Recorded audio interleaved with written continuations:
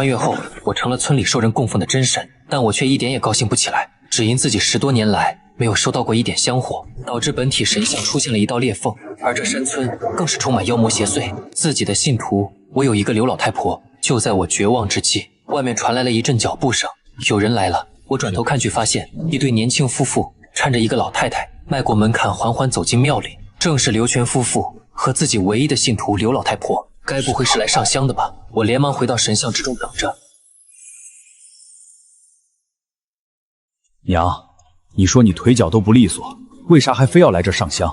这庙破成这样，哪有人来上香？别人不信玄阳爷，我信。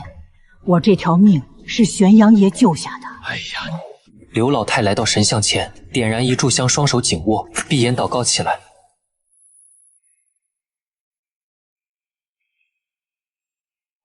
玄阳爷，我大限就到了，所以最后来祭拜你一回。谢谢你当年救我一命，我多想再看你一眼。当年刘老太还是一个叫娟子的丫头，10岁的她每天要去山上放羊，到傍晚才回家。这天她赶夜路时，却从树林里窜出一头饿狼，向娟子时，突然出现一声有力的呵斥，将饿狼吓跑了。娟子转过身，就看到一个大叔对自己挥手，让他继续赶路，那样子和玄阳爷的雕像一模一样。从这天起，娟子每隔10天半个月都会去小庙上香，顺便陪玄阳爷说说话。这一来就坚持了几10年，直到1年前他摔断了腿，便中断了祭拜。期间，刘老太也变成了瞎子。玄阳爷，我多想再见你一面。结束了祷告的刘老太将燃烧的香插进了香炉里。丁，功德加10，恭喜宿主完成新手任务，功德加50，功德系统正式激活，奖励神通入梦、赐福、威慑。重塑神像任务已触发，完成后可获得200功德。一串信息闪过，我这才查看了系统面板，破系统终于激活了。我怀着激动的心情查看了刚获得的神通，入梦可进入目标梦境，与目标的神魂进行沟通。刘老太一个人上香，我就获得了10点功德。如果全村都给我上香的话，功德岂不是蹭蹭往上涨？我看了眼刘老太，心中有了想法。夜晚，刘老太睡着后做了一个梦，梦到她自己回到了少女时代，走在小树林里，一道身影缓缓靠近。娟子回头看去，看清面容后却露出微笑。玄阳爷，怎么是你？你快要走了，我是专程来送你这位老朋友的。娟子大惊，玄阳爷使不得啊！这些年承蒙照顾，你在人间可还有什么愿望？能在临死前见您一面，我知足了。你想不想再看你儿孙一眼，跟他们好好道个别？可我一个瞎子，如何能看见他们？小事，再见。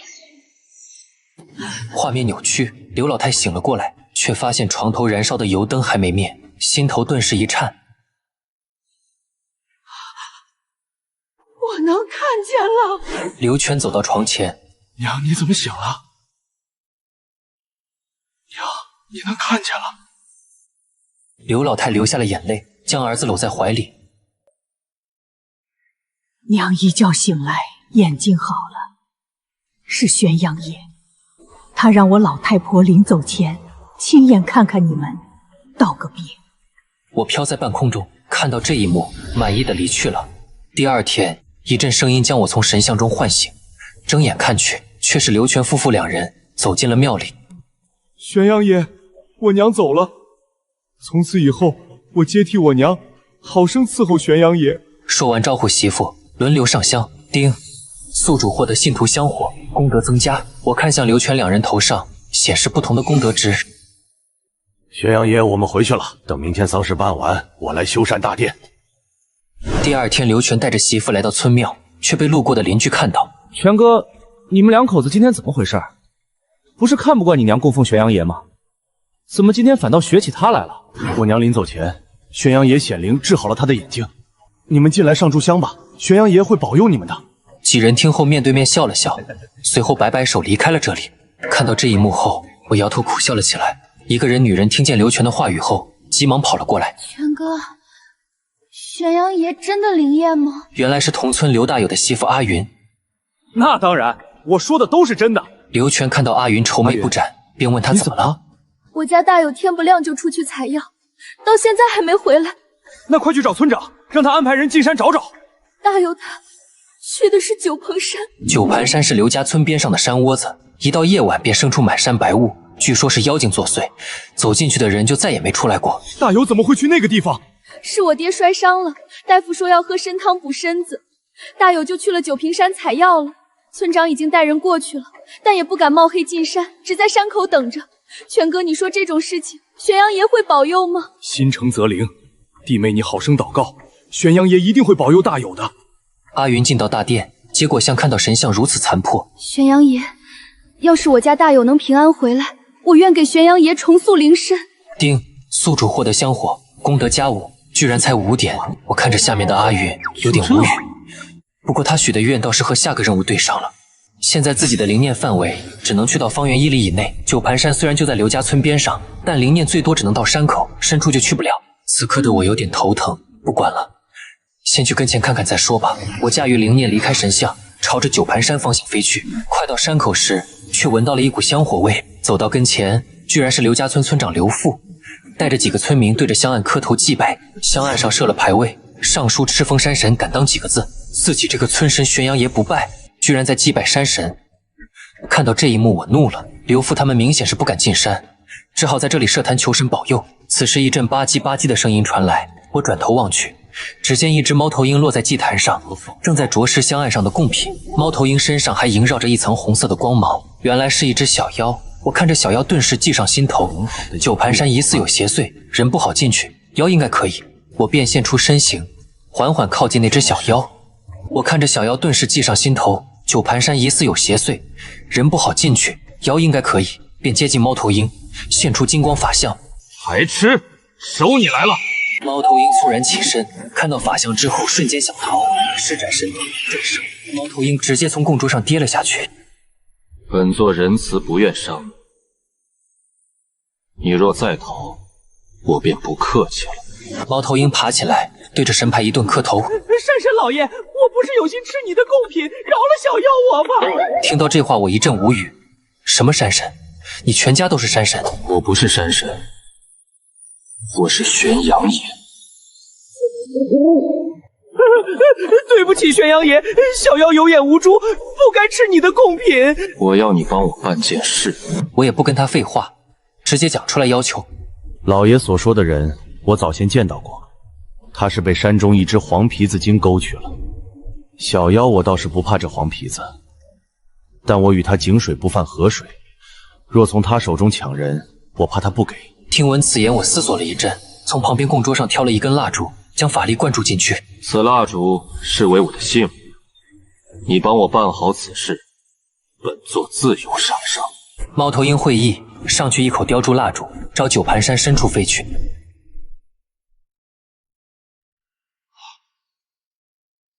你们看那鸟，把蜡烛叼走了。村长刘富看了一眼，二伯，我们设了供奉，山神是否愿意出手帮忙还未可知，你心中要有所准备。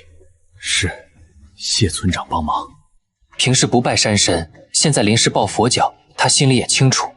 要不去请灰老爷，听说只要3声齐配，灰老爷就会显灵。灰老爷的债还不完，那是白请的吗？这事儿不要再提了。此时九盘山中，刘大有在山中迷了路，不知不觉竟来到了一处深山宅院之中。只见奴家乃是这山中住户，小哥哥可是迷了路？随我来，我为你带路。小哥哥累了吗？先喝碗糖水歇歇脚吧。刘大有经受不住诱惑，身体不受控制，慢慢靠近美貌女子。正当要进行下一步时，闻到了女子身上一股浓浓的骚味，这才恍然醒悟，反应过来。再一看，女子却是一只修炼成人形的黄皮子精。慌乱之中，刘大有一脚踩空，摔倒在乱草之中，晕了过去。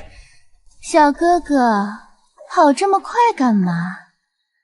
可让奴家好找啊！他伸手缓缓向前，正当黄皮子精要抓住刘大有时，远处飞来了一只猫头鹰。住手！一只飞鸟凌空落下，啄了他一口。黄皮子精吃痛往后退去。既是同类，何故阻我？黄大姐息怒，我受刘家村家神玄阳爷所托，特地来此救这人。家神？这话你自己信吗？九鹏山附近哪来的神？猫头鹰这才拿出蜡烛。此乃玄阳爷给我的信物，你一看便知。猫头鹰将蜡烛点燃，上面附着的法力将烛火变成纯青之色，顿时黄皮子精就感受到了一股异常气息。黄皮子精冷静下来，思索了一会。九鹏山的规矩你应该知道，入夜之后许进不许出。倘若他能自己走出去，不关我事。猫头鹰连忙落下，对着刘大友的脑门啄了一下。刘大友惊醒，起身慌乱地看向四周，却看到一只鸟瞪着自己。猫头鹰在他头顶盘旋了2圈，示意刘大友跟着他走。刘大友并没有犹豫，立马跟了上去。刘昂叔，这么晚了还没动静，大友估计是回不来了。要不我们先回去再说。你到底在哪儿？忽地远处亮起了一团烛火，难道是大友回来了？是大友吗？迷雾散开后，一个男人的身影缓缓出现。大友，你在山里经历了什么？怎么这么晚才回来？刘大友便把自己的遭遇说了一遍。我差点被黄皮子精加害，是一只夜枭救了我。大伙这才发现趴在供桌上的猫头鹰。我知道了，一定是土地回应了，大家快跟我拜仙！猫头鹰看到这个情况，一脚踹翻供桌。猫头鹰起飞在众人上方盘旋了几圈，示意大家跟上他，便朝远处飞去。刘大友看到这情景，立刻提醒道：“快，大家快跟上他！”村长便带领大家好奇地跟了上去。猫头鹰带着大家回到村里，飞进了一座破败不堪的小庙。众人看到小庙，纷纷停住脚步。玄阳爷？难道是玄阳爷派他来的？可我们没人来过这里啊！我上山前来这里见过玄阳爷，跟玄阳爷寻求过帮助，一定是玄阳爷派他来的。没想到救人的是玄阳爷。村长刘富看着破旧的小庙，又看了看大友一家人。大伙儿，快去准备东西，感谢玄阳爷！不多时，庙里便摆好了贡品。村里30多户人听到了大友的事迹，都来了人来。村长刘富作为主持，大家都在感谢。恭喜宿主享用祭祀，功德加100。玄阳爷，以往我们对你不管不顾，你还愿意帮我们，往后我们一定好好供奉你。众人上完香后，便都陆续回去了。阿云弟妹，我没说错吧？只要你真心实意，一定会得到帮助的。多谢权哥当时提醒我上香。没事儿，你谢玄阳爷就行。多谢权哥指点。对了，你们不是说给玄阳爷重塑石像吗？别忘了啊。权哥放心，我明天就去找工匠。此时的我正打算查看个人面板，却听见咕咕2声鸟叫。低头一看，却是猫头鹰趴在地上。神明老爷明鉴，你不知当时情况多危险，幸好我及时赶到救下刘大友，再加上我用了面子果实，黄皮子精才肯放人。等我把人带回到山头，他们还以为是土地帮助的。小妖我当时气得直接一脚踹翻了木桌，才带他们过来见老爷您。做得不错，你进前来吧。猫头鹰听到此话，来到神像前。我抬手从香炉抽出一炷香，催动法力注入进去，一团青色的烟雾便扑向猫头鹰。猫头鹰吸了烟雾，全身一热，体内壁垒瞬间碎了2道。他本来距离下个境界还差3道壁垒，吸了一炷香火，直接碎了2道，身体还长出了暗红色的羽毛。丁，宿主使用神通，功德只减20。就在这时，我也收到了系统的扣款通知。多谢老爷，小妖我几乎要破境了。随后我看到猫头鹰身上的红色羽毛，羽毛更替都是正常颜色，怎么它长出了红色的羽毛？难道这小妖是鸟王？以后你常来我这儿，只要完成本座的任务，自不会亏待你。去吧。猫头鹰听到开心的飞走了。随后我便迫不及待查看系统面板，看了一遍后，我便将95功德值加入到了品阶一栏。汪！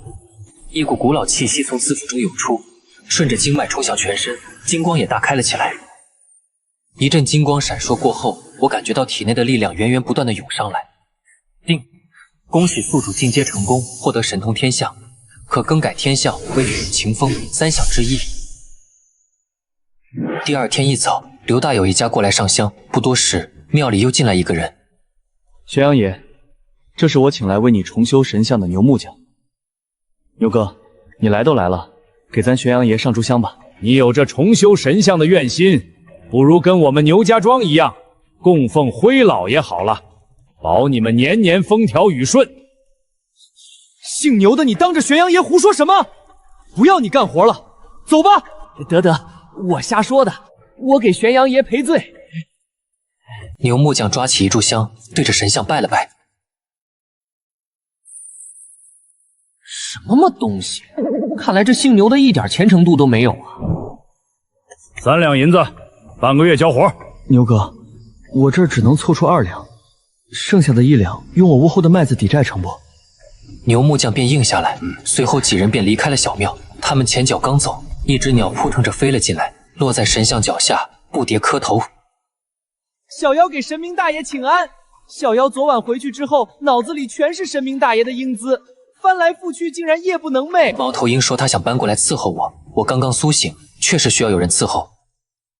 你若真心拜我门下好好侍奉，本座每月可赐你1炷香火。谢谢老爷，谢谢老爷。往后你便叫我神君吧。赐之名，顺便介绍下你自身情况。好的，老爷。小妖，我本是一只母鹰，天降火灾，烧掉了我所在的巢穴，只有我一人逃了出来。刚飞出火海，便昏了过去。醒来后火灭了，我也开启了灵智。那你名字叫什么？小妖没有名字，恳请神君赐我一个。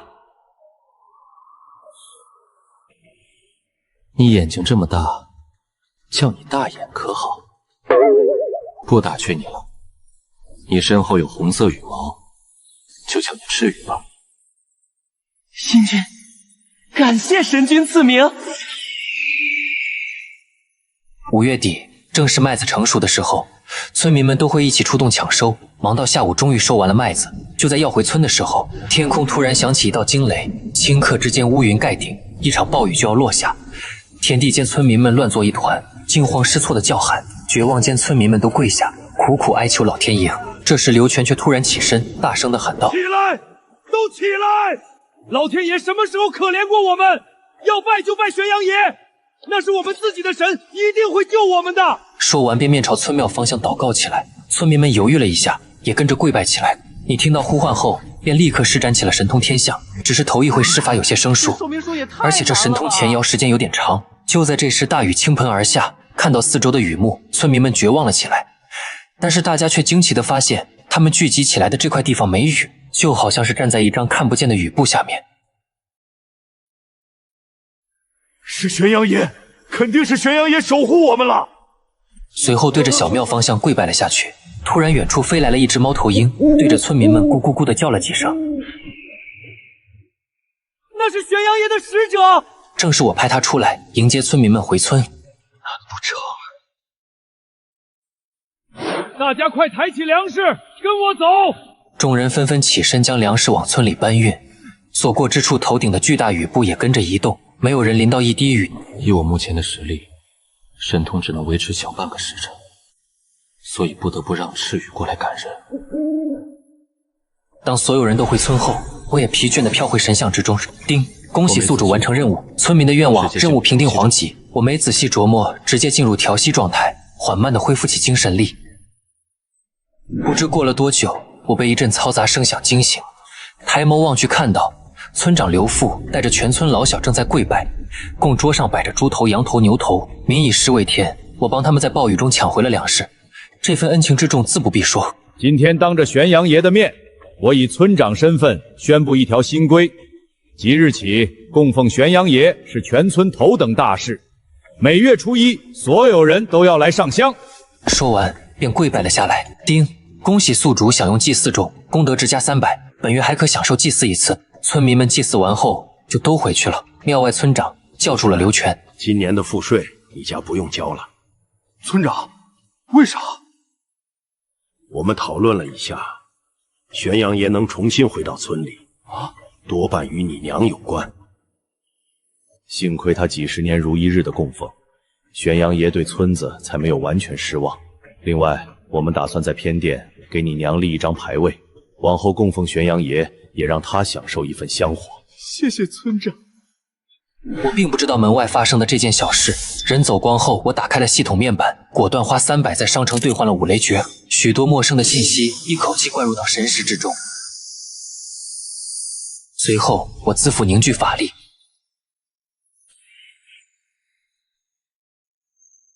空气中隐隐响起惊雷之声，却看到我手握雷电，朝院子里一尊废弃的石碾子拍去，瞬间石碾子4分5裂。老爷威武！我也揉了揉脑袋，感到震惊。这还是基础法术的一击之力，如果此功法修炼到圆满，岂不是能引动9天之雷？狗系统撑不起我。第2天，九龙镇的集镇上，麦麸50文一担，白面300文一担，怎么又涨价了？钱柜，回去等着去吧。此时远处突然传出来一个洪亮的嗓音：白面130文一担，老乡们快来看看啊！正是刘家村的村长刘富，后面还跟着10几辆车。走！众人见此情景，便呼啦一下，全都凑了上去。老乡，你这粮食哪里来的？粮食自然是地里长的，可大家的麦子都被雨水泡坏了，你们村咋没事儿？那是我们村的玄阳爷显灵，帮我们挡了雨水，才将麦子救下来。听众们面面相觑，这怎么可能？不可能！就算是灰老爷照顾的村子，也只是提前1天通知要下雨。我们村子一个野神，难道比灰老爷还灵智？不信玄阳爷的没关系，我们今天低价卖粮，是不想让大家被奸商欺负。只要愿意买的，都得明白一点，这都是玄阳爷的恩泽。原来多数村子都因为暴雨而绝收粮食，不得不去买奸商的高价粮。刘富便想着低价卖粮，为玄阳爷宣传宣传，挣点香火。刘家老乡，谢谢你们，不是谢谢你们的玄阳爷。大家别急，粮食还多，如果不够，还可以去村里收。在场几个收粮的老板见此情景，恨得牙根痒痒。一个老板招来伙计：“你去牛家庄，把牛海给我请来。”刘家村庙宇，我被一阵嘈杂声吵醒，抬眸却看见村长刘富带着20-30人在神像前上香。玄阳爷在上，我是黄村的，我是马庄的，我是李家洼的，特来感谢您老人家的福泽。原来这些人是来刘家村买粮的，刚走进村里便被刘富带来给自己上香。看着下面冒出来的功德值，我不禁感叹刘富挺会来事。刘全急忙跑了进来：“村长，外面有人收粮，你去看看吧，是老爷庙的人。”刘富一听心里一跳，老爷庙的人来干什么？当下便急忙往外走去。刚走到村口，便看到老爷庙派来的几个人，为首的却是牛海。牛管事怎么来了？走，去村所喝杯茶。茶就不喝了，快把5000斤公粮交了，我赶着回去交差。海爷什么时候给衙门办事了？还管起收公粮来了？这是老爷庙的公粮，你刘家村受了灰老爷诏府，庄稼丰收，怎么转头就忘了？海爷开玩笑了，我村不曾供奉灰老爷，又怎么受他诏府？哼，别村的麦子都被雨水浇了，偏偏你们村没下雨，不是灰老爷保护，还能是什么？那是我们玄阳爷的功劳，跟灰老爷有什么关系？一个乡下的穷神罢了，怎会有改变天象的神通？不许侮辱我们玄阳爷！海爷，这事没得商量了。没得商量，这可是高天师亲自吩咐的。老爷庙高天师的名头一搬出来，刘家村众人面面相觑。那可是威名不输镇长的人物，可刘富却难得的硬气了一次。好，这粮食我们不交。好一个刘富，回去我定会跟高天师好好说说，等着吧。说完便恶狠狠地离开了。刘父转过身看向村民们：“你们可知我为何不答应他？”众人摇头。刘父朝小庙方向看了一眼。粮食是玄阳爷在暴雨中为我们征下来的，平白献给别人，那就是对玄阳爷的大不敬。对，不能辜负了玄阳爷。众人非常赞同刘父的做法。你们回去吧，我去请示玄阳爷。随后，刘父来到了庙里，对着神像讲述了事情的经过。村口来了个神秘人，他说要见你。我听后愤怒不已。玄阳爷，我这么做是不是太鲁莽了？如果你认为应该交粮，便让这铜钱掷出正面。刘父握着一枚铜钱往地上一丢，反面又连丢2次，还是反面。刘父抬头看了看神像，便走了。等刘父走后，我把赤羽叫到跟前。关于灰老爷，你知道多少？他不是真的神，而是一只妖。那你可知他是什么东西成精？这个小妖就不知道了。他平时只在老爷庙修炼，从不出来。但小妖听说他本是铁醉山胡三大爷的子孙，因为争权失败才来到我们这里。当时正赶上这一带冒发山洪，许多村子的庄稼地都被淹了。刘家庄一位失踪了半年的樵夫突然回到村里，说自己在山里被一位神明救了。我在山里被一位神明救了，还教给了他许多仙家法术，便当即施法挡住山洪。若要永保太平，需供奉灰老爷，每年献祭一名童男。就这样，村民们盖了一座老爷庙，而那位樵夫变成了灰老爷在人间的代理人，人称高天师，有任何命令都是高天师来下达。这些年来，在高天师的操作下，越来越多的村子信奉灰老爷。凡是供奉他的村子，每年都要送一个男童。对了，神君，小妖听说最近镇上丢了几个小女孩，可能也是他所为。我听完后思索了一阵，本想稳住发育一波，看来是不行了。本座若是与他决斗，你将作何抉择？小妖愿为神君充当马前卒。好说。谁能想到当天晚上变故就发生了。神君，外面有人来了。不要声张，等我命令。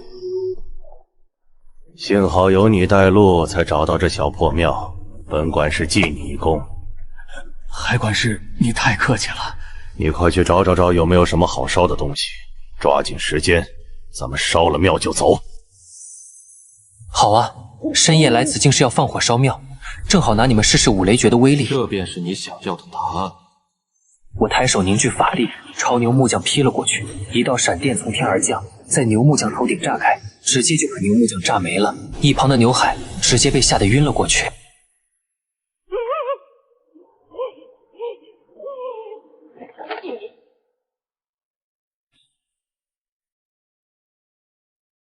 一道闪电从天而降，在牛木匠头顶炸开，直接就把牛木匠炸没了。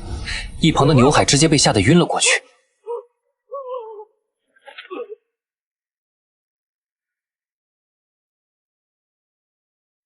我对着牛海施展入梦神通，并现出金光法相。我乃此地玄阳爷，为何烧我庙宇，还不从实招来？牛海浑身一颤。玄阳爷息怒，小人只是个跑腿的，是高天师派我来的。还在信口雌黄，信不信本座一掌拍来？我全都说，是高天师让我来的，他想夺你的造化。灰老爷为了获得更多的童男修炼，便用行雨旗招来了暴雨，毁灭庄稼。要石高天师再出面赈灾，村民们感恩戴德，就能获得更多村子的供奉。可刘家村颗粒无损，坏了灰老爷的计划。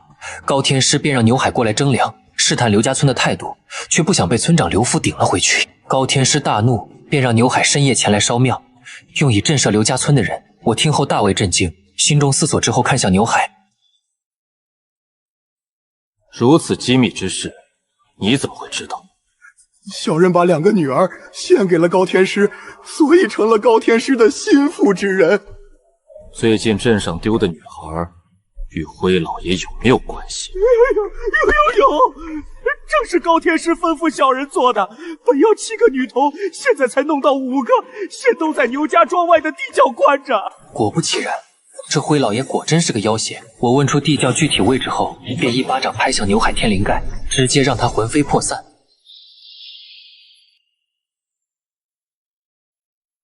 随后我就把赤羽叫了进来，给他说了地窖地点，让他去救人。毕竟我现在的灵念还无法离开村子。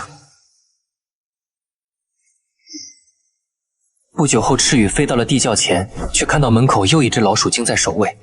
二话不说，上去对着老鼠精就是一爪，老鼠精没反应过来，就已经倒在地上。随后进入到里面，又收拾了几个守卫，这才把几个小女孩救出来。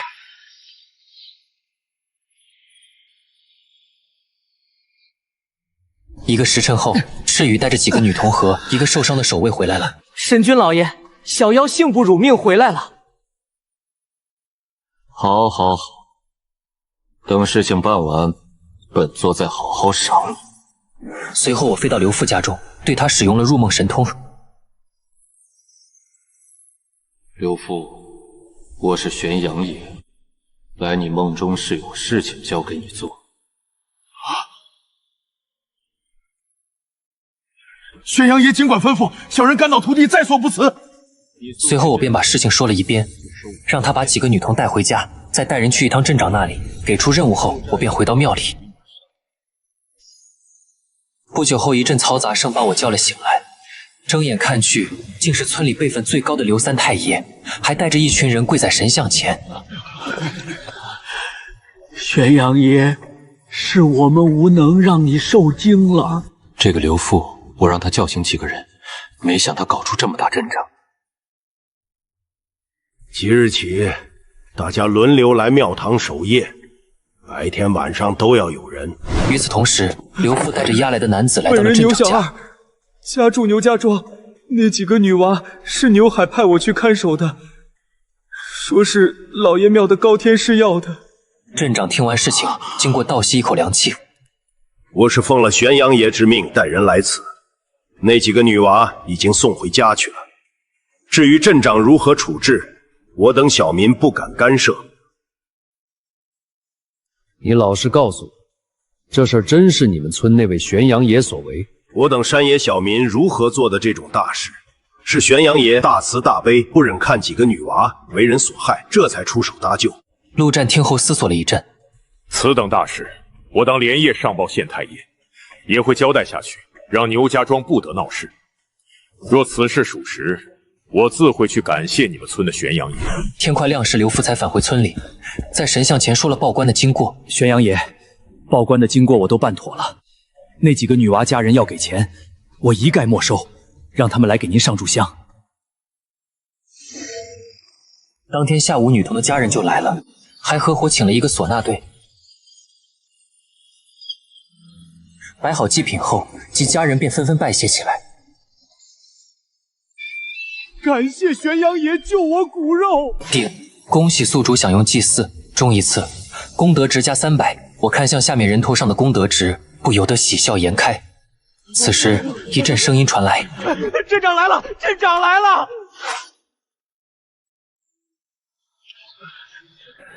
镇长，你怎么来了？我刚从县里回来，县太爷听说了事情，对玄阳爷很是赞赏，便先让我替他过来一趟。啊，好好，镇长请。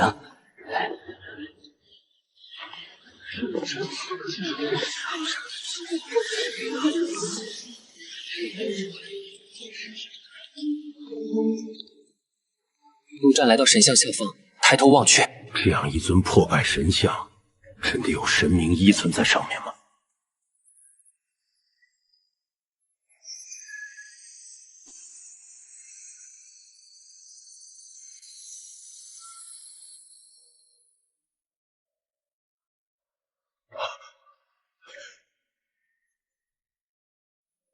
感谢玄阳爷救出那几个女娃，保我治下平安，下官拜谢。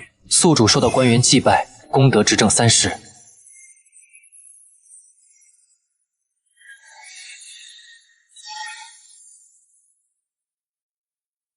看来这功德值跟个人身份有关联。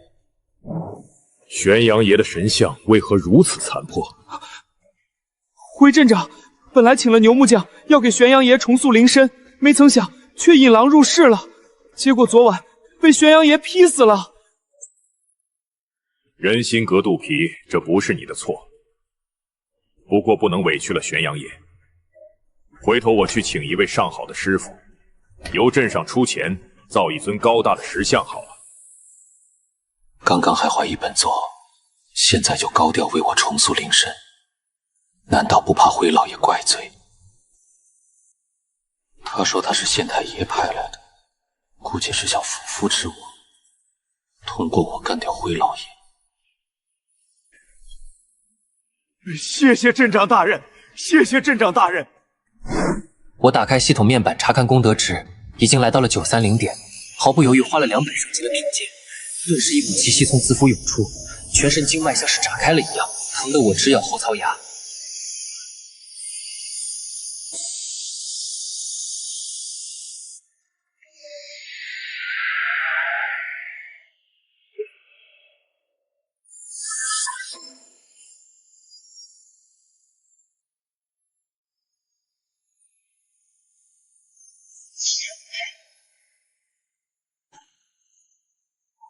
恭喜神君，功法大进！我看向赤羽，刚想起来，差点忘记犒劳，随即取来一炷香，放了50功德进去，递给了赤羽。谢谢神君。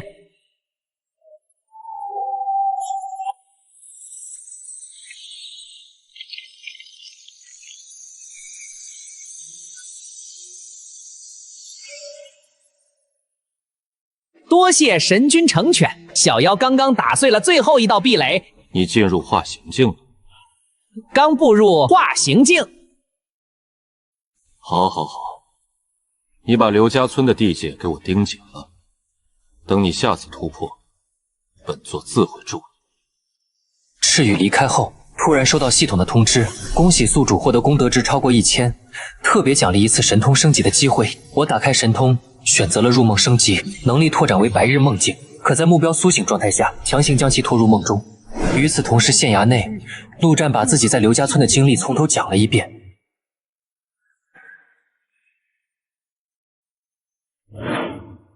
照你所说，那玄阳爷还真是一位神明。那一缕金光庄严光华，绝不是邪祟发出的，一定是神。可镇灵司说过，我下蔡县内并无真神。那灰老爷也不过是。你不是答应刘家村重修神像吗？稍后你领了钱，立刻去办此事。太爷，你这么做，不怕得罪灰老爷吗？本来那位一向还算安分，现在坏了规矩，还掳走女童修炼。倘若他真的成了，还能像今天这样守规矩吗？所以太爷，你是想让这2位爷打起来？那灰老爷乃是铁叉山出来的，一个山野小神如何斗得过？我已送信给郡里的镇灵司，让他们派人过来镇压，希望这小神能帮我争取点时间。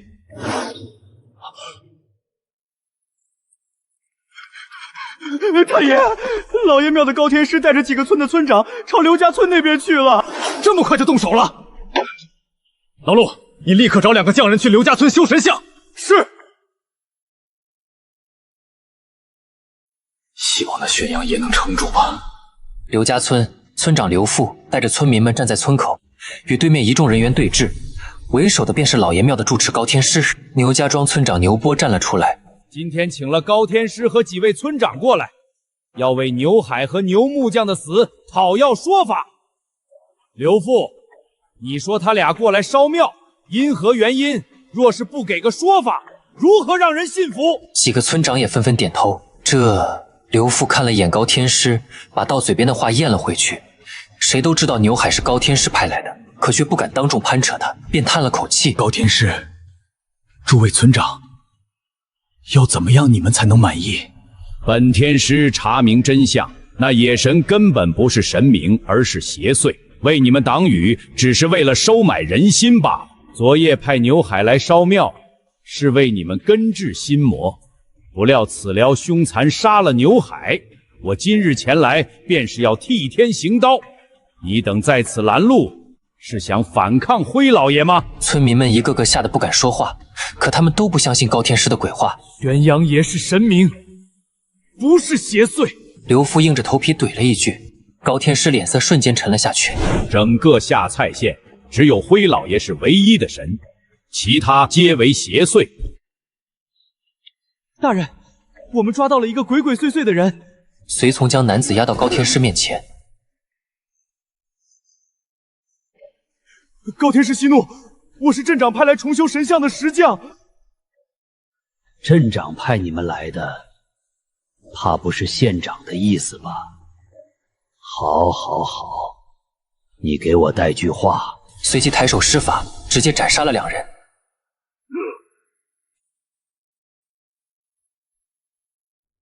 本天师不愿意杀生太多，今日午夜之前将那野神神像搬来，当众焚毁，否则天亮之后再无刘家村。刘父带着村民回到村里，便来到神像前跟我说了事情的经过。我听后怒气上来，什么？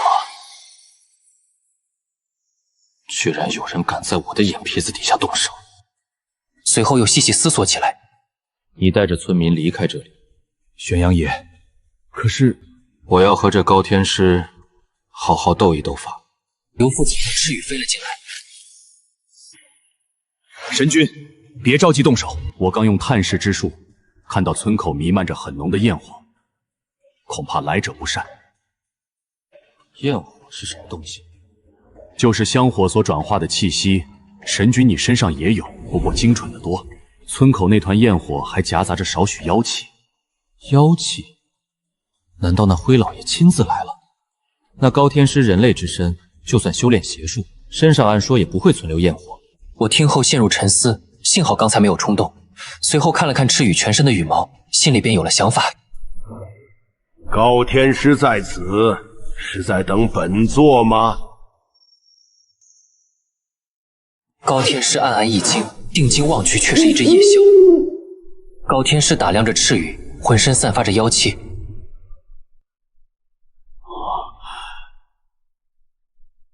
你就是那个玄阳爷？你一只妖精，居然也敢装成神明？你家灰爷爷能做的，我为何做不得？一只小妖而已，本事不大，口气却不小。妖孽，休得猖狂！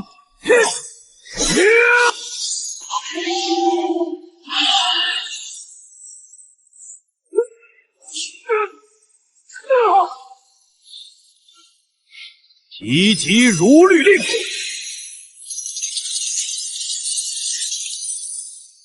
停！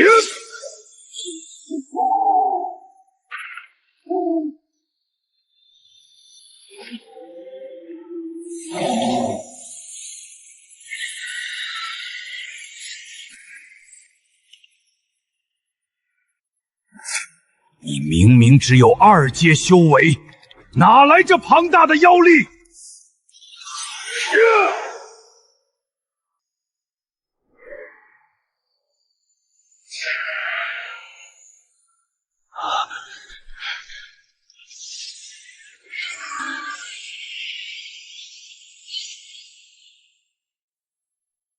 你这也不行啊！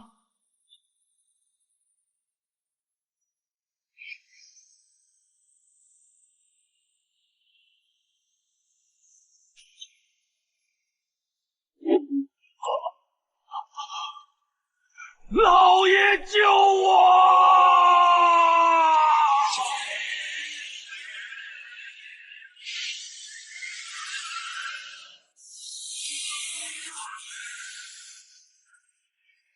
他被黑气吞噬了，那是灰老爷。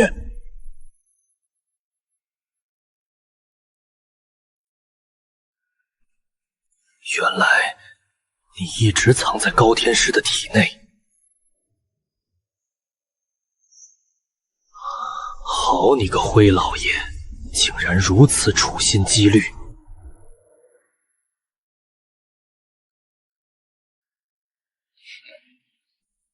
娃儿，玩够了吗？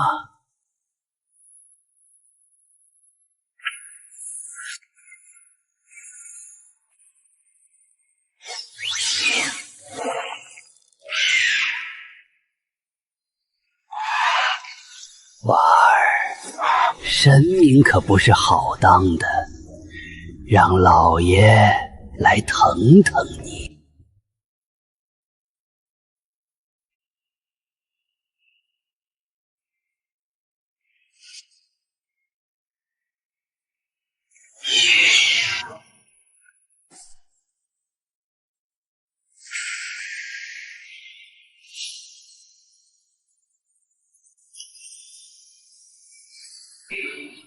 五雷诀，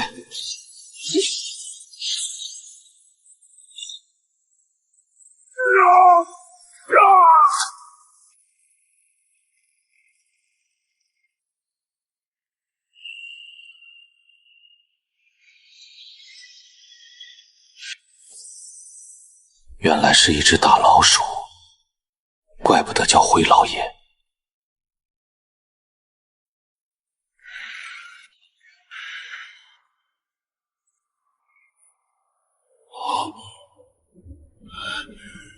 原来那猫头鹰是个幌子，你才是那邪神！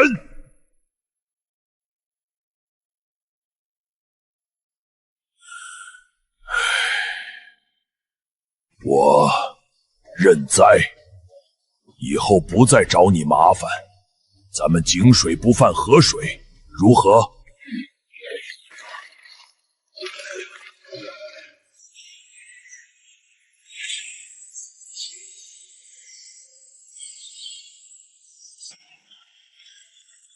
井水不犯河水，你配不？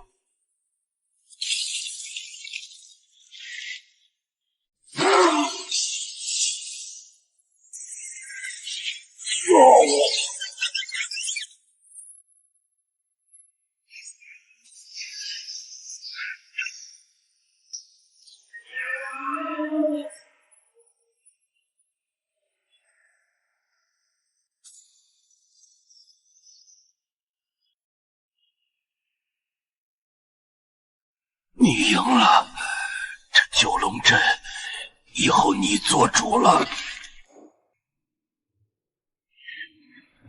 难道你想杀我？我可是铁叉山虎三太爷曾孙，可不是你一个山野穷神惹得起的。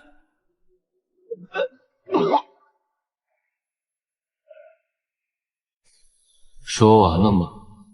说完了，我送你上路。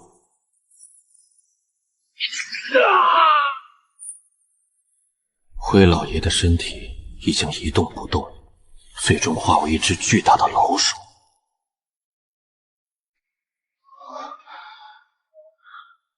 幸好解决了。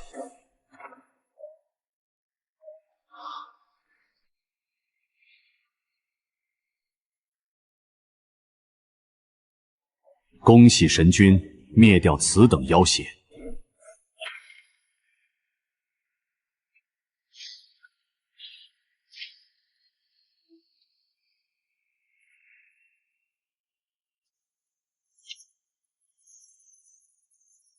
神君，你看，这是那老耗子的元丹，他一身修为都在这。这元丹内的妖力混杂，竟无法直接吸收。你这次表现不错，这元丹赏给你了。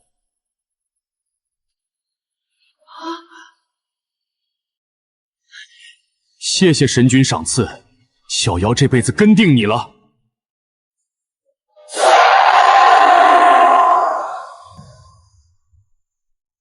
赤羽吞下元丹后，转头看向倒地的高天师。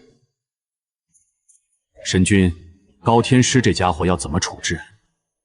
你回村叫刘父等人过来善后。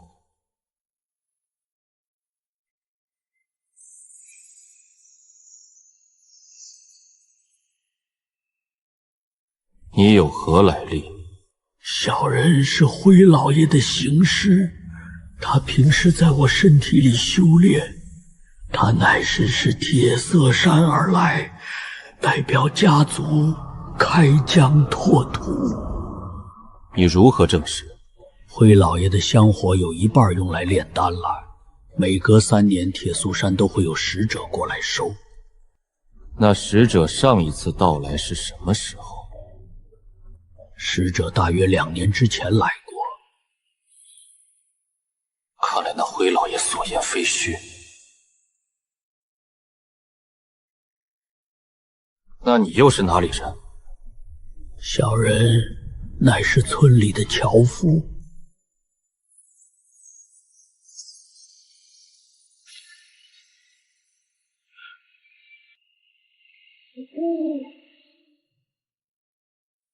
至于把结果告诉他们吧。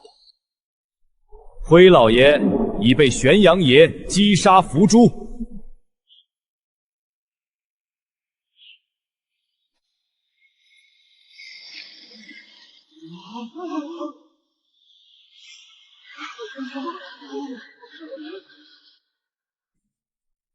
恭喜玄阳爷诛杀邪神！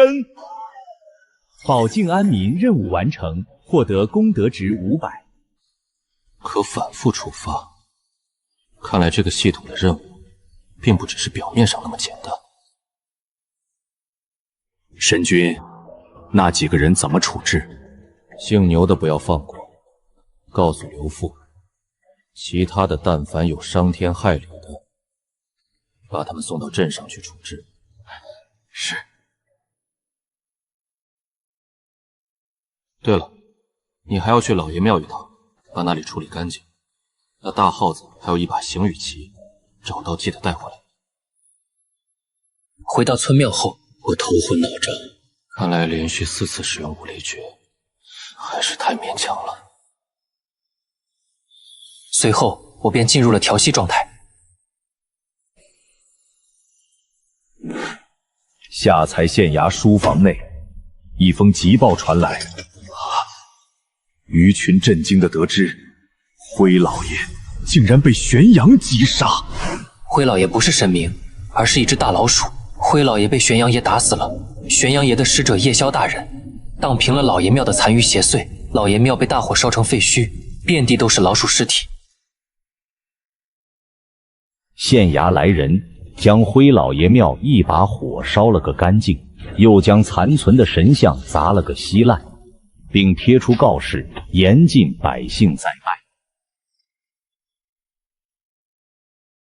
奉天承运，皇帝诏曰：今有刘家村村民虔诚供奉玄阳爷功德无量，朕心甚悦，特赐封玄阳公，享官方供奉，钦此。刘父带着村民连忙跪下，见过玄阳公，见过玄阳公。他身后的刘家村村民们也连忙跟上，大殿外的广场乌泱泱跪倒一大片。晋升为公，功德收益是1.2。我看着系统提示还没来得及开心，这便是功德值的作用吗？获得德值加100。原来是县官鱼群在给自己上香。那灰老爷祸害本地多年，本县也早有诛杀他的想法。感谢玄阳公为我下蔡县除去遗害。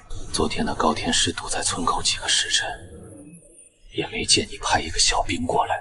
想到这，我立即施展白日梦境，将县官鱼群拉了进来。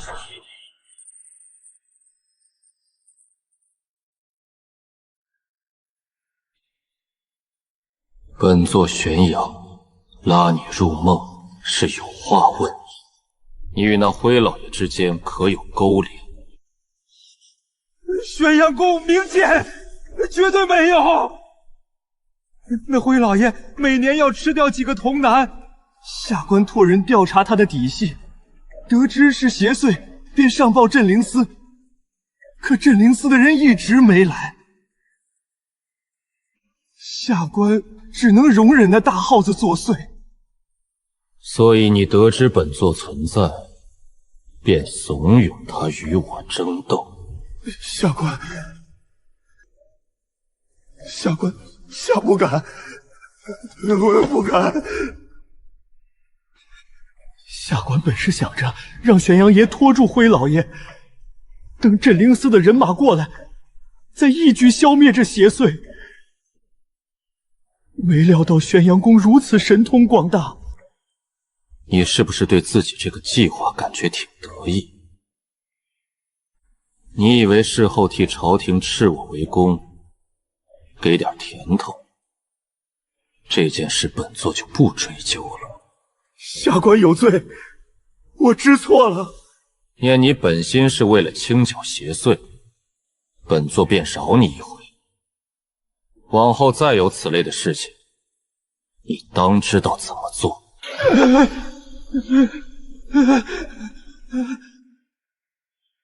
是，往后再遇到事，下官一定及时跟上仙请示，听候差遣。对了，老爷，昨天的几个村长到我府衙求见，恳请上仙赦免他们的罪过，他们愿意带领全村供奉上仙。要不要下一道命令，让各村都为上仙建庙供奉？听到此话，我很是欣喜，刚想答应下来。功德值跟虔诚度挂钩，如果不是发自内心的信仰，若非发自内心的信仰，就算上香，功德值也不会增加。信仰这种事，得发自内心。本座不是辉老爷，不愿意强迫别人，此事就此作罢。于群听后一愣，到底是真神，格局就是不一样。上仙，往后若有需要跑腿的事，尽管吩咐在下。我没有回答，随后大手一挥，梦境碎裂，于群身体一颤，清醒过来，抬头再看神像，眼中已然只有谦卑和忠诚。随后取来一炷香，双膝跪地，对着神像舍身一拜。这一幕被庙门外看热闹的刘家村众人看到，引起了莫大的震动。快看，那不是于大人吗？此时却看到外面广场之中，陆陆续续来了很多人，都是听了玄阳爷的事迹过来上香的。刘父赶紧招呼村里人烧水煮茶，免费提供给这些外来的香客们，还分派了一些人前后的提供服务。大家都忙个不停，但没人喊累。县长于群看到此场景，叫来了镇长和刘父。这大殿又小又破，由镇上出钱给玄阳宫重塑灵身，县衙另外出钱为玄阳宫重修庙宇。这件事就交给刘村长去办吧。你们刘家村的事，就是我于群的事。太爷英明，我替玄阳宫谢谢太爷了。往后你们村有什么事，尽管找我。夜晚，众人散去后，我唤来赤羽。恭喜神君晋升为县公。昨晚小妖在老爷庙中发现不少丹药和功法。我看了一眼，这都是妖精用的，这些东西赏给你了，你可以自行处置。小妖还找到一面旗子，不知是不是神君想要的行雨旗？我伸手抓住旗子，正要查看，我有天象神通，这行雨旗对我没用。然后看向赤羽，昨晚你功不可没，我再给你一炷香。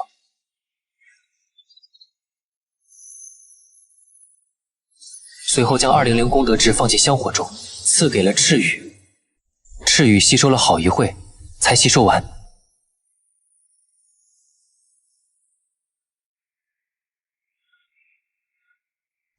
神力太多了，小妖需要缓一缓。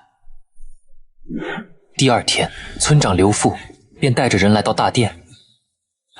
玄阳公，这食材是县太爷着人送来的，本打算用作府邸的镇斋石敢当，为了给您重塑灵身，特意贡献出来。这个鱼雀倒是会拍马屁。随后跟来的匠人便开始了工作，对着神像一阵测量打磨。经过了1天1夜，石像终于修缮好了。我看着自身的新神像，心中说不出的感慨，不禁露出了笑容。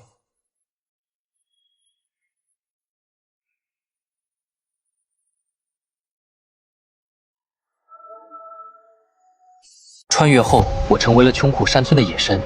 这是何处？丁，检测到宿主苏醒，系统绑定成功。经意外觉醒系统金手指，只要有信徒上香，便能获得功德壮大自己，成就金身。随后我便帮助村民们完成一件件心愿，还诛杀了臭名远扬的妖怪邪祟，最终被敕封为了正式的官方身份——玄阳宫。敕封之后，便是一段悠闲的时光。作为以一方神明，倾听祷告是日常的一部分，帮他们完成一些鸡毛蒜皮的小心愿，举手之劳。直到这天，进来了一对夫妇。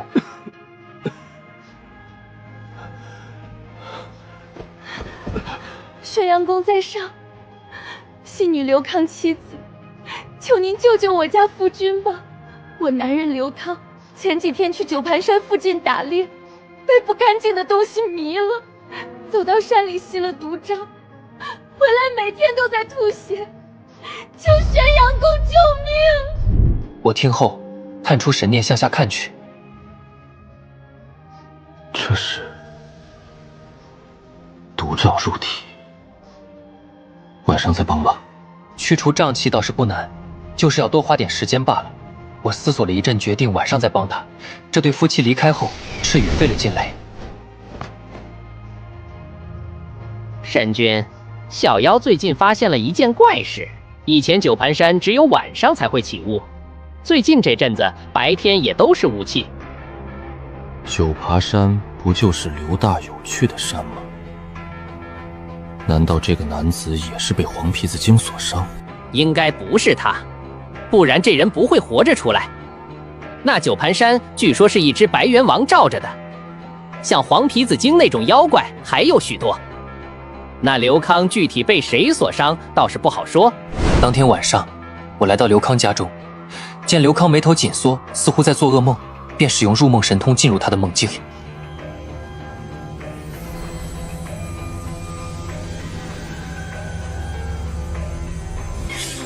只见刘康从九盘山中一路跌跌撞撞跑过来，身后还有几只猴子正在追赶他。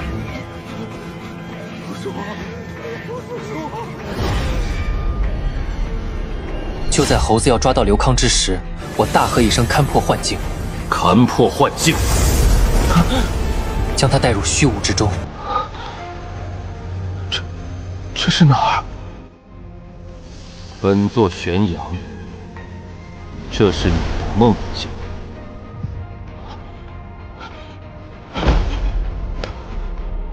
见过玄阳宫。你刚才差点被一群猴子杀死，这是怎么回事？小人也不清楚。我那天在山附近打猎，稀里糊涂就进了九盘山，然后迷路了。那些猴子见到我就追，我吓得慌不择路，不知道怎么跑了出来。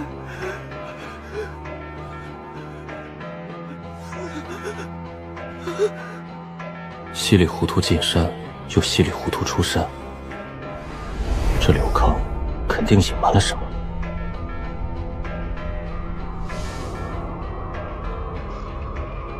你还有没有别的要说的了？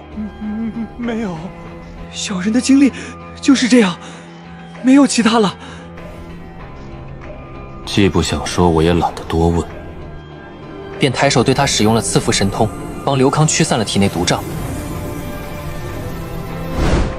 随后就转身离开了梦境。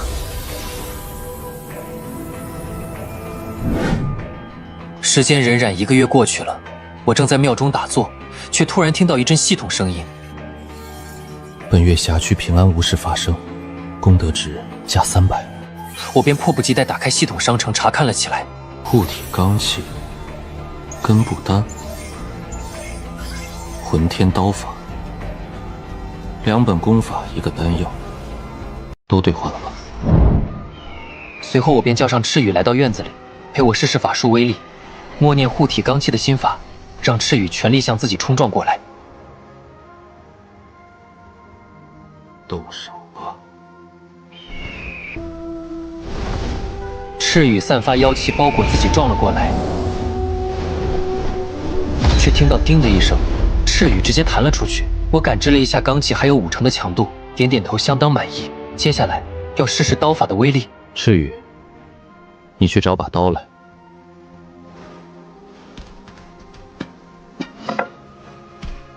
只找到一把柴刀，能行吗？我试试吧。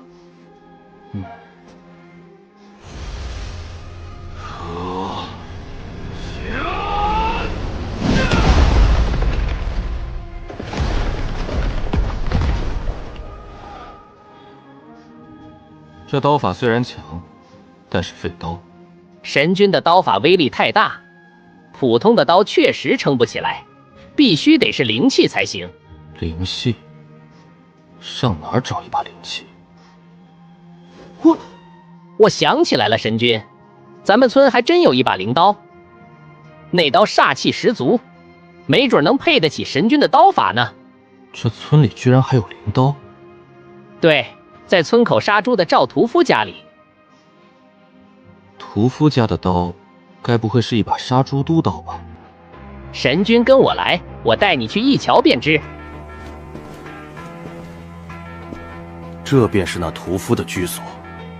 好重的煞气，这把剑，莫非就是……我看向墙上的刀，随后探出神念仔细查看，还隐约能感受到刀上的煞气。好一把灵刀！随后我便跟着赤羽离开后院，来到了赵屠夫家里，绕过院子进了堂屋，便看到墙上挂着一把没有刀鞘的刀，还隐约能感受到刀上的煞气。我当即探出神识，查看墙上的那把刀。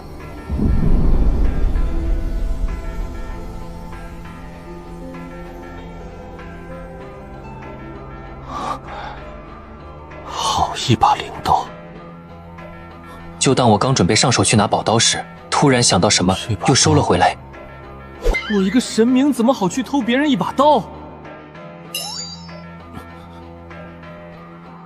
赤羽看出了我的窘迫，神君可以满足赵屠夫一个愿望，用来交换宝刀就好了。可是，你怎知他有愿望？芸芸众生哪会没有愿望？反正不急这一时半会儿，今天还有重要的事情要办。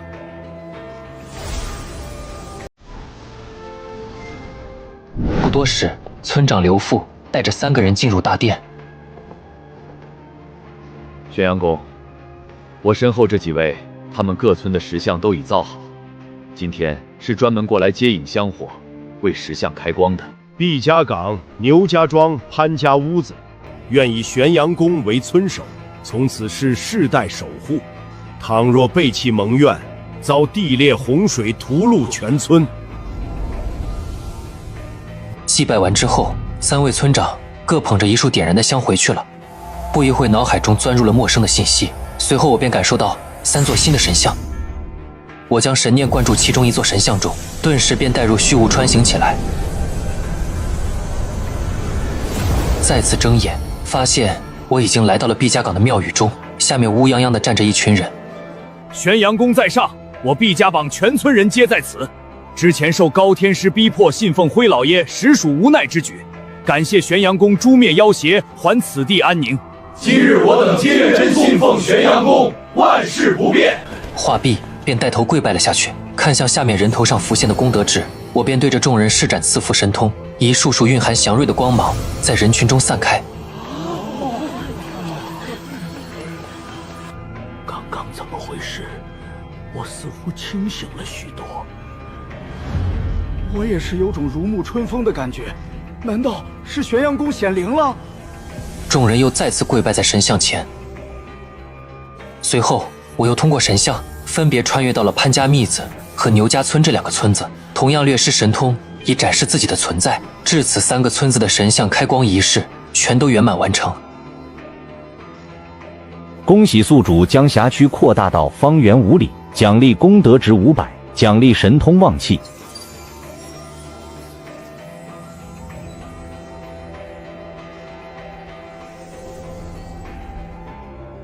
按照这个势头下去，成就今生未来不期。那把灵刀，看来是时候去找那赵屠夫了。当天晚上，我来到赵屠夫家里，施展入梦神通，进入赵屠夫梦境中。只见赵屠夫抱着一个小男孩，在院子里玩得不亦乐乎。我施展出云雾，吸引赵屠夫目光。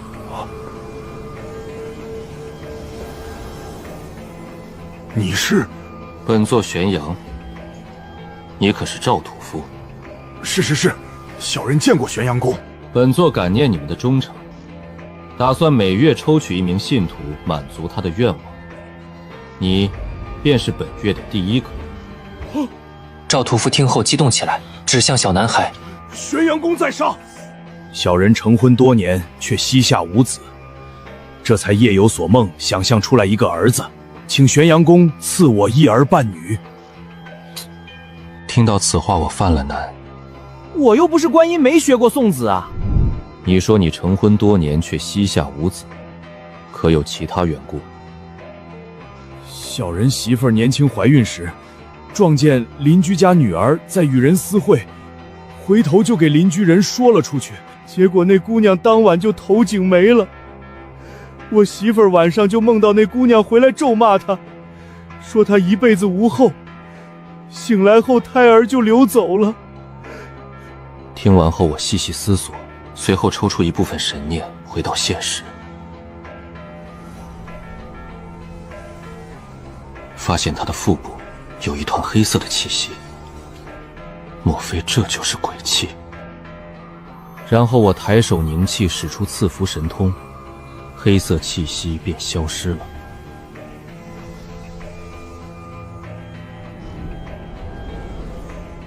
随后我回到梦境之中，本座已使用神通去除你媳妇体内的鬼气，顺便改善了下体质。日后你多加耕耘，定能诞下子嗣。多谢玄阳公老爷。此次本座赐福于你，你福泽浅拔，承受不起。这样吧，本座与你交换一物品，以破羁绊。好。小人穷家破院，不知有没有神明爷爷能看上的？就换你堂屋墙上的那把刀吧，不知你可否割爱？神明老爷在上，这刀你只管拿去，这刀你只管拿去。原来赵屠夫祖上是一位打铁匠，曾服侍过一位将军，此刀便是将军在战场所用。将军临死前便将这把刀赐给赵屠夫祖上，至此便一代代的传了下来。小人祖先还说了，这把刀煞气极重，我赵家只是代为保管。想来这把刀等待的主人正是神明老爷。既如此，那这刀我便拿去了。往后若有所求，便去庙里烧香。随后我便转身离开梦境，走进堂屋，取下了墙上的刀就离去了。回到庙宇，我拿出灵刀细细打量，只见刀身周围煞气外露，我便用法力缓缓灌入灵刀。原来这灵刀是专为杀生才铸造的，需要不断吸食血气，才能保持灵性。幸好这刀遇到我，不然就要从灵气跌成凡品了。突然我感觉到一股阴森气息，这是刀灵。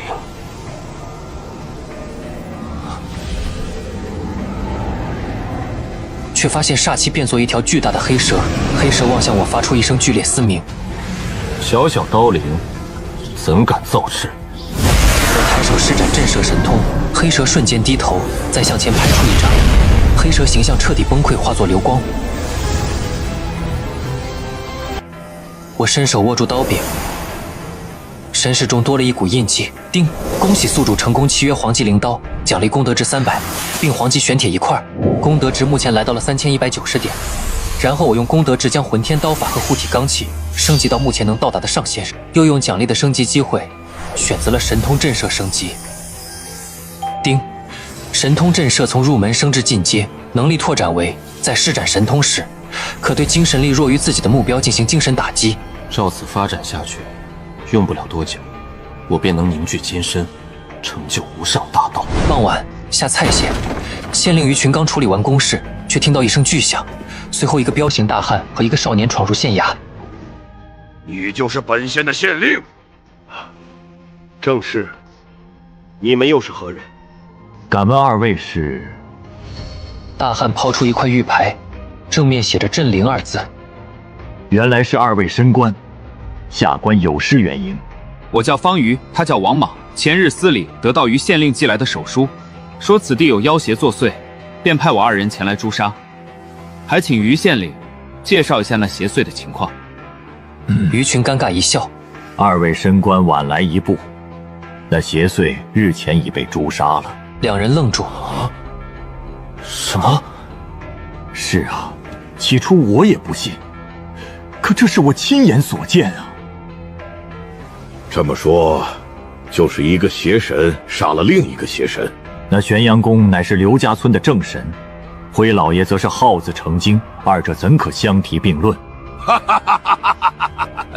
当年我司主大人以分金术勘察淮南全境，明言北部3县并无仙气，至少1甲子之内不可能养出真神。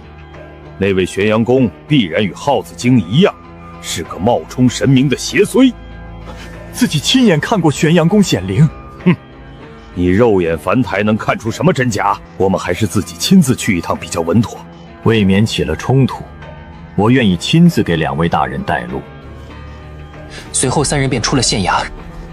刘家村庙，信徒们正在烧香供奉。大家不要惊慌，都退后一些。都让一让。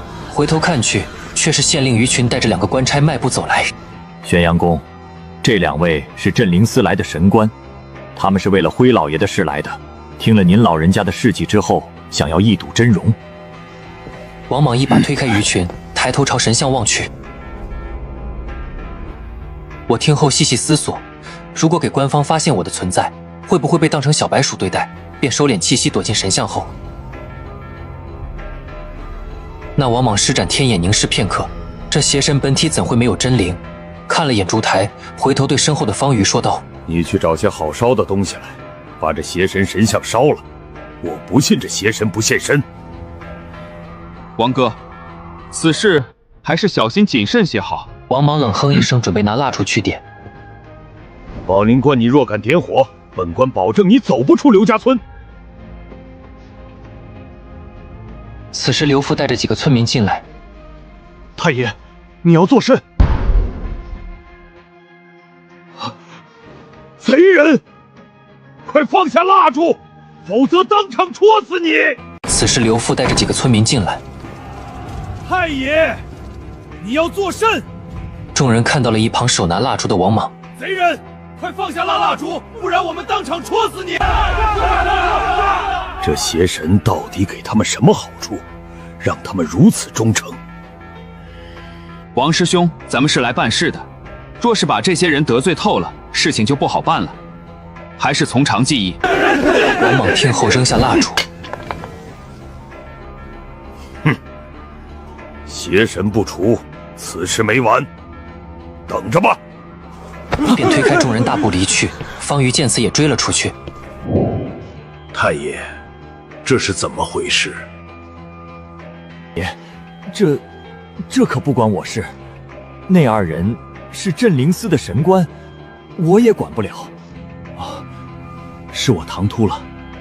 随后我把于群拉入梦境，询问那2人来历。那2人是何来历？玄阳公在上，那2人乃是镇灵司的神官。镇灵司是朝廷设立的组织，总部在京城。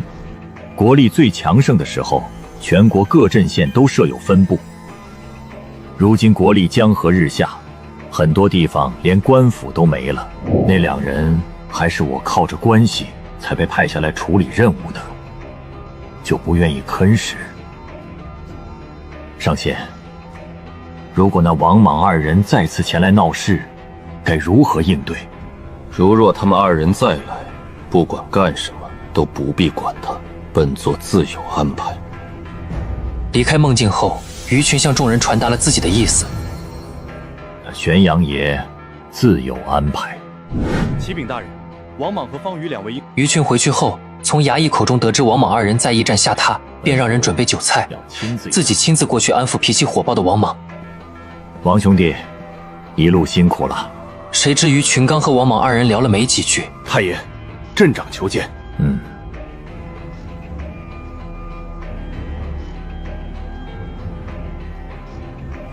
太爷，周家村有2个猎户在九潭山附近失踪了，村里人怀疑是被山里的邪祟给抓走了，求告到我这里。九盘山中邪魔横行，本官早就下令不许任何人进山，怎么总有人不拿自己性命当回事？这2人是夜宿在山口的帐篷里，第2天就不见了。有村民在通往九盘山的山口找到了他们捕猎用的工具，因此怀疑是山中邪祟把人掳走了。邪祟出山抓人，这可从未有过。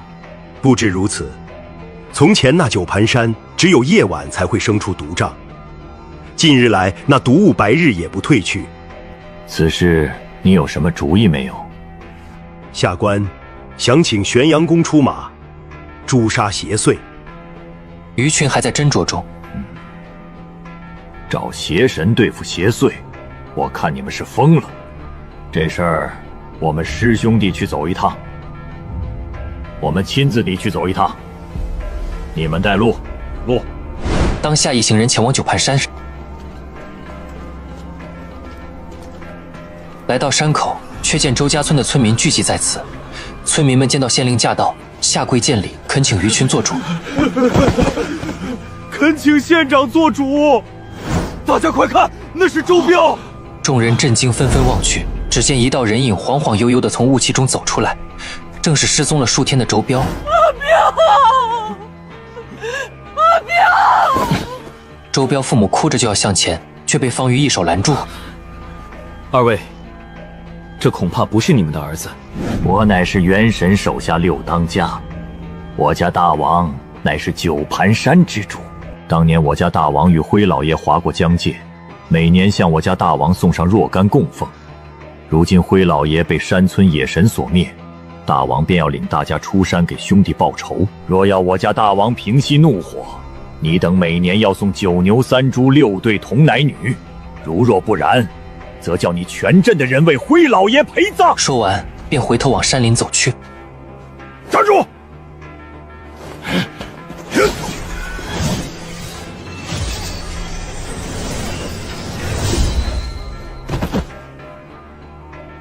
周彪生机断绝，已然死去。他的母亲当场中晕厥，一道黑影从他体内冲出。妖孽休走！是。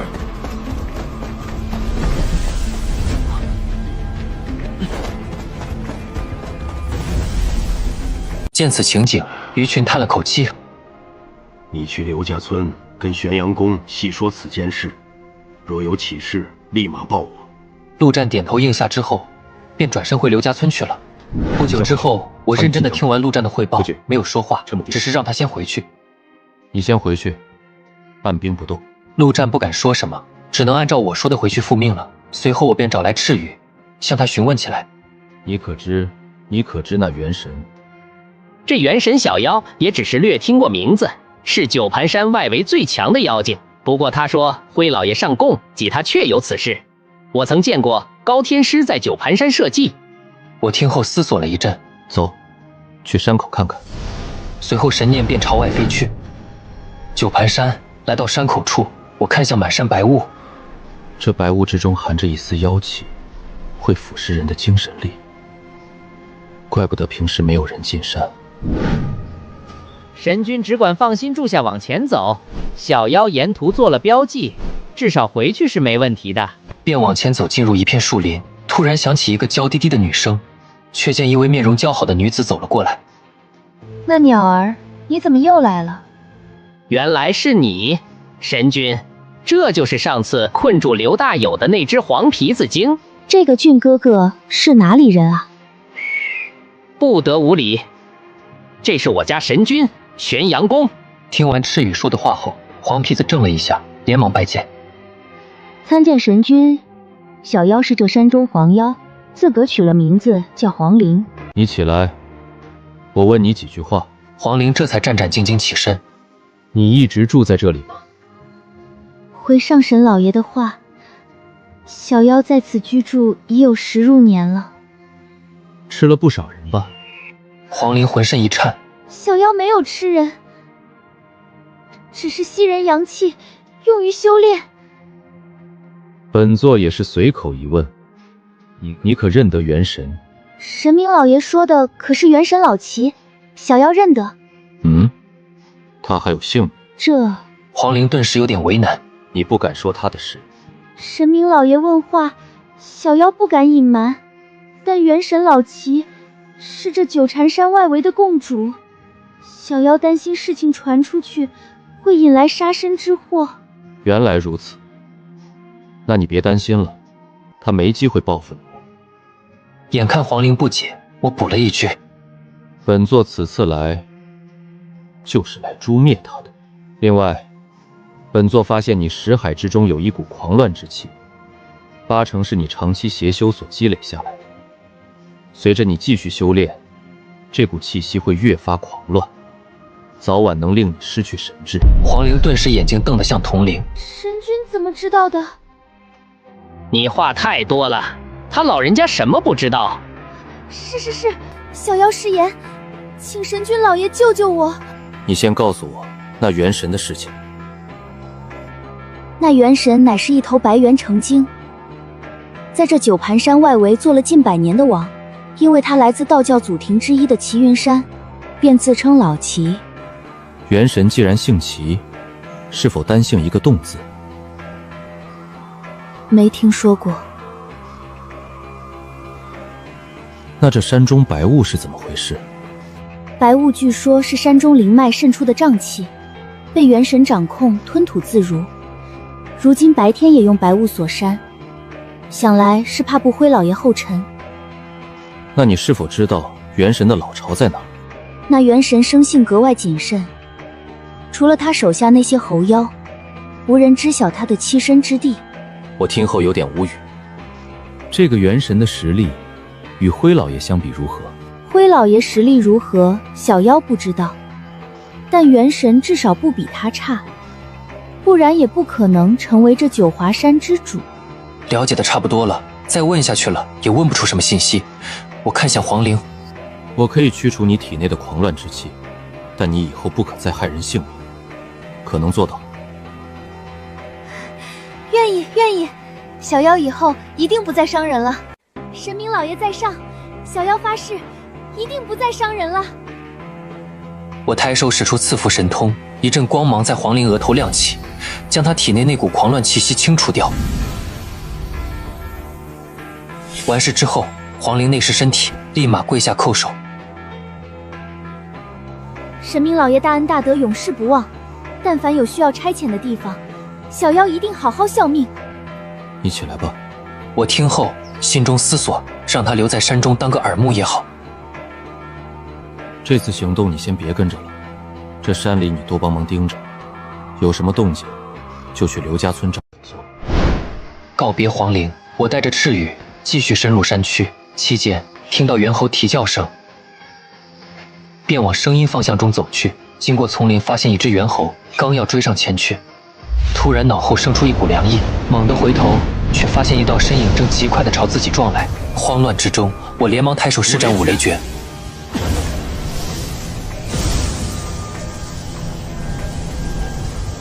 一记强烈的碰撞，我连着后退几步。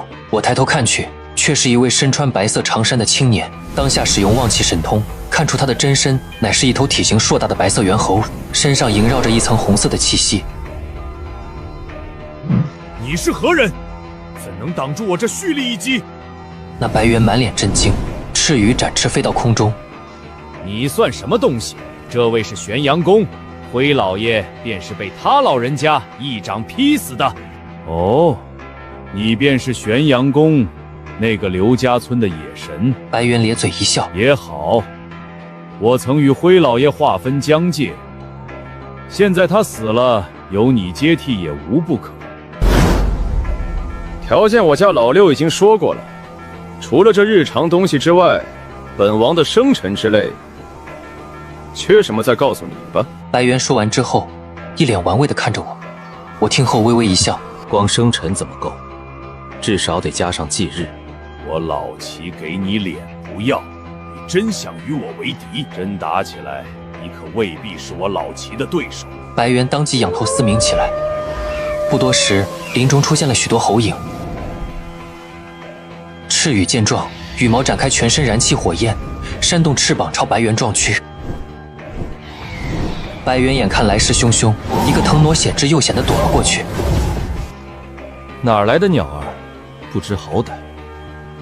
当即右手握拳，冒出黑色气息，对着赤羽便是一击。结果还没站稳，我快速拔刀，全力使用混天刀法。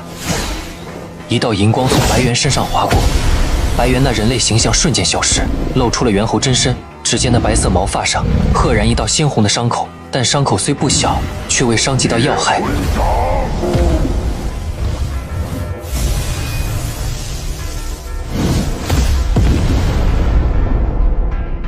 我抬刀正要上前，却被两只猴妖扑上来拦着。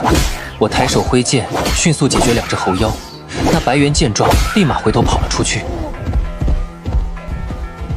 我立马追了上去，来在一个岔路口停了下来。白猿早就不见了踪影，前方的多条小路上空无一人，却听到迷雾之中传来那白猿的声音：“刘家野神，今日没完！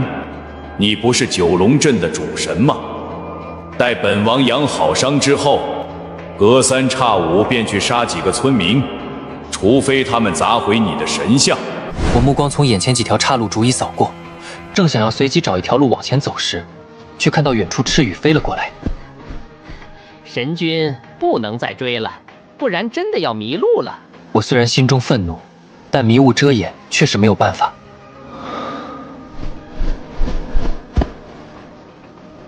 如果白猿真这么干的话，自己好不容易积累起来的名声，肯定要毁于一旦。先回去慢慢想办法吧。就在我无奈的想要离去时，突然想到什么，又睁大眼睛，目光从眼前几条岔路逐一扫过。怎么感觉好像来过这里？就在我无奈的想要离去时，突然想到什么，又睁大眼睛。这条路，我好像在哪里见过。目光从眼前几条岔路逐一扫过，怎么感觉好像来过这里？赤羽，你之前有来过这里吗？没有。赤羽四下瞅了瞅，摇头说道。我只好往回走。一路上，我一直琢磨这件事。到底在哪儿见过呢？快到山口时，我陡然想到了答案：刘康的梦境。是刘康？自己是在刘康的梦境中见过一模一样的岔路，当时刘康就是顺着某条岔路走了进去。我看到了，刘康，他慌不择路地跑向了右边。有没有可能刘康走的路，就是通往元神老巢的路？怪不到当时就觉得梦境有问题。当下我便决定回去审问刘康。回到九盘山路口，却看见王莽、方瑜两人停在路口，手中笔画还嘀嘀咕咕的，不知道在说着什么。我侧耳倾听，想要了解真相。我仔细听了他们的对话后才明白，原来他俩去追那黑影猴子，刚进树林便被山中白雾所挡，在这山中转了一个时辰。幸亏靠着方瑜的指路手段，才从那白雾弥漫的山中出来。王莽出来后看向方瑜：“我俩能出来，多亏你那些指路的道门手段，这一功我给你记下了。”不敢，就算没我，王师兄也一定能出来的。现在怎么办？王莽回头看了看九盘山，细细思索起来。那妖精在山中不愿现身，得想个办法把他逼出来。随后好像想到了什么，妖类最怕硫磺烟火，我们去找100-200个农夫帮忙，而后进山中四处放火。不信，这妖怪不出来。方瑜听后微微一怔，而后转过头看向王莽。可是带着那么多人进山，咱们看顾不过来。若是有什么意外，恐怕县官不会答应。管他作甚？那县令一个小小地方官，我可没打算告知他。既然这样，你先去镇上采购硫磺，然后直接招人干活。可是，此番行动我说了算，让你做就去做，别一堆废话。王莽烦躁地摆了摆手，催着方瑜一起离开了。王莽、方瑜的话被我听了个真切。这家伙居然想着让百姓去进山送命。神君，我们要不要阻止他们？先别管他们，你回去告诉刘父，让他通知附近的百姓，任何人不许进入九盘山，否则遇到危险我一个都不救。听后，赤羽便先飞一步去办事去了。正午，刘康正在家中吃饭，桌上是丰盛的饭菜，突然两眼一翻昏了过去，全身没有了知觉。却是我来到刘康家中，对他使用了神通白日入梦，将他拉到了虚空梦境当中。刘康，可还记得本座？刘康一惊，抬头看到头顶的玄阳宫，连忙拱手拜道：小人刘康见过去玄阳宫。刘康，你家伙食不错吧？回大人，多亏大人保佑庄稼丰收，小人才有饭菜好吃。我且问你，你那日去九蒲山，到底去做什么去了？我是去追赶一只兔子，这才不小心进了九盘山中，迷了路。混账！至此你还在胡言乱语。本座今天去斩元神，遇到了你梦中的路口。现在你还敢扯谎，可想过欺瞒本座的后果？刘康心里顿时崩溃，扑通一声跪下，磕起头来，求神明老爷轻罚，小人愿意说出真相。刘康心里顿时崩溃，小人不敢，只求上神老爷轻罚，小人愿意说出真相。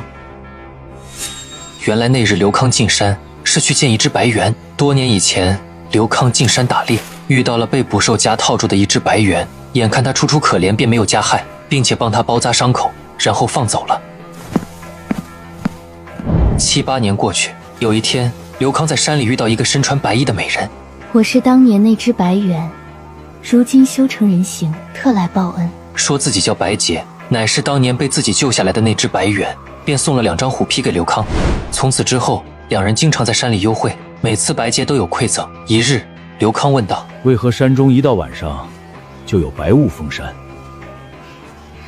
那是因为自家那边有一汪灵泉，这气都是每天晚上从灵泉溢出的，白天瘴气收缩，灵泉便可以用来给妖精们修炼。浸泡其中能够提升修为，即使是普通人浸泡，也有驱除百病、延年益寿的功效。因此，白洁想带刘康去泡一泡。随后，两人便来到灵泉边，可刘康还没下水，就被几只猴妖发现。白洁让刘康赶紧跑，他就这么一路跑回来了。赶紧跑！自己就这么一路跑回来了。当时小人跑得匆忙，又有猴妖追逐，这才吸入了不少瘴气。多亏神明老爷为我驱除。白洁，灵泉。那白洁在猴群中是否有什么特殊地位？他说她是元神的近身侍女，小人也不知道真假。他当时为了我逃走，应该是被抓住了，也不知道他现在如何了。我这几天经常去九台山观望，但那里大白天都有浓雾封锁，我不敢贸然进去。本座上次问你时，为何不说实话？我一是怕媳妇儿知道我与妖精有染，二怕大人说我私通妖精，这才说了假话，求大人开恩啊！这刘康大概是唯一进过白猿巢穴的外人，要斩那元神，必须要靠此人，只有他才认识路。罢了。你若能回忆起具体的进山路径，本座就算你将功补过，饶你欺瞒之罪。刘康面露难色。大人，那一路是白洁带我去的，弯弯绕绕的，小人根本记不清楚了。我抬手使出赐福神通，短暂增强刘康的精神力。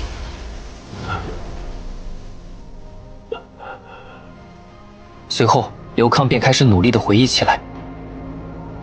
此时，跟我们去九鹏山干活，赏金管扣。百姓们一听九盘山3个字，纷纷摇头，头也不回地走了，连这几个村子的人都不愿意帮忙。玄阳爷发话了，不然我们去九平山。玄阳爷发话了，不然我们去九平山。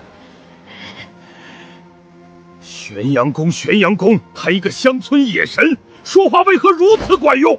王师兄，既然如此，我们不如换个别的方法。你也是个废物，只会说些无用的话。走来传去。走。去哪儿？随后决定了什么？本来还想办了那头白猿之后，再来处理这邪神，但眼下这局面，不先除掉他不行了。我去把庙拆了，把神像砸了，看这些村民服不服。王师兄不可啊，如此会引众怒的。你要是怕死，我就自己去。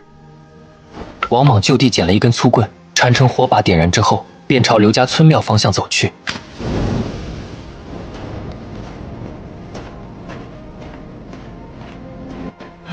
你这人要去哪儿？村民们看到王莽举着火把，忙上来质问他有什么企图，却被王莽撞翻，硬闯了过去。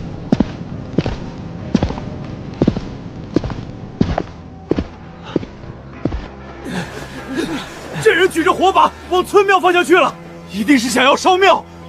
大家快去叫人啊，不能让他得逞！那。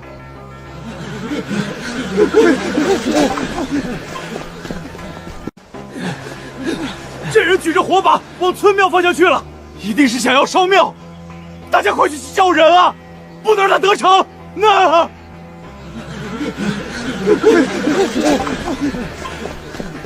来到村庙门口，却看到人员聚集拦路，可普通人哪是王莽这个武士的对手？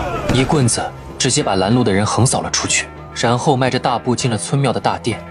王莽进了大殿后，回头把大门紧紧关闭。刘父带着人才刚来到庙门口，看到紧闭的大门，快快去搬原木撞门！众人才急忙去寻找原木。此时的大殿内，王莽抬头看向神像，恶狠狠地说道：“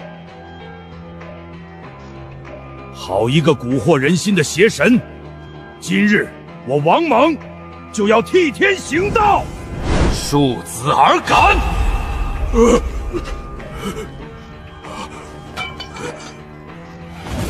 抬手使出震慑神通，凝聚法力，再用出一掌，直接将王莽打趴跪到地上。此时的大门终于被撞破，众人却看见了这惊人的一幕。方玉见此，迅速跑进大殿，随后使用洞悉之术朝王莽望去，却看到了一个身姿伟岸的男子。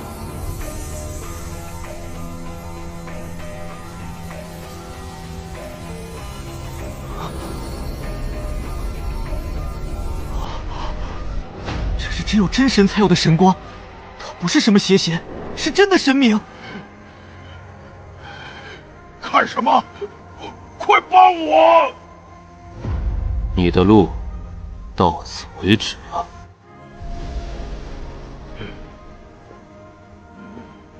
你要帮他吗？小人不敢。王莽竟然被玄阳公一只手就压得无法动弹。此时我凝聚法力，又再甩出一掌，王莽整个人直接趴在地上，隐隐还能听到骨头断裂的声音。玄阳公，我不敢冒犯您了，我知错了。上仙，千万别饶过他。哦，有意思。你方才求本座杀他？此人极为阴狠，在镇灵司又有靠山，若是放他回去，上仙以后定后患无穷。可你两个不是同伴吗？小人与他并非什么同伴，而是有着深仇大恨。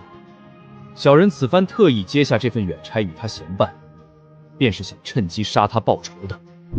原来方宇有一个从小长大的师兄梁家人，他两个情同手足，感情非常好。当年镇灵司派他们和王莽3个人一起出任务，来到野外，却遇到妖怪袭击。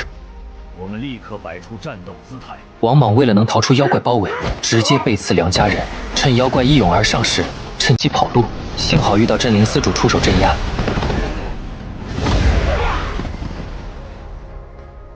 可梁家人却失血过多而死。既然你想报仇，为什么他每次作妖的时候，你还要劝他？上仙明鉴，小人不愿为了私仇而耽误公事。若先杀了他，上面交代的差事我一人不好办，因此我原打算办完差事，回城路上再找机会动手的。此时受伤的王莽艰难的出口：“你，上仙，请求允许我手刃王莽，为师兄报仇。”你不怕事情传到你们镇灵司，要担上干系？为了复仇，我情愿冒险。王莽，你欺男霸女，手上不知道有多少无辜的人命，今天也算死有余辜了。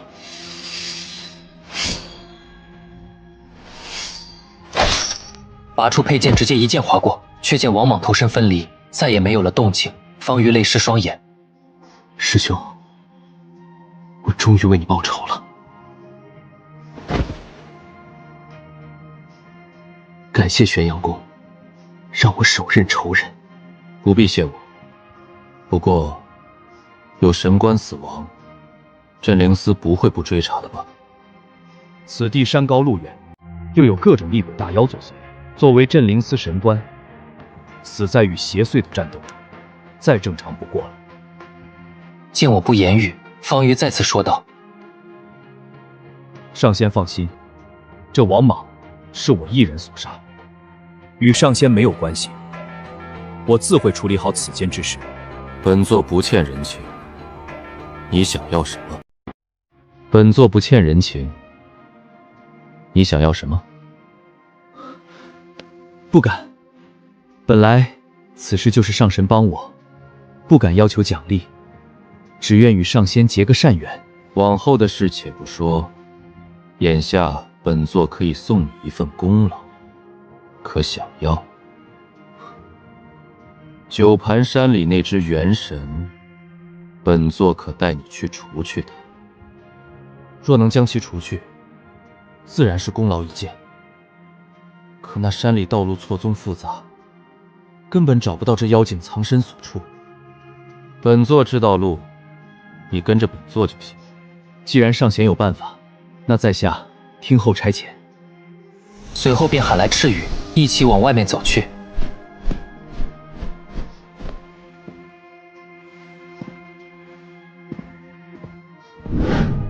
众村民看到方瑜和赤羽一同出来，刘父刚想开口，这是……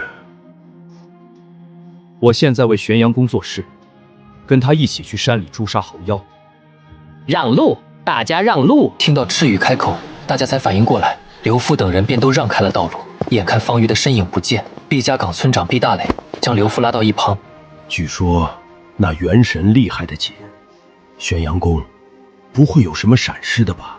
不是我说你，那妖精再厉害，还能是玄阳宫的对手吗？我也是出于关心，我说错话了。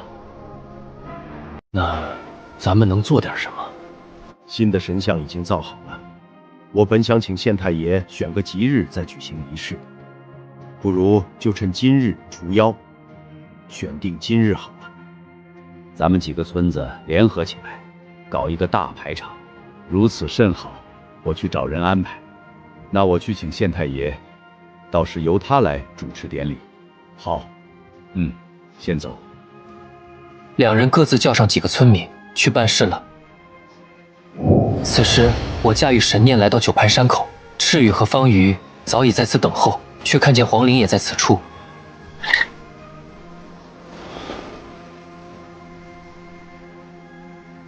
你为何在此？回神君的话，是与兄弟在这等的焦急，叫小妖过来说话的。听后，我把方瑜的身份介绍了一遍。这是镇灵司的神官，叫方瑜。没想到连镇灵司的神官都乖乖的听候差遣，玄阳宫可真是太了不起了。神君，不知有什么事情是小妖能效劳的？我本想拒绝，可转念一想，多个人帮忙也不错。我要去诛杀元神，你敢一起吗？黄陵听后只犹豫了一瞬间。小妖愿意效力。我走在最前方，带领着方瑜、赤羽和黄陵穿梭在幽暗的密林中。凭借着回忆的指引，我在一处岔路口果断转向。我们来到了一座陡峭的山坡上，我停下脚步，抬头望往前方。朝原蹄声响的最欢的方向望去，一棵高耸入云的大树上方筑起了一座楼屋，那一定就是那元神的居所了。这狐妖真会享受啊！上仙，现在怎么办？先等等，确认白猿在巢穴内再行动。几人等了有一炷香时间，只见一只红毛猴子带着2个女子走向门口。报告，2个女子已经送来。送进来吧，你可以走了。好的，大王。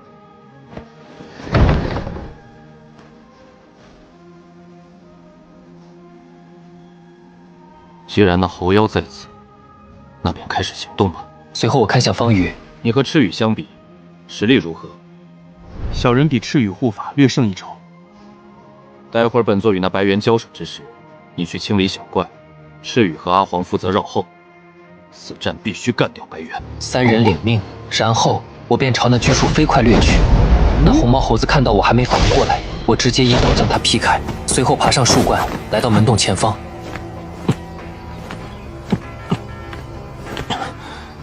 美人儿，别怕，我会好好疼爱你的。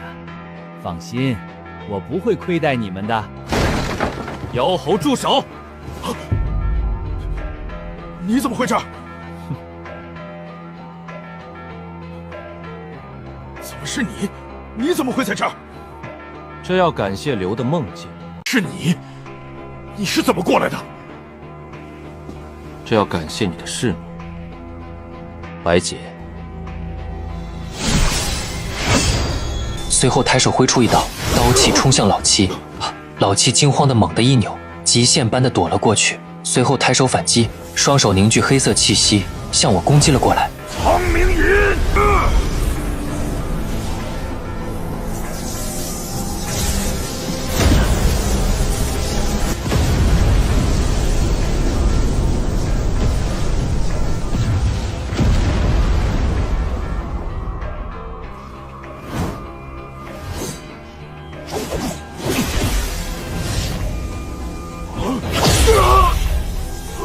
元神就这！玄阳宫，你竟然……等会儿玄阳宫，能商量一下吗？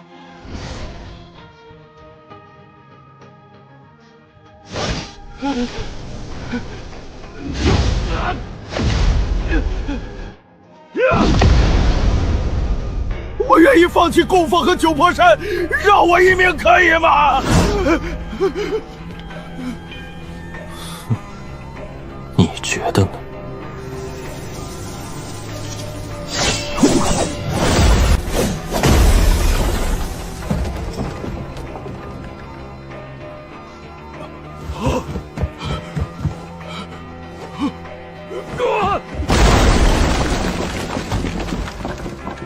直接将板壁撞出了一个窟窿，一时间木屑纷飞，什么都看不见。等我来到木屋的边缘，早就不见了老七的身影。随后我收刀也追了出去。等我追到一片丛林，大人在这儿呢。只见赤羽和黄陵正在联手阻击白猿。别让他冲出去！手捏五雷诀打向白猿。啊！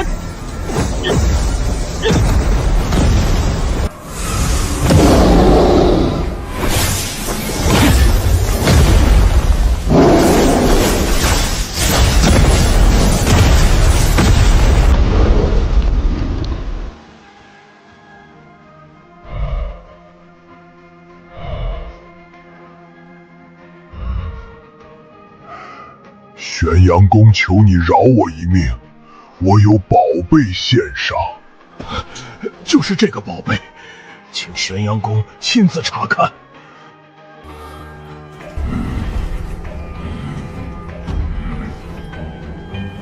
乾坤无极！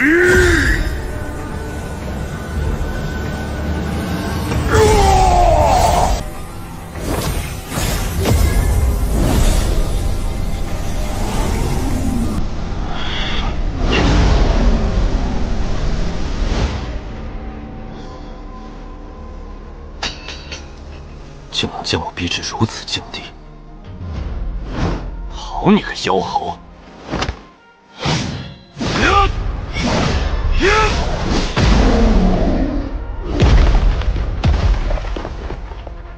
老齐，你这是在找死！死妖，留不得！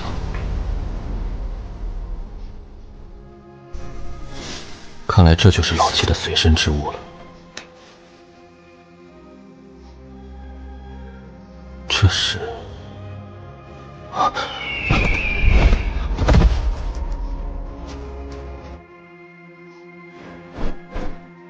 大人，你看，元丹，你拿去炼化吧。对了，记得给阿黄分一些。多谢神君。恭喜宿主完成任务，保境安民，功德值加600。注：此任务可反复触发。灰老头是500，白猿给了600，所以还是白猿稍微厉害一丢丢。忽然听到后方传来猿猴惊慌失措的叫声。神君，这些猴子怎么办？不留后患，你和阿黄去处理吧。随后我想到了什么，回到了刚才的树屋之内，见到刚才2个被掠夺来的女子。你们怎么样？没事吧？2人惊吓得不敢说话。我乃玄阳公，那白猿已经被我诛灭。你不是妖精对吧？我是玄阳公，那是本地的守护神。你们不是本附近的人。回大人，我们是长风县的。你们为何会出现在这儿？2女讲起了自己被掳来的经过。长风县位于九盘山的西侧，那里常年都有人被猿猴抓走的事情发生。长风县的官府不堪其扰，官府招募武师前往剿灭猿猴，却屡屡失败。因为丛林深邃，一直没能找到猿猴的巢穴所在。自己与同伴是在田间干活时，被2个猿猴抓走的。要不是大王您出现，我2人就要被他玷污。多谢大王搭救。小事无需多言。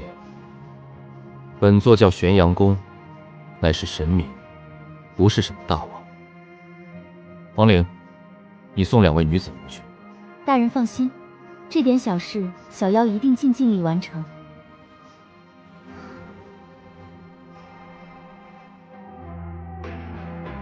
黄陵带着2个女子走后，我忽地想起，好像是不是忘了一个人，这才出门往树林中去。此时的方瑜手持一柄青色长剑，正在面对2只猴妖的围攻。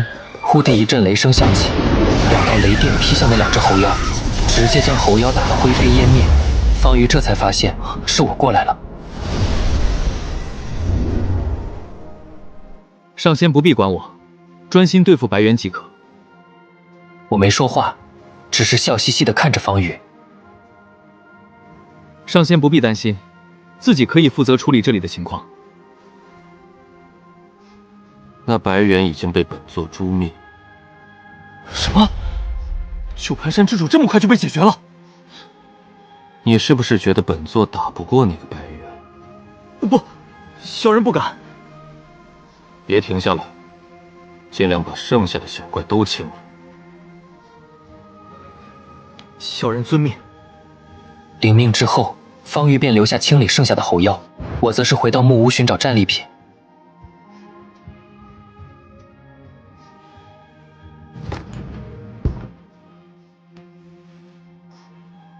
恭喜宿主寻找到黄级法器子午伞。正当我思索时，方瑜回来了，看到这伞也是一惊。子午伞，回上仙，这是子午伞灵气，需要用血打下烙印，才能完全发挥威力。这等妖邪之物，上仙还是毁掉的好。听后，我直接收进系统空间，换成了功德。丁，恭喜宿主成功出售3件灵器，完成变废为宝任务，特奖励一次抽取神通的机会，是否立刻使用？竟又触发了隐藏任务。触发隐藏任务使用。恭喜宿主学会新的神通驱邪，能为目标驱除一切与邪祟相关的异常状态。此时赤羽2人也回来了。这里大多数是妖境修炼之物，你们自己分配吧。然后就往外走去，见到这满山的迷雾，我便去寻找这山中瘴气的源头。顺着雾气走去，来到了一处不太大的水潭，那滚滚白雾就是从这水潭不断冒出来的。我内心思索，难道这就是那口灵泉？这里应该有通往中千世界的通道。却听到一个女子的声音传来：这灵泉是因为下面那口棺材才变成现在这样。我抬头望去，不远处一棵巨大的树干上绑着一个女子。我走近看时，感知到她身上一股淡淡的妖气。你是妖？我是猿猴成亲。你为何在此？我犯了错，被父亲挂在这里，体内被塞了沉金石，因此无法现出真身，也动弹不得，只能在这里等死。你父亲是谁？元神。你犯了什么错，竟沦落至此？私通人类，并带他来此地。等等，私通人类？莫非你是白洁？你是谁？为何知道我名字？我乃玄阳宫刘家村的主神，刘康跟我说过你的事。刘康他还好吗？他很好，之前他瘴气入体求我帮忙，我已帮他驱除。我在这里日思夜想的都是他。要不我先放你下来吧。感谢石明老爷。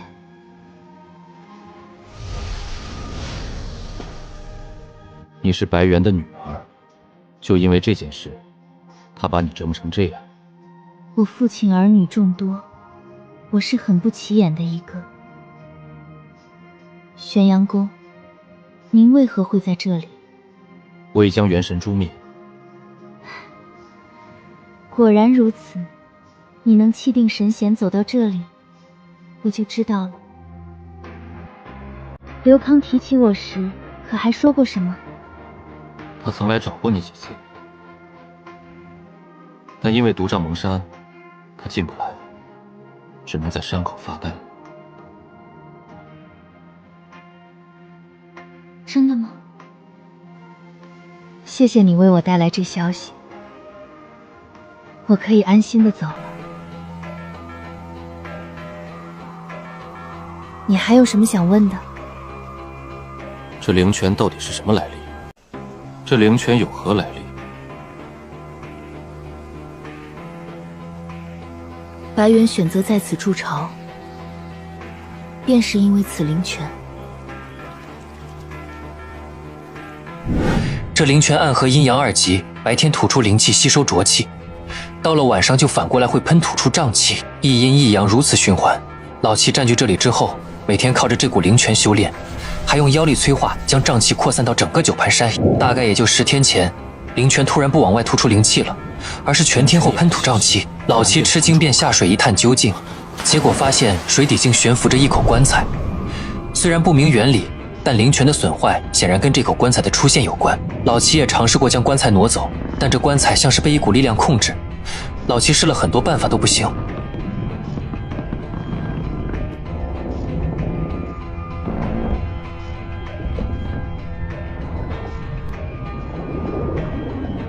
这时黑龙潭的主人，一只蛟龙精怪找上门来，他先帮白猿一起尝试移开水里的棺材，失败之后便撺掇白猿，刚好趁着灰老爷没了，找九龙镇索要丰厚的供奉。刚好趁着灰老爷没了，去找九龙镇索要丰厚的供奉。若给了，便暂时维持一下；若不给，便两家联合，趁机占据九龙镇。白猿本来是个很胆小怕事的，但如今灵泉废了，等于撅了他的根基，他也不得不接受焦晶的建议，这才有了之后那系列事情。那就按你说的办吧。我所知道的都说完了，求神明老爷带我解脱。可还有什么遗言？若是可以的话，替我告诉刘康一声，就说我是为他而死。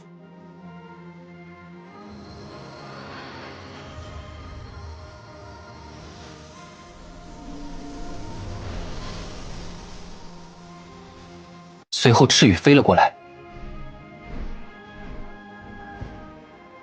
神君，我刚才过来时发现一道鬼鬼祟祟的身影，向前追去，那黑影却扔下了一袋东西跑了。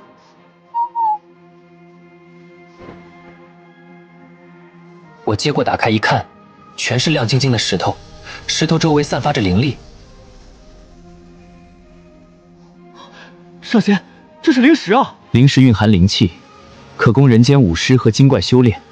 这一袋子都是下品灵石。上仙，以我之见，这8成是一只鲤鱼精的鳞片。鲤鱼精？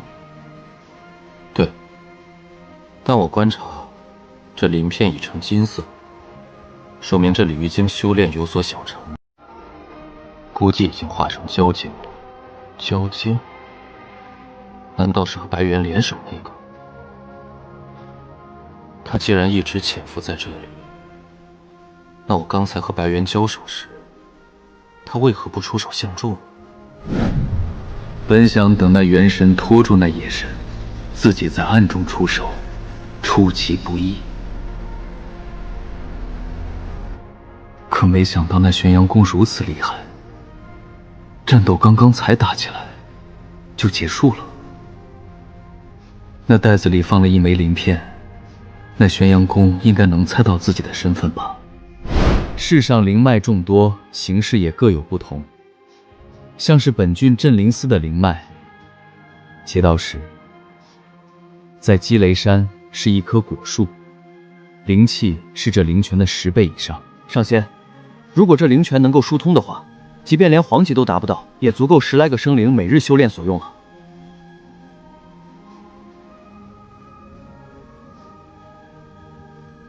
要不你下去看看？神君，这要是地面上，您让我干什么都行，但我一只鸟，下水真的不在行啊。那分下水了，我做到厉害，小人也不善水性。行吧，还是得自己出手。你们守在这上面，有事情叫我。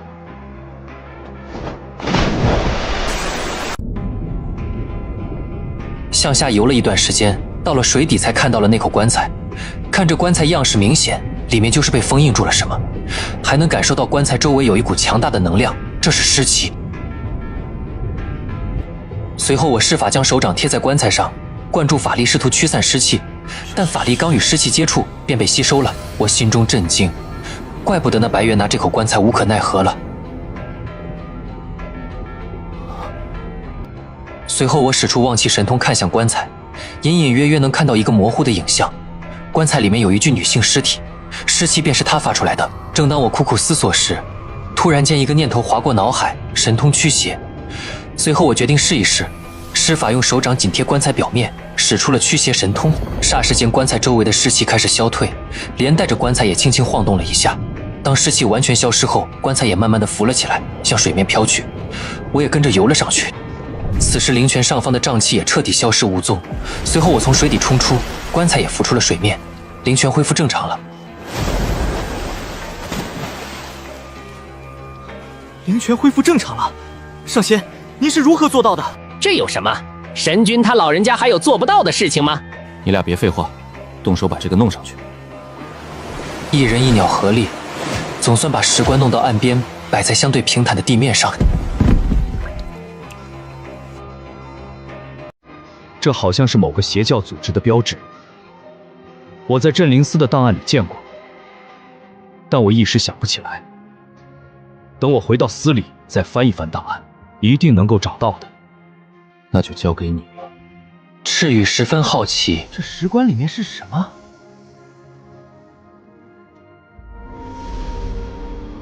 一个女人，什么来头，本座也不清楚。你可以尝试打开看看。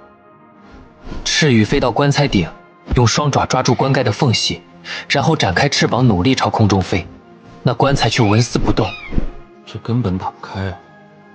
道士，别干看着，过来帮个忙。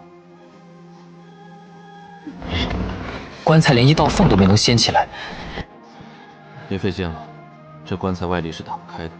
先研究这束灵泉吧。随后回到灵泉处，我让赤羽和方宇感受这灵泉的灵气。你们去感受下这灵泉的灵气如何？他俩便吸收吐纳了起来。1刻钟后，神君，这灵泉吐出的灵气真能修炼，但灵气稀薄，需要常年累积才有效果。小人也差不多，小人的吐纳心法太低级，没有特别大感受。别的地方弄不到吐纳心法吗？可以购买，但哪怕玄级心法，也要好几10枚灵石。小人囊中羞涩。听后，我让赤羽将那袋灵石拿出来。这袋灵石给你了，就当是你这次出力的报酬吧。这上仙，小人实在也没干什么，这么多灵石受之有愧。就不是一锤子买卖，难道你以后不愿意帮我做事了？方瑜一怔，连忙表态：只要上仙吩咐，小人任何时候都听候差产。随后我看向赤羽，这灵泉以后交给你好好看管，你随时可以来这里修炼。只有一点，任何外人都不许放进去。是，多谢神君。随后便交代他俩清理战场出山了。九盘山山口，县令于群镇长入战，还有4个村的村民全都来了。玄阳宫这么久还没出来，不会出什么意外了吧？此时赤羽和方瑜从山里出来，于群迫不及待问道：县官如何了？随后方瑜抛出一物，元神老齐的头颅在此，他已被玄阳宫轻松斩杀。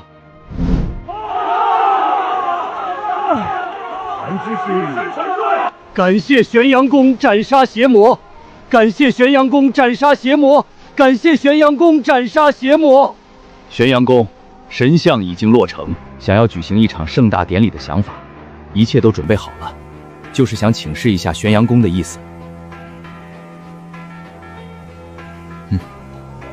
玄阳宫答应了，太好了，走，大家一起去刘家村。今日所置换神像，高9尺2寸，肩宽1尺，由东山石铸造而成，以记录在案。今由下官代朝廷举办典礼。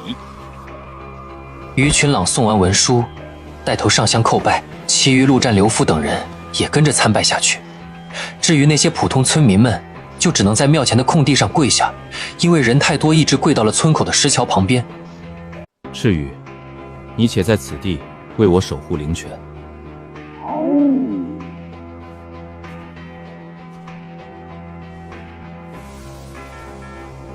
神君待我恩重如山，若我一直以这扁毛畜生的模样示人，怎能随神君成就金身大业？今日不化形，便成灰。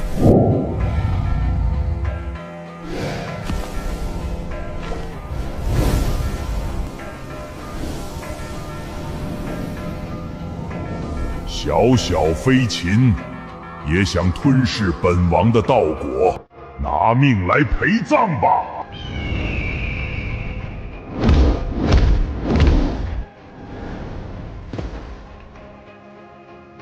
区残魂，也敢在本座面前作祟！四符神通，起！五雷诀，灭！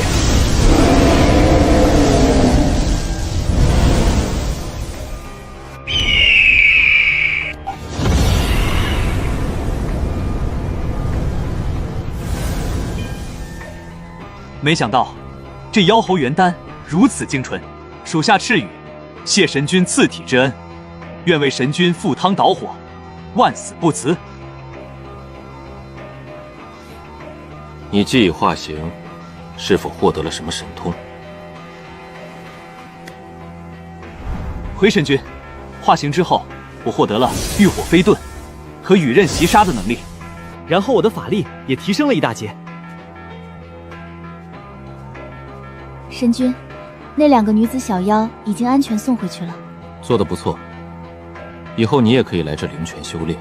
多谢神君，小妖必定鞍前马后，追随神君左右。回去吧。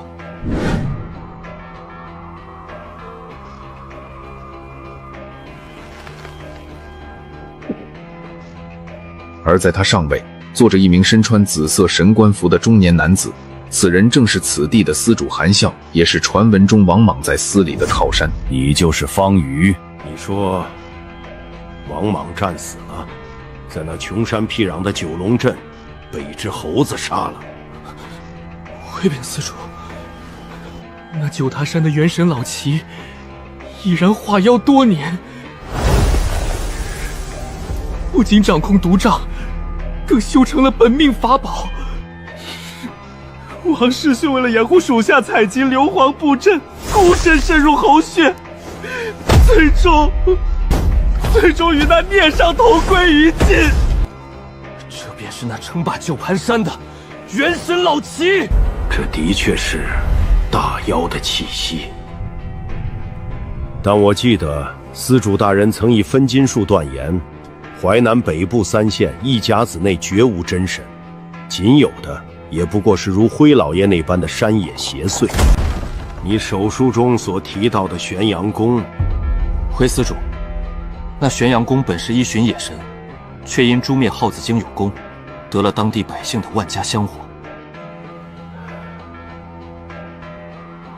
王莽的死确实让人心痛，但一颗大妖的首级足以让我向上头交代，甚至能为下蔡县镇灵司换回一笔不菲的朝廷俸上。一处无仙气之地，竟能凭空出了一位能斩杀元神的假神。一处无仙气之地，方瑜，你先下去疗伤。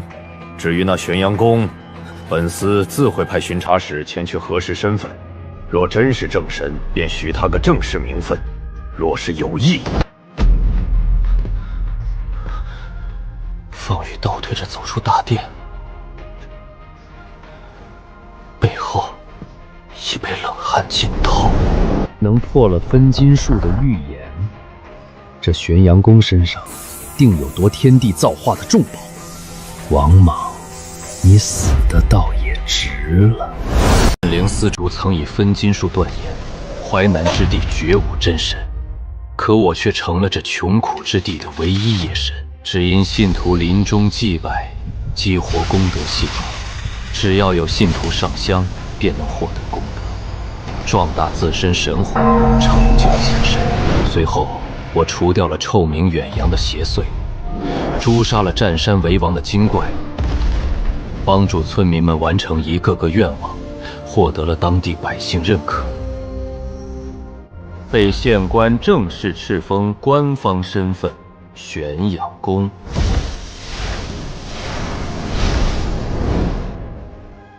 敕封典礼结束后，我命赤羽守卫九鹏山灵泉。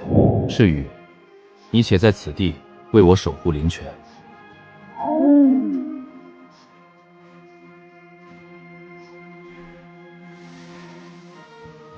神君待我恩重如山，若我一直以这扁毛畜生的模样示人，怎能随神君成就金身大业？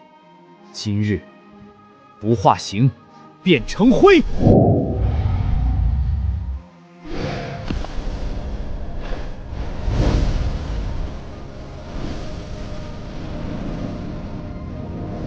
小小飞禽，也想吞噬本王的道果，拿命来陪葬吧！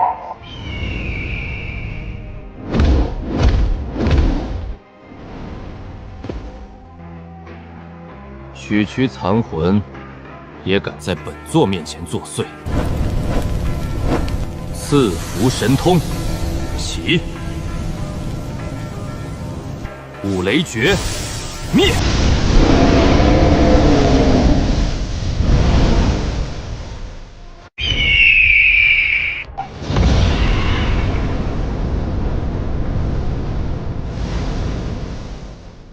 没想到这妖猴元丹如此精纯，属下赤羽，谢神君赐体之恩，愿为神君赴汤蹈火，万死不辞。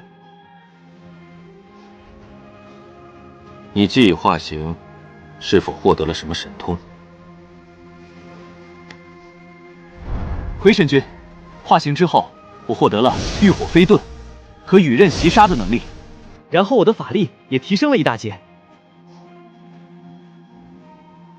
神君，那2个女子小妖已经安全送回去了。做得不错，以后你也可以来这灵泉修炼。多谢神君，小妖必定鞍前马后，追随神君左右。回去吧。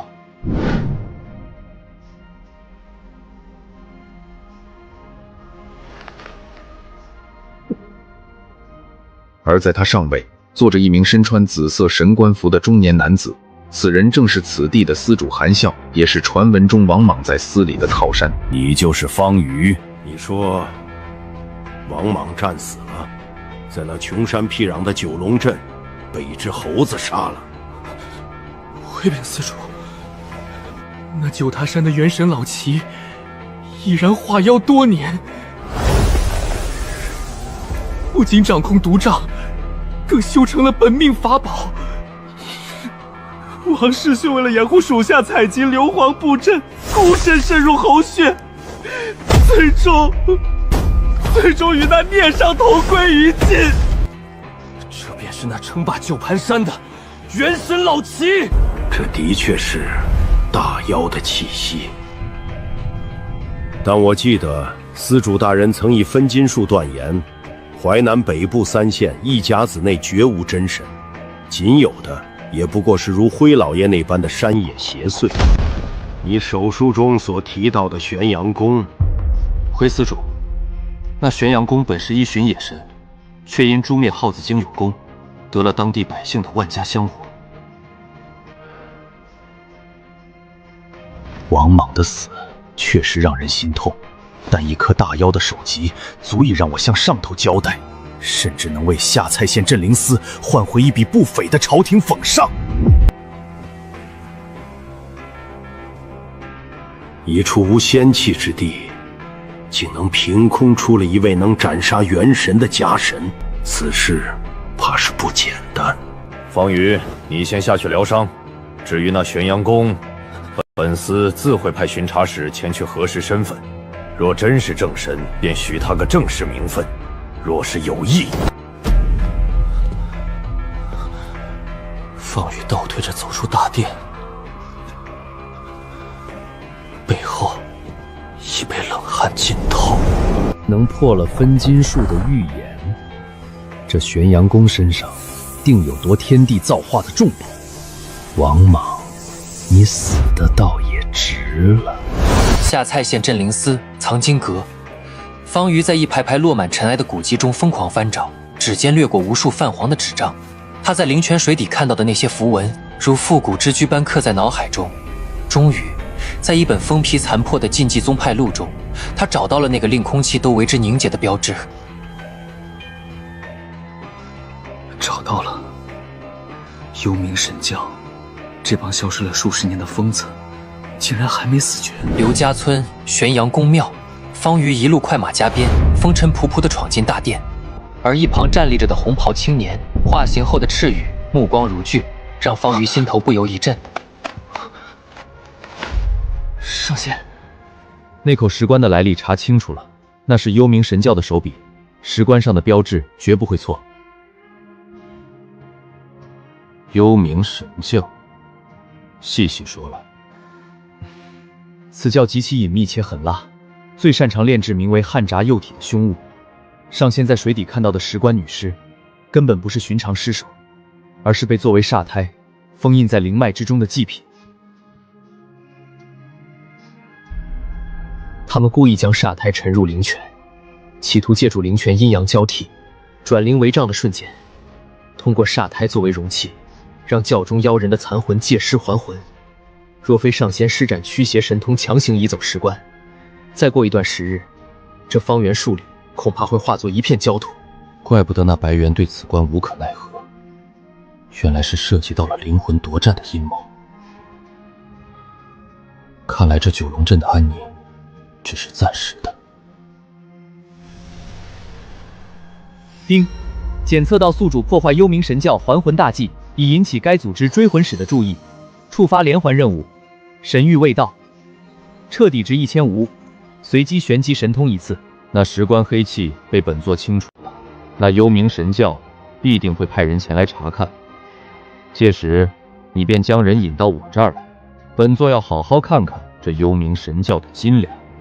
是，上仙。下蔡县午夜，一股阴冷的寒风穿过城门缝隙，原本守城的衙役猛打了一个寒战，却没发现2道如鬼魅般的黑影已悄然越过城墙，随后2道身影落在城内。这2人身披绘有白骨莲花的黑袍，这正是幽冥神教的追魂双使。邪隐阵在这里断了，老齐那个废物丢了灵泉不说，连圣教的煞胎都没守住。哼，在这下蔡县，能杀老齐的只有镇灵司那帮秃庸。去查查，看谁最近拿了元神的赏功。镇灵司分部内，方瑜正借着油灯翻阅公文，他胸口那枚金色的鲤鱼鳞片忽然微微发烫，那是他此前为玄阳宫办事时留下的感应。几乎同时，一股刺骨的湿气锁定了他的房间。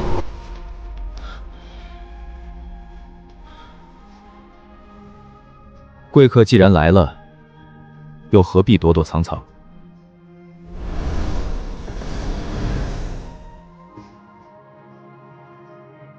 镇灵司的小道士，你身上有圣教煞胎的气息，说，石棺在哪儿？方瑜心中一紧，但他想起玄阳宫此前的交代，嘴角露出一抹不易察觉的弧度。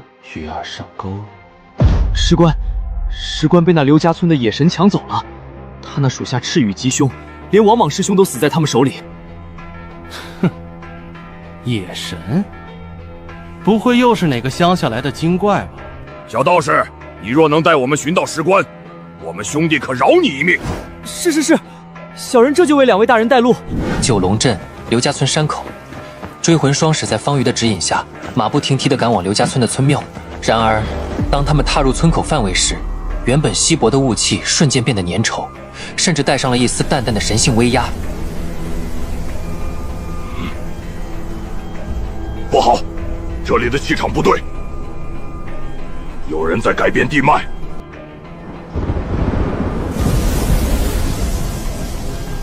本座玄阳，你们就是那邪教之人，哪儿来的野神？乖乖交出石棺，拜入我教门下，我们还能饶你一命。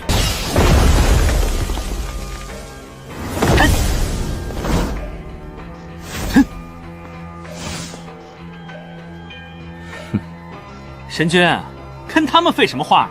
与此同时，一道红光自林间激射而出，却是化形后的赤羽赶来，与方瑜前后夹击。神君，跟他们废什么话啊？剑来，破，火来！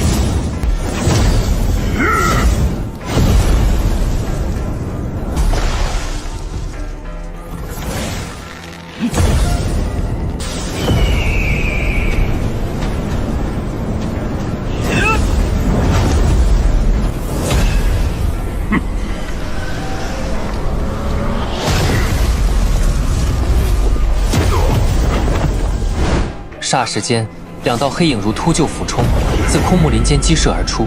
追魂左使五指成爪，漆黑的指甲在虚空中划出5道幽绿的火芒，直取方瑜咽喉。一道赤红的火光从后方炸裂开来，挡住了这次攻击。孽障！尔等也配在神君面前放肆？周身妖火再次暴涨，他像是一颗流星，不给对手喘息之机。密集的拳影如暴雨般倾泻而下，每一击都震得古盾裂为密布。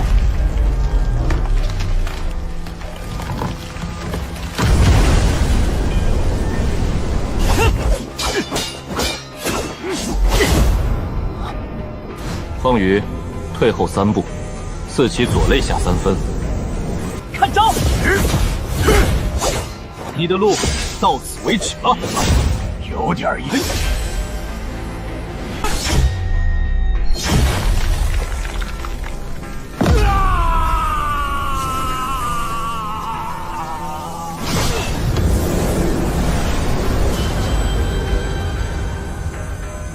去祭奠那口石棺里的冤魂。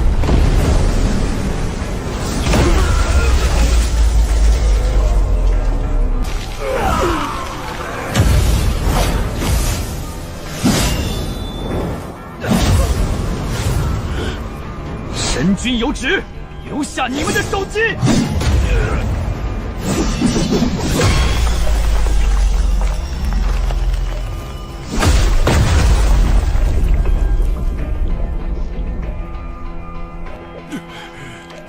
见同伴受挫，追魂又是自知不敌，猛地咬破舌尖，喷出一口黑血洒在古盾上，企图发动血盾之术逃离。在本座的地界，你跑得了吗？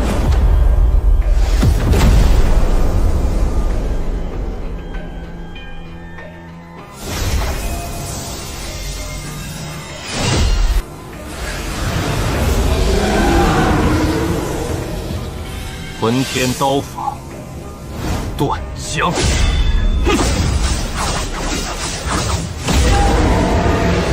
追魂诱使，你逃不掉的。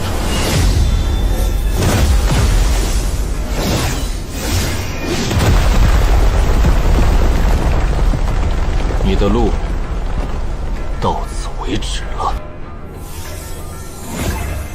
雾雷诀是。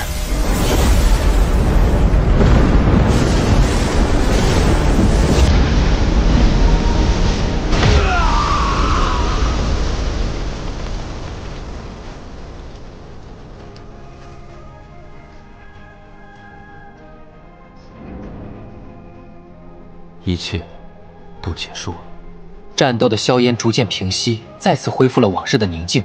赤羽收回妖力，面不红气不喘地走到那2堆灰烬旁，嫌恶地用脚尖踢了踢。神君，这2条走狗身上倒是带了不少稀罕玩意。战斗的硝烟逐渐平息，再次恢复了往日的宁静。赤羽收回妖力，面不红气不喘地走到那2堆灰烬旁，嫌恶地用脚尖踢了踢。神君，这2条走狗身上倒是带了不少稀罕玩意。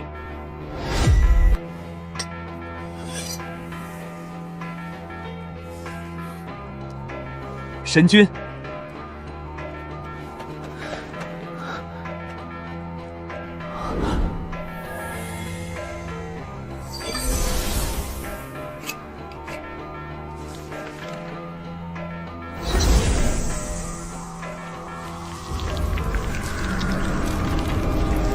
幽冥神教令，追魂使轻启，煞胎已至九盘山灵泉，其内圣女残魂，乃素心宗历代守护之秘。此女魂魄中刻有素心玄经之核心真意，务必确保尸气在3月内侵蚀其灵智。待7月半鬼门开始，长老将亲自降临，以此圣女如鼎为引，夺舍而生。届时，淮南之地将再无正道，唯我圣教独尊。若有阻挠者，无论是官府还是野神，格杀勿论。素心宗圣女，那可是曾经的大派啊，竟然被他练成了煞胎。他们谋划的不仅仅是这口棺材，而是整个淮南的气运。既然信里提到了格杀勿论，那本座便在这里等着那位所谓的长老，看看到底是他的借尸还魂术厉害，还是本座的灵刀更锋利。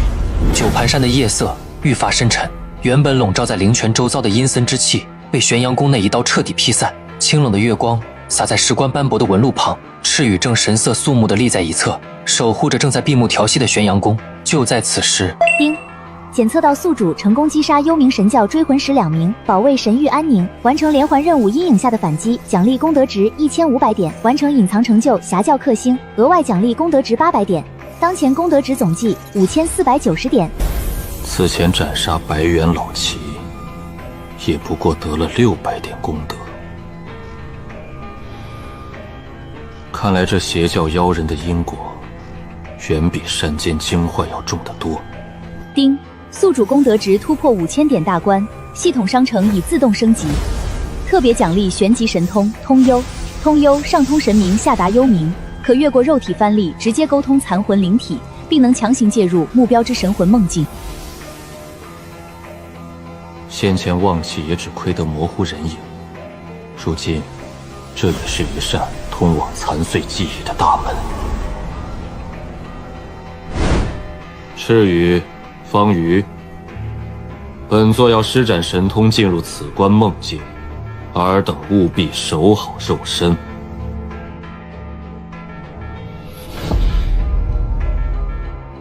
神君放心，属下即便粉身碎骨，也不让外物惊扰神君神魂。方瑜一时神情肃然，紧握青色长剑。小人定当竭尽全力。神君放心，属下即便粉身碎骨，也不让外物惊扰神君神魂。方瑜一时神情肃然，紧握青色长剑。小人定当竭尽全力。玄阳宫盘膝坐于石棺之前，右手轻扣在刻满符文的棺盖上，一缕金色的神魂之力渗透而入。刹那间，玄阳宫只觉得一阵天旋地转，眼前的灵泉山林尽数消失，取而代之的是一片漫无边际的飞雪。这是一片死寂的世界，在白茫茫的雪原中心矗立着一座已经崩塌了大半的汉白玉牌坊，牌坊上面隐约可见素心二字。牌坊之后是一名女子，她身着一袭圣雪的白衣，却被无数漆黑的锁魂链死死钉在残垣断壁之上。那些锁链上不断有暗红色的血光流转，那是幽冥神教种下的失火诅咒，正在一点点蚕食她最后的灵智。那女子缓缓抬头，原本空洞的双眼中浮现出一抹震惊。你是何方神灵，竟能入此幽冥死境？本座玄阳宫下蔡县九龙镇之神，你便是那素心宗的圣母。女子露出一抹凄然的笑，宛如寒冬中绽放的腊梅。素心宗早已在3年前便在那场血海中覆灭了。我叫苏清寒，本该在那日便生死道消，却被幽冥神教那帮妖人囚禁魂魄，炼成这煞胎。他们想用我的魂魄作为载体，去承载邪教长老的残躯。玄阳宫，你若真是此地正神，求你杀了我。杀了你，并非本座的行事准则。玄阳宫抬手，指尖凝聚出一道清纯的神力，那是神通驱邪的进阶运用。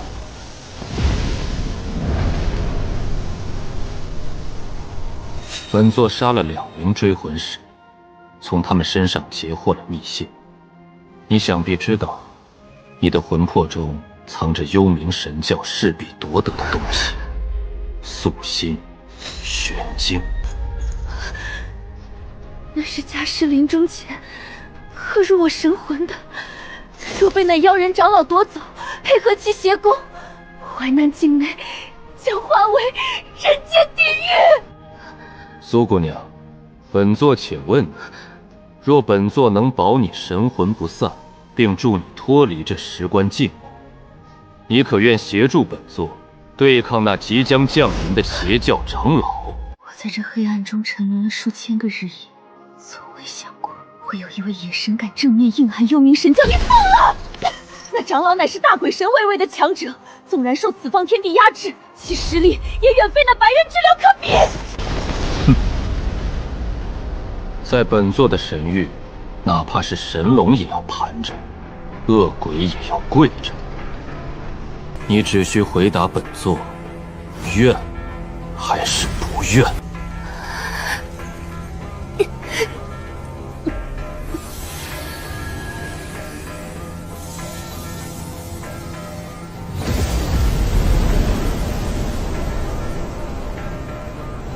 这便是素心玄经的残卷，我愿意将其献于神君，只求神明若势不可济时，能亲手毁掉我的残魂，莫让我成为那妖人的躯壳。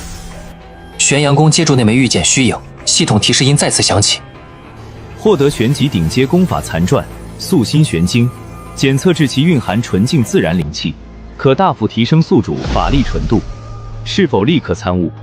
苏姑娘，且在石棺中静养，本座这就为你加持神力封印。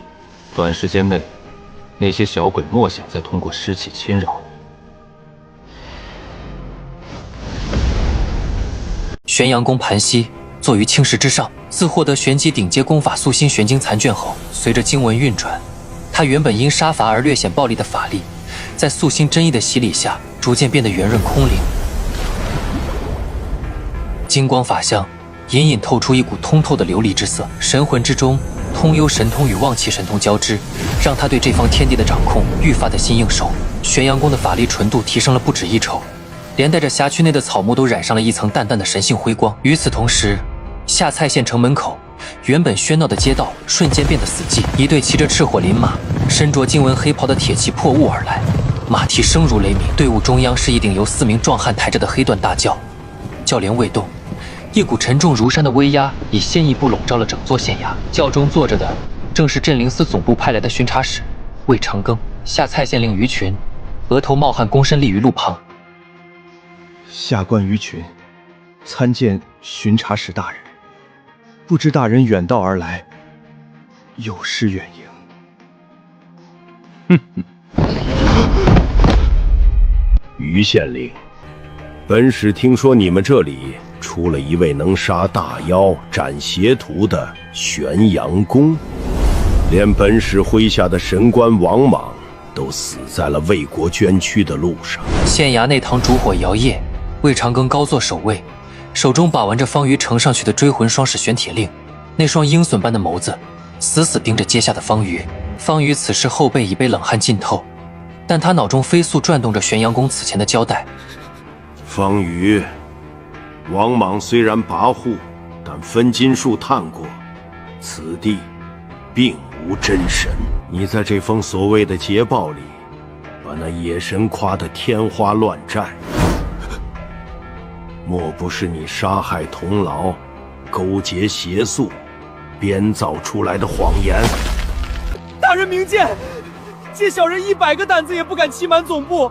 王师兄确实是死于邪教伏击，若非玄阳公险胜相救，小人此刻也已化作九麻山的一捧枯骨了。险胜？区山野祭祀的小神，也配称险胜？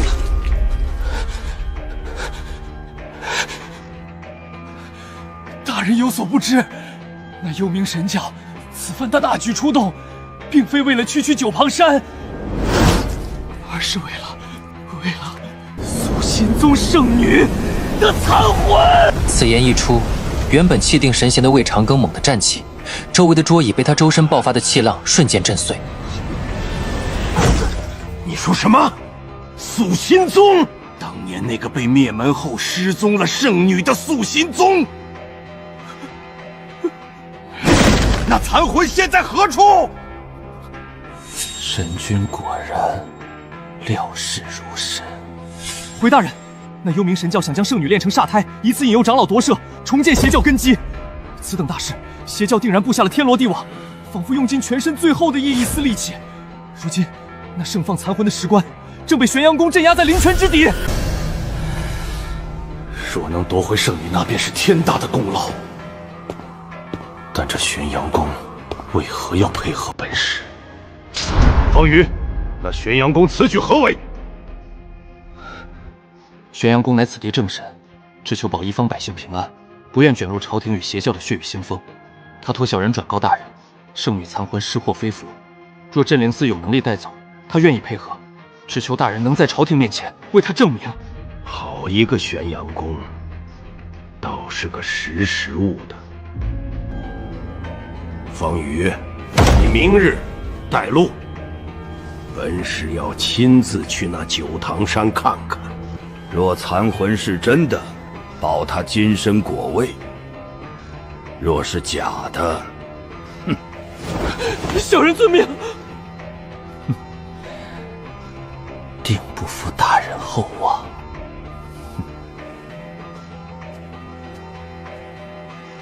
走出县衙大门，方瑜抬头看向星空，嘴角勾起一抹弧度。他知道这把巡查使的利剑已经被玄阳宫引向了那即将降临的幽冥神教了。下蔡县通往九盘山的官道上，旌旗猎猎，魏长庚端坐于黑缎大轿之中，四周是20名骑着赤火林马的镇灵司铁骑，蹄声如雷，踏碎了山间的清晨。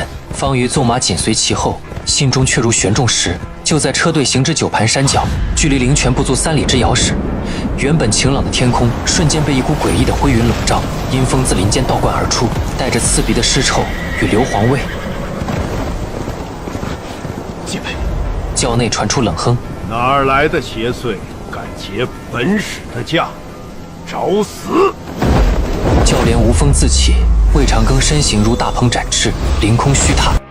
他掌心翻转一枚散发着灿烂金光的镇灵印，轰然砸下，将漫天阴风生生震散。然而烟尘散去后，道路中央出现了一尊黑白3瓣的法袍黑影，正是阴阳法王。在阴阳法王身后，白骨冰刃的幽冥死士正从虚空中缓缓浮现。镇灵司的走狗，此地石棺乃我教圣物，留下残魂，佛法我允你一个全尸。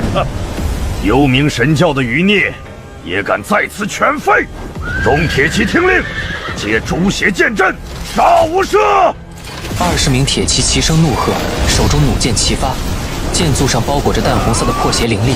阴阳法王长幡挥动，暗绿色的尸火化作一道火墙。一时间，官道的正气剑雨与幽冥的邪火碰撞，轰鸣声震彻九霄。方瑜见机不妙，虚晃一招退入林间，手中暗暗掐诀，那是与玄阳宫联络的神符。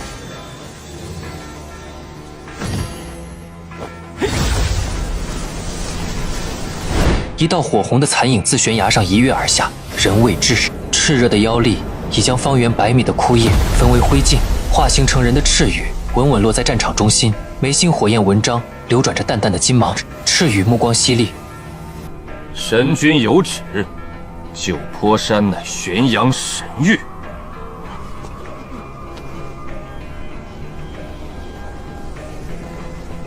命我前来诛杀邪祟。赤羽双拳猛地对撞，周身燃起滔天妖火，每一拳轰出都带着霸道神力。一侧的3名幽冥死士也被赤羽随手击败。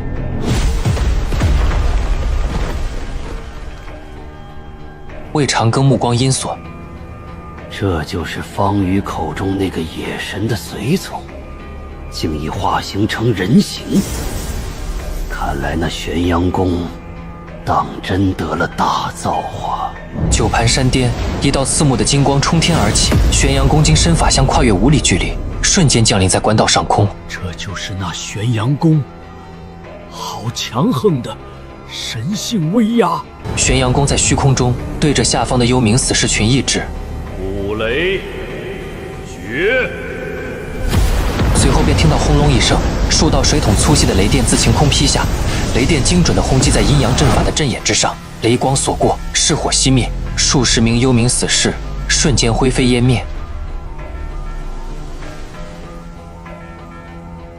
玄阳宫的身影自虚空中凝视，他右手一招，那柄煞气逼人的黄鸡灵刀发出一声嗜血的清鸣，落入掌中。阴阳法王惊恐咆哮：“你这山野野神，竟敢插手圣教大事，找死！”法王喷出一口黑红色的本命精血，长幡上的符文瞬间转为血红色，化作一尊数10丈高的白骨魔像，扑向玄阳宫。玄阳宫面不改色，冷冷地注视着这尊邪物。邪祟，终究是邪祟。这一刀，玄阳宫倾注了素心玄晶洗炼后的精纯神力，紫色刀芒划破长空，带着斩断江河的决绝意境。原本不可一世的白骨魔像，在接触到刀芒的刹那，便被其上附着的恐怖煞气强行瓦解。阴阳法王面色惨白，想要发动血盾逃离，却发现四周的空间已被玄阳宫的震慑神通强行锁死，灵魂如遭重锤击打，动弹不得。玄阳宫步履如山，斩！灵刀划过，刀锋轻盈地透过了阴阳法王的身躯。这尊称霸一方的邪教法王瞬间倒地，宣阳宫挥刀入鞘，动作干净利落，仿佛只是随手拍死了一只苍蝇。随着法王的伏诛，原本密集的幽冥死士瞬间散作阴影。魏长庚带着残余铁骑上前，目光复杂地看着眼前这位金光笼罩的野神。方瑜则机敏地冲上前去，在阴阳法王的残躯中搜寻。片刻后，一封泛着湿气、由人皮铸制的密信呈到了玄阳宫面前。玄阳宫接过密信，望气之下，字里行间渗出淡淡血光。果然，你们谋划的不仅仅是这一方水土，以圣女为炉鼎，强行建议幽冥长老真身降临，真是好大的后口。信中内容极其骇人，揭示了幽冥神教试图通过圣女炉鼎接引更高阶位格的长老真身降临的阴谋。官道之上，雷霆余威尚存，20名镇灵司铁骑如今仅余半数，个个面色惨白，勒马不前。魏长庚呆立在破碎的黑缎轿旁，原本平整的长袍已被劲风撕裂数处。他看着地上的深坑，他心中那份作为朝廷巡查使的傲慢，在这一刻被彻底击碎。下才镇灵司巡查使魏长阁，谢过玄阳宫救命之恩。先前没有有眼无珠，冒犯神君，万望神君恕罪。玄阳宫收敛了漫天金光，身形自半空缓缓落下。他并未看向魏长庚，而是将目光投向了九盘山深处。玄阳宫语气冷淡，却透着威严。魏巡查，请起吧。本座保这方土地，杀邪虽是职分，救你不过是顺手而为。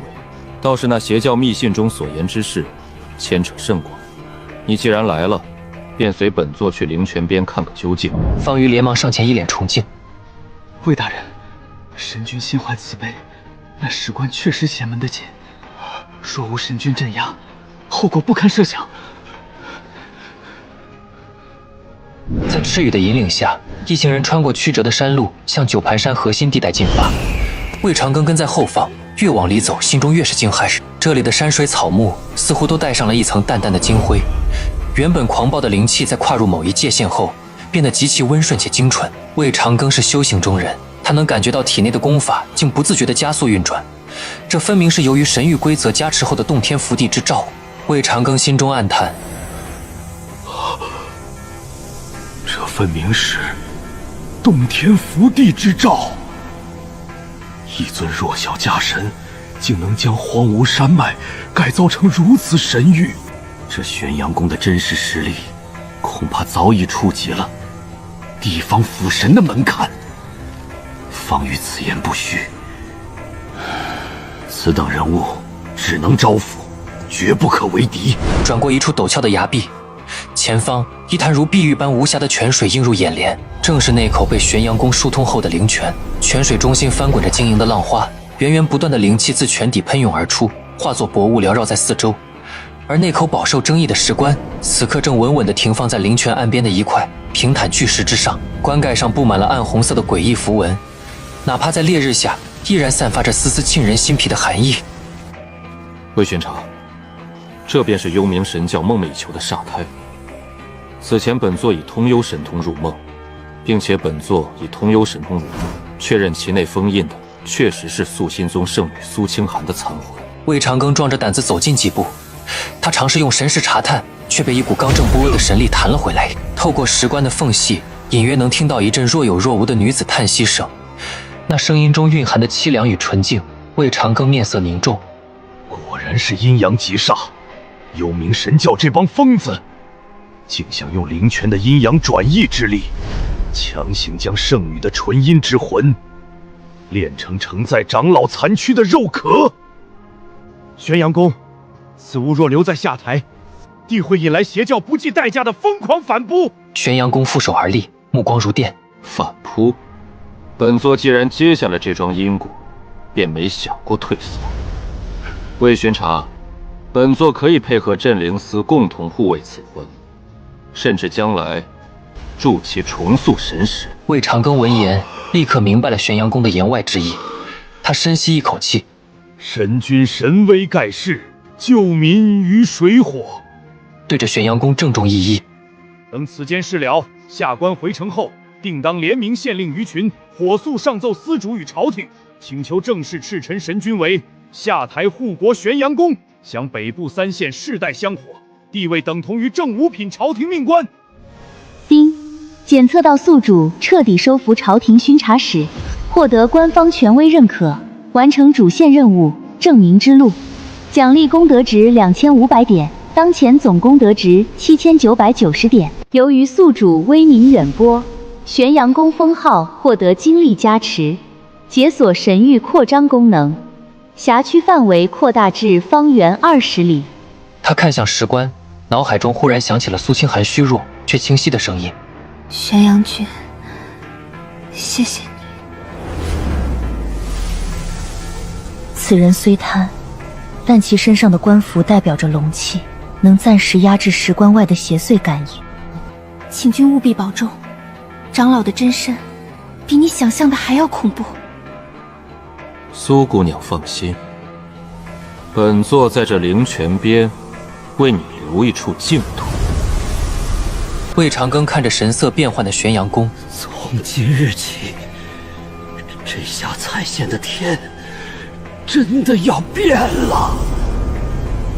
九盘山巅，灵气如怒潮般在玄阳宫周身激荡。他负手立于崖畔，俯瞰着方圆20里的辽阔辖区，心中沉静如水。斩杀阴阳法王之威，加之巡查使魏长庚的臣服，为他带来了前所未有的巨额功德。他微微和睦，意识沉入那片浩瀚的系统商城之中。此刻的功德总值已达到了惊人的7990点。玄阳宫心中默念：系统开启神域建设模式，兑换玄阳神宫主体建筑，升级9盘灵泉禁制，并换取阴阳混元大阵。随着2声清脆的系统提示音，整座九盘山发出了沉闷的轰鸣声。原本简陋的山间屋舍，在一道耀眼的金色神光中轰然崩解，取而代之的是一座依山而建、气势恢宏的宫殿区。琉璃瓦在阳光下折射出如梦似幻的紫金光芒，主殿上方玄阳神宫4个大字，蕴含着凛然不可犯的神威。那是系统赋予的规则之力，寻常邪祟只需望上一眼便会神魂俱灭。神域建设清单：玄阳神宫地级初步，耗费功德2500点，神居之所自带辟邪静心加持。阴阳混元大阵耗费功德3000点，以灵泉为阵眼，八卦镜为阵心，笼罩方圆20里。神域显圣法像耗费功德500点，可使法像跨越辖区，显化于信徒梦中或庙宇之上。灵泉之畔那柄黄级灵刀被玄阳宫掷向泉眼中心，与其一同悬浮的还有那块从白元老七手中夺来的黄铜八卦镜。随着阴阳混元大阵的激活，一道黑白相间的太极光幕自灵泉升起，迅速向整座九盘山脉蔓延。石棺内的苏清寒原本受惊的神魂，在这股温润且浩瀚的中正之气安抚下，竟渐渐平复了下来。神君，这阵法竟然完美融合了此地的阴阳转易之气。以此阵镇压，幽冥长老除非真身降临，否则绝无可能感应到我的方位。这只是开始。苏姑娘，你且在阵中温养。玄阳宫对站在身旁的赤羽吩咐道：赤羽，传本座谕令给刘父和方瑜，开启朝圣之路，官民共济。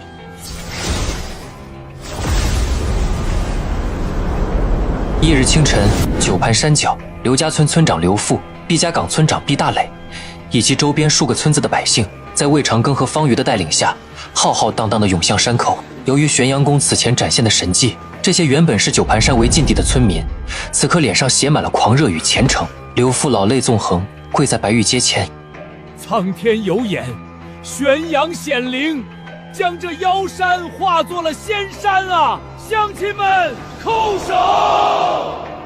数千百姓齐齐跪拜，其势如排山倒海。随着众人参拜，无数道肉眼难见的金色信仰之力自他们头顶升起，如百川归海般汇入山顶的神宫之中。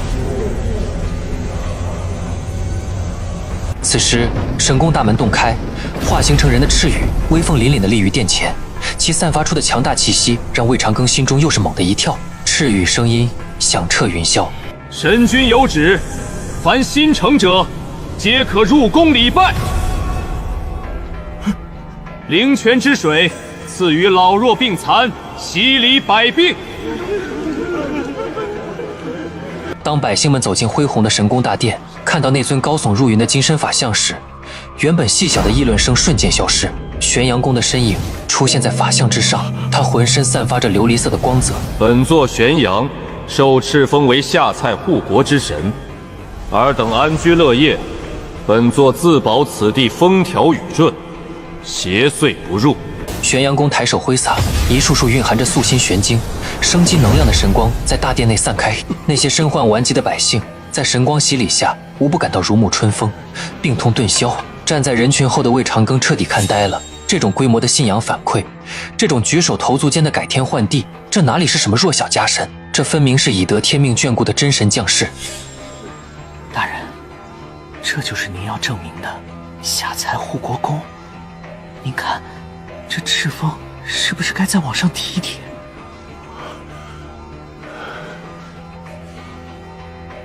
正五品？不，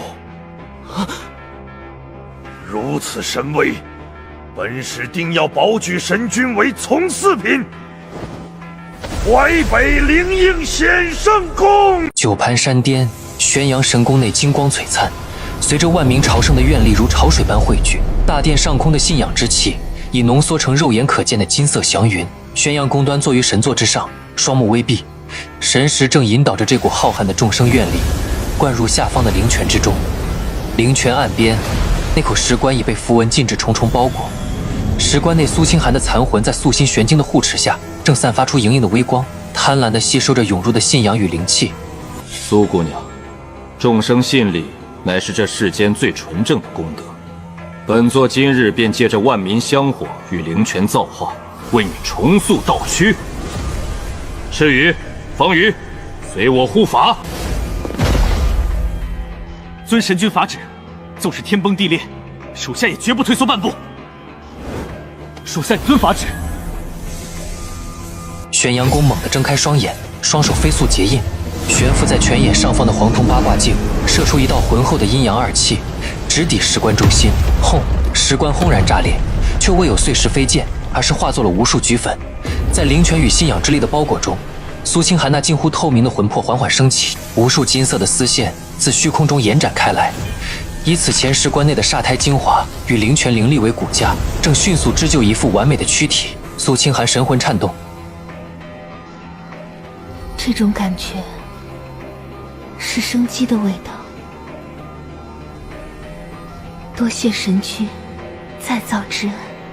然而就在此时，九盘山上空原本祥和的云层瞬间被一股压抑的铅黑色所取代。这是天道之威，逆转生死，重塑肉体，本就是违背阴阳常理之事。魏长庚面色惨白，踉跄后退。这是化形天劫？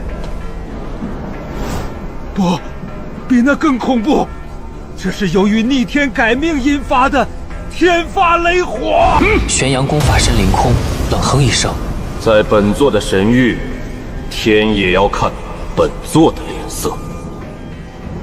赤羽，拦住第一波！赤羽怒喝一声，身形化作一道红芒冲向云霄。他周身燃起滔天妖火，与第一道落下的雷霆狠狠撞在一起。砰！赤羽闷哼一声，自半空坠落。但那道天雷也被他这一枪之威强行削弱了大半。紧接着第二道、第三道紫色雷霆如怒龙下凡，直劈神宫主殿。玄阳宫神色冷峻，右手虚空一招，那柄缠绕着紫色刀芒的黄极灵刀落入掌中。混天刀法，断香阵。玄阳宫横刀劈向长空，紫色刀气夹杂着煞气，与素心玄晶的神力化作一道巨大的半月形屏障，将下坠的雷霆生生截断在神宫之外。他左手施展五雷诀，以雷克雷，将残余的雷火之力悉数导入脚下的阴阳混元大阵之中。在这恐怖的雷火洗礼下，苏清寒的躯体不仅没有受损，反而被淬炼得愈发无瑕。原本冰冷的煞胎气息被天雷击碎，取而代之的是一股纯净到极点的素心真气。最后一波雷霆渐渐散去，漫天黑云如雪消融。他周身萦绕着淡淡的仙气，眉宇间少了一份凄凉，多了一份灵动。他虽然失去了曾经的圣女位格，却以一种全新的灵体化生形式重获新生。苏清寒参见神君。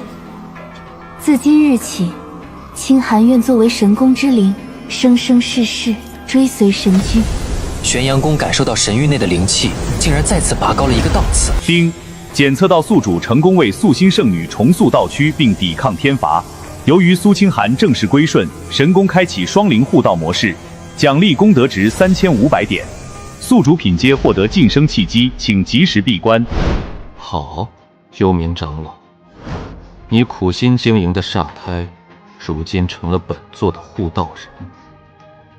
不知你得知此事，会是何种表情？千里之外，大怀国极北阴寒之地，一处由万千枯骨堆砌而成的幽冥地宫内，猛然爆发出一声撕裂苍穹的怒吼，那吼声中蕴含着浓郁的死气，震得地宫上方的黑色岩层纷纷崩裂。地宫深处，一名枯坐于血池中央，周身被无数冤魂环绕的黑袍老者猛地睁开双眼，他的双目呈现出诡异的惨白色，瞳孔中映照出的正是苏清寒在九盘山灵泉边重塑道躯，彻底脱离世关禁锢的景象。玄阳野神，竟敢坏本座正道大毁神之根基！本座耗费多年心血炼制的煞胎，岂能为你做了嫁衣？长老猛地喷出一口暗红色的本命精血，双手飞速结印。多星邪咒！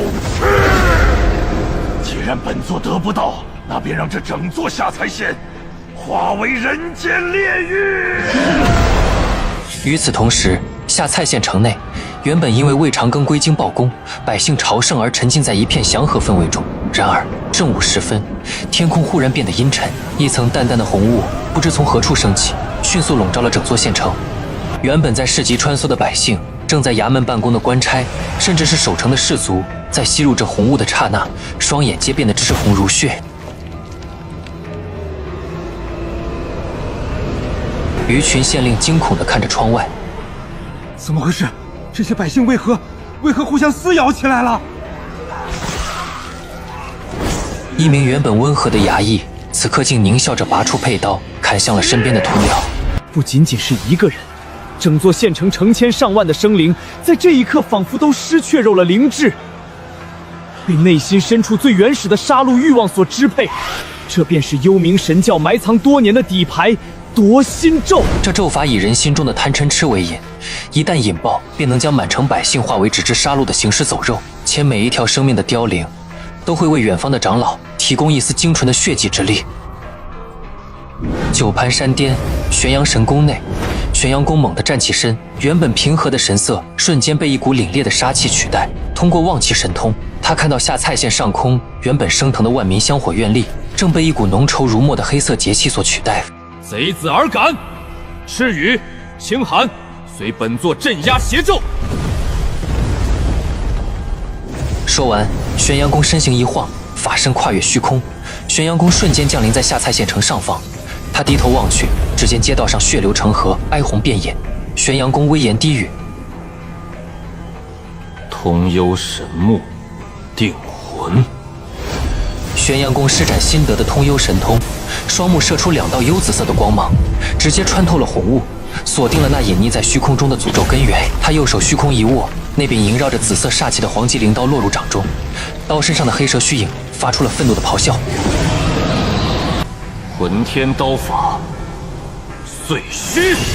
玄阳宫凌空挥出一刀，而是化作无数细小的刀气，这些刀气精准地劈在那些被诅咒控制的百姓头顶，却不伤其皮肉，而是直接斩断了连接在他们识海中的夺心红线。苏清寒此时也飘然而至，他重塑后的道躯散发着淡淡的素心真气。素心照影，诛邪退避。素心玄境中的静心咒法化作漫天青色花瓣落下，与此同时，化形成人的赤羽双翼一震，身化赤红流火，在县城上空盘旋。他张口喷出纯阳妖火，将那些浓稠的化不开的邪教失火与红雾焚烧殆尽。然而幽冥长老的手段远不止于此，城中心突然裂开一个巨大的黑洞，3名披着血色法袍的夺心祭司自黑洞中走出。夜神，即便你挡得住邪咒，也挡不住这万民精血汇聚的血魔大阵。聒噪，在本座面前谈何大阵？玄阳宫面露怒色，金身法相在这一刻膨胀到100丈大小，如同撑起天地的巨人。他不再保留将积攒的功德神力悉数灌注进震慑神通之中。震慑，诸神黄昏！一股恐怖的精神冲击波以玄阳宫为中心，呈圆环状横扫全城。3名夺心祭司还没来得及启动大阵，便觉神魂如遭天雷轰击，手中法器瞬间崩碎。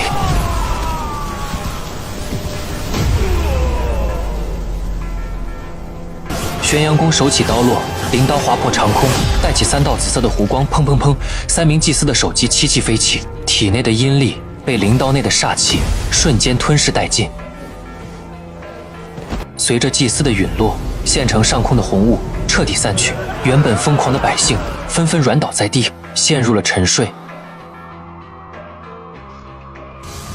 天边再次放晴，一缕功德金光自虚空中降下，落入玄阳宫体内。系统提示：任务达成，成功粉碎幽冥神教夺心邪咒，正式开启品阶晋升。玄阳宫感受着体内排山倒海般的神力。幽冥长老，你的这份大礼，本座收下了。待本座闭关而出，便是杀上幽冥地宫之时。在百姓们悠悠转醒的惊呼与感恩声中，玄阳宫带着赤羽与苏清寒化作3道流光，直奔九盘山而去。下蔡县通往州府的必经之路断灵坡，此处地势险要，两侧峭壁如刃，终年云雾缭绕。巡查使魏长庚一行人正策马疾行，队伍中央护卫着一辆雕刻着镇灵司徽记的金丝楠木马车，车内盛放着加盖了县令公印与魏长庚亲笔保举的敕封奏折，准备乘往州府。然而，当马车行至坡底最窄处时，异变突生。原本明媚的阳光被一股突如其来的墨色阴气强行遮蔽，四周的草木在瞬间枯萎焦黑，一道道惨白的鬼影自地下破土而出，利爪如刀，瞬间将数名走在最前方的镇灵司铁骑连人带马撕成碎片。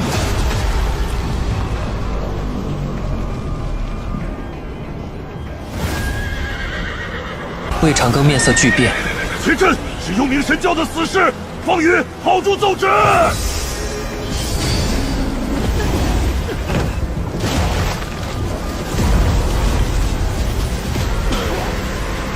阴风中，一名身披血色大混，眼眶中燃烧着幽绿色火苗的枯瘦老者缓缓踏空而来。他每走一步，脚下便会绽开一朵血色的莲花。此人正是幽冥神教威名更甚于阴阳法王的血海护法。魏巡查将圣女的消息与那野神的底细留下，本座可赐你化为圣教血池中的一具血奴，求死不得，求生无门。血海护法长袖一甩，漫天血雨倾盆而下，这些血雨带有极强的腐蚀性。镇灵司铁骑的重甲在接触到雨水的刹那便发出嘶嘶声，迅速化为脓水。魏长庚怒喝一声，拼死催动体内残余的法力，金色屏障在血雨的冲刷下摇摇欲坠。方宇手持青色长剑，浑身染血，他劈翻了2名扑上来的幽冥死士。方瑜却被血海护法随手一指弹出的血剑射穿了肩胛，整个人重重地撞在石壁上。魏大人，这些妖人是想要断了神君的封神之路，快用血遁符发信！本是今日怕是走不了了。魏长庚猛地咬破中指，在随身的一方白绢上几笔狂草。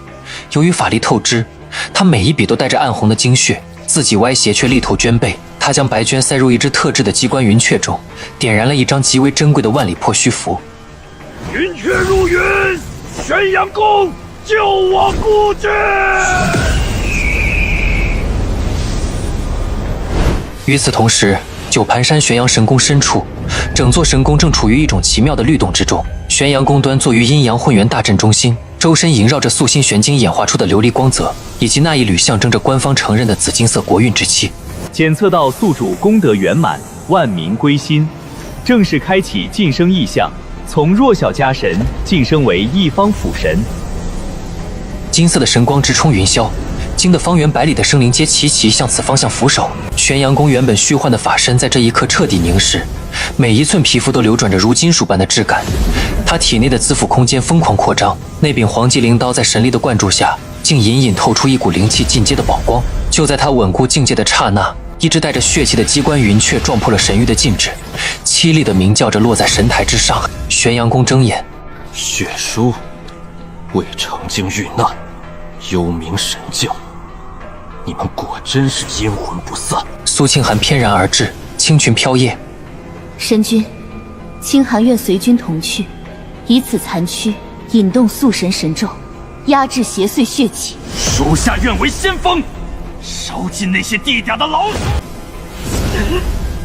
清寒留守神宫，塔管灵泉，赤羽随我出征，感动本座的赤峰使者，本座便让这断灵坡成为幽冥教众的断头胎。玄阳公跨前一步，他脚下生出一朵巨大的祥云，赤羽化作一道赤红流火紧随其后，两人化作2道流光，在天际画出2道长长的尾迹，仅仅数息时间便跨越了100里距离，降临在断灵坡上空。断灵坡下，魏长庚已是强弩之末，血海护法正狞笑着抬起干枯的手掌，准备给这名巡查使最后一击。受死吧！玄阳功法音如雷，震颤山谷。斩！一道长达100丈的紫色刀芒自9天之上坠落，这一刀不再是单纯的断将，而是辅神位格加持下的混天刀法裂苍穹。血海护法大惊失色，仓皇间祭出本命血帆抵挡，却在接触刀芒的刹那，整杆帆旗便如枯朽木材般寸寸崩碎。受挫之后的血海护法惊恐狂呼：这种神力，你不是假神，你是辅神，这不可能！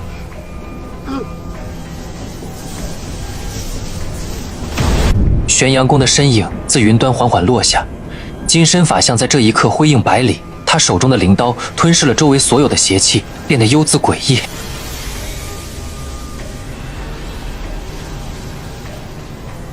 幽冥地宫，本座自会去拆了。至于你，现在便化为灰烬吧。玄阳宫左手单手结印，辅神诏令：9天雷动，5雷绝，万雷平窜。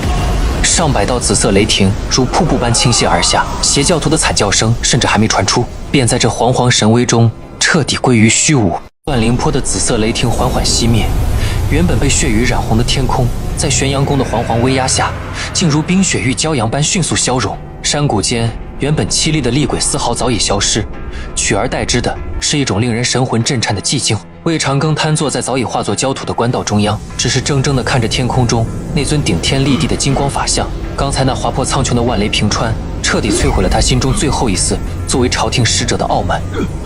辅神，真的是一方辅神？在他身侧，方瑜挣扎着从乱石堆中爬起。我大怀国北部3县，竟真的养出了如此畏备的真神！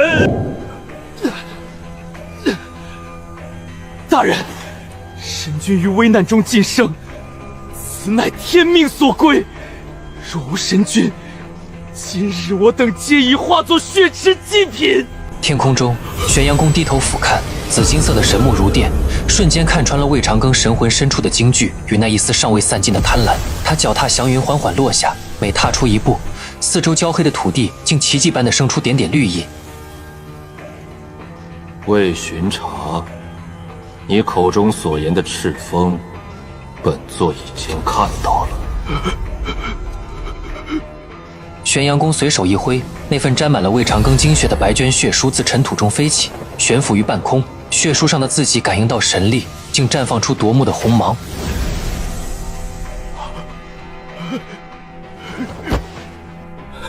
神君救命之恩，魏某没齿难忘。今日大难不死，皆因神君圣眷。魏某以朝廷从五品巡查之名，兼代司主韩孝大人之权，当场在此赤诚神君。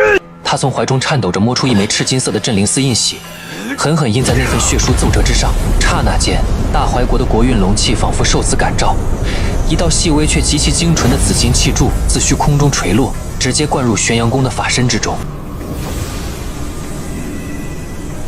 承天命，顺民意，今由下太玄阳宫斩元神，灭邪祟，救万民于水火。本使正式上表朝廷，册封神君为下蔡护国显圣大元帅，并兼领北部3县护府正神之职，从此世代供奉，与国同庆。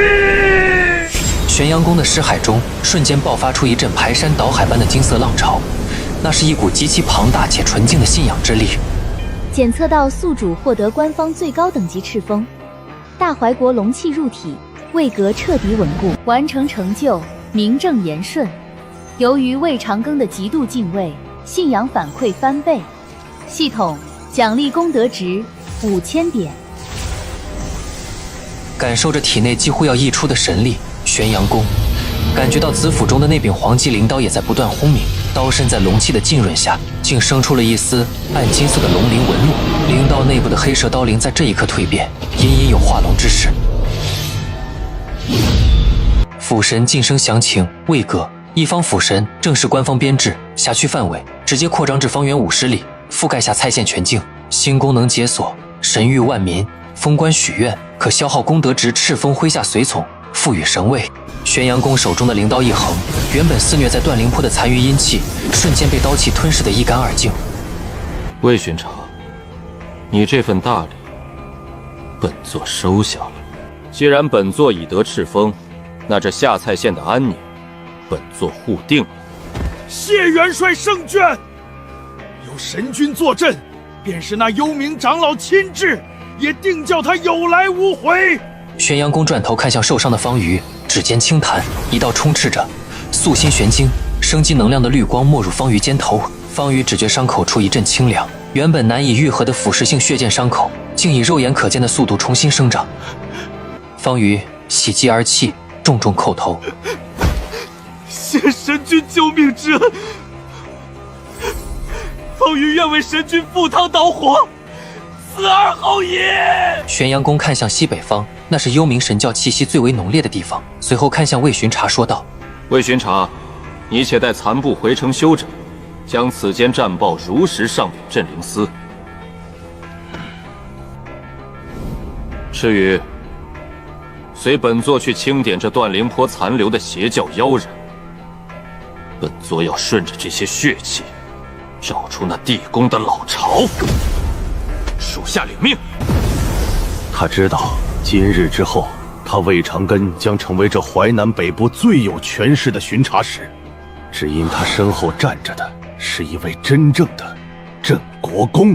大怀国州府镇灵司分部，巍峨的玄铁大门透着冰冷的肃杀之气。魏长庚此时已换上一身崭新的巡查使官服，他此时的气息虽然还有些虚浮，但眼神中却透着一种前所未有的笃定。他疾步穿过重重回廊，来到了司主韩啸的密室前。此时的韩啸正端坐于一张由万年沉香木雕琢而成的太师椅上，手中把玩着2枚散发着淡淡仙气的玉蝉。魏长庚躬身下拜，声音洪亮：司主大人，下官幸不辱命。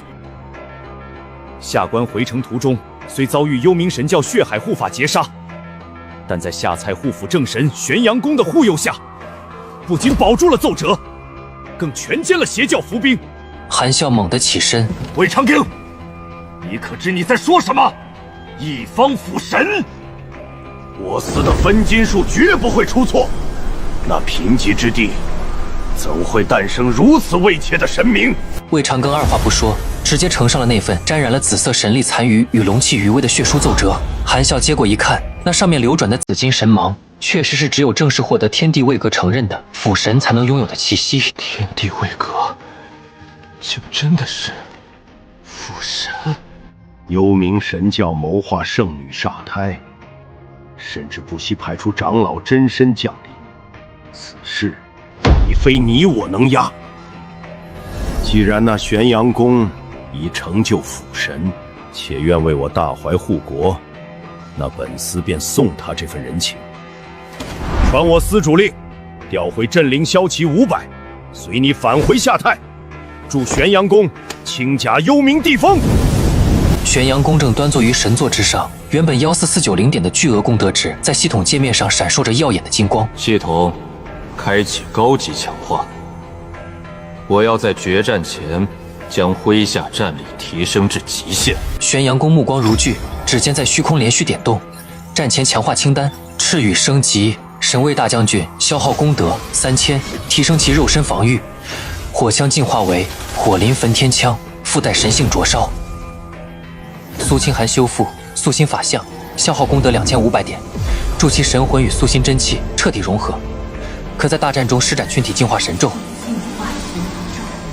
灵刀进阶龙鳞神刃，消耗功德4000，将刀内黑蛇彻底进化为紫电刀龙，位格晋升为地级中品灵器。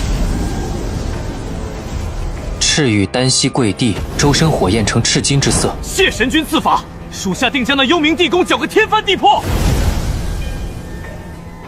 清寒定当竭力，不让一滴血浸染神君神袍。3日后，九盘山脚下，原本寂静的山道被震天的马蹄声踏碎。魏长庚带着500名身着玄甲、气息强横的镇灵骁骑，如洪流般涌来。于群也带着县衙的精锐弓手与方瑜一同抵达。所有人仰望着山顶那座神辉万丈的玄阳神宫。魏长庚翻身下马，巡查使魏长庚奉司主之命，带大淮兵马归位，请玄阳显神大元帅领兵出征。玄阳公自云端飘然而落，金身法相在这一刻辉映十里。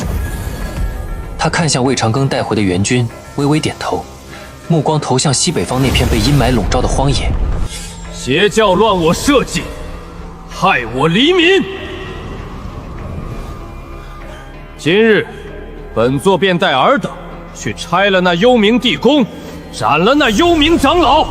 玄阳宫立于祥云之上，赤羽与苏清寒一左一右护卫两侧。他闭上眼，施展晋升为通幽神通，神魂之力如蛛网般瞬间覆盖方圆百里。在他的感应中，在那西北方的枯骨荒原下，一处巨大的负能量漩涡正疯狂旋转，那便是幽冥神教经营100年的老巢。方宇指着前方翻涌的黑雾：“神君，前方就是传说中的千鬼绝地，幽冥地宫就在地底深处，那里常年有幽冥阴兵巡逻。”哼，阴兵在本座面前谈何巡逻？众将士，随本座破阵！当大军抵达枯骨荒原时，地面开始剧烈震动，一座高约100丈、由无数骷髅头堆砌而成的恐怖巨门自地下缓缓升起，正是幽冥地宫的入口。阴森的尸火在大门周围燃烧，成千上万的幽冥死士如潮水般从门内涌出。玄阳野神，你真以为得了朝廷敕封便能阻挡圣教大事？今日这500铁骑与你的神魂都将成为圣教复兴的祭品。本座说你是老鼠，你便只能烂在地里。全军冲锋！赤羽身化流火，率先撞入邪徒阵中。苏清寒挥洒漫天青光，为铁骑加持破邪之力。而玄阳公一人一刀，带头劈开了那道白骨巨门，决战的序幕彻底拉开。枯骨荒原之上，原本死寂的冻土被500名镇灵骁骑的马蹄声踏碎。魏长庚策马居中，指挥着铁骑结成金戈铁马阵，冰封所指，锐气如虹。在他身前，密密麻麻的幽冥死士如黑潮般自门后涌出，咆哮着撞击官府的军阵。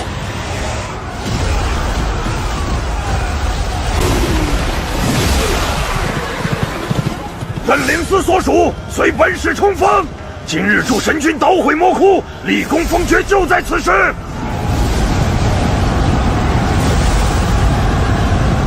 就在两军交锋的刹那，一道紫金色的流光划破黑雾，玄阳公立于云端，手中龙鳞神刃猛然横扫，紫色刀芒化作一道长达100丈的圆弧，将最前方的数百名死士瞬间切为齑粉。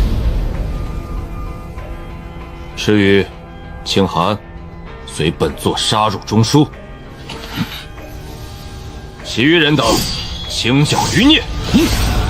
赤羽化作一道焚天烈焰，火灵焚天枪，每一次舞动都带起数十米高的太阳火浪，将挡路的白骨卫兵烧成焦炭。苏清寒则青裙飘曳，素手轻扬间，漫天青光花瓣落下，伤势瞬间愈合，战力倍增。破开大门后，众人杀入幽冥地宫的主殿。大殿内部空间辽阔的超乎想象，四周石柱上缠绕着巨大的锁魂铁链，每一根铁链末端都吊着一颗跳动的心脏状法器，正不断汲取着下方的血池养分。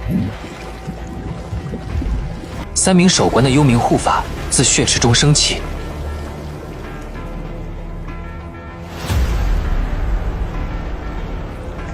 此乃长老禁地，入者必死。死的是你们！接我一枪，火临燎原！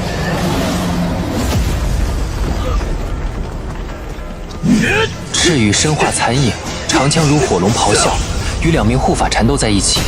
他的每一枪都重于千钧，金色的火星在碰撞间飞溅，将大殿石砖融化成浆。苏清寒在后方盘膝而坐，施展素心法相。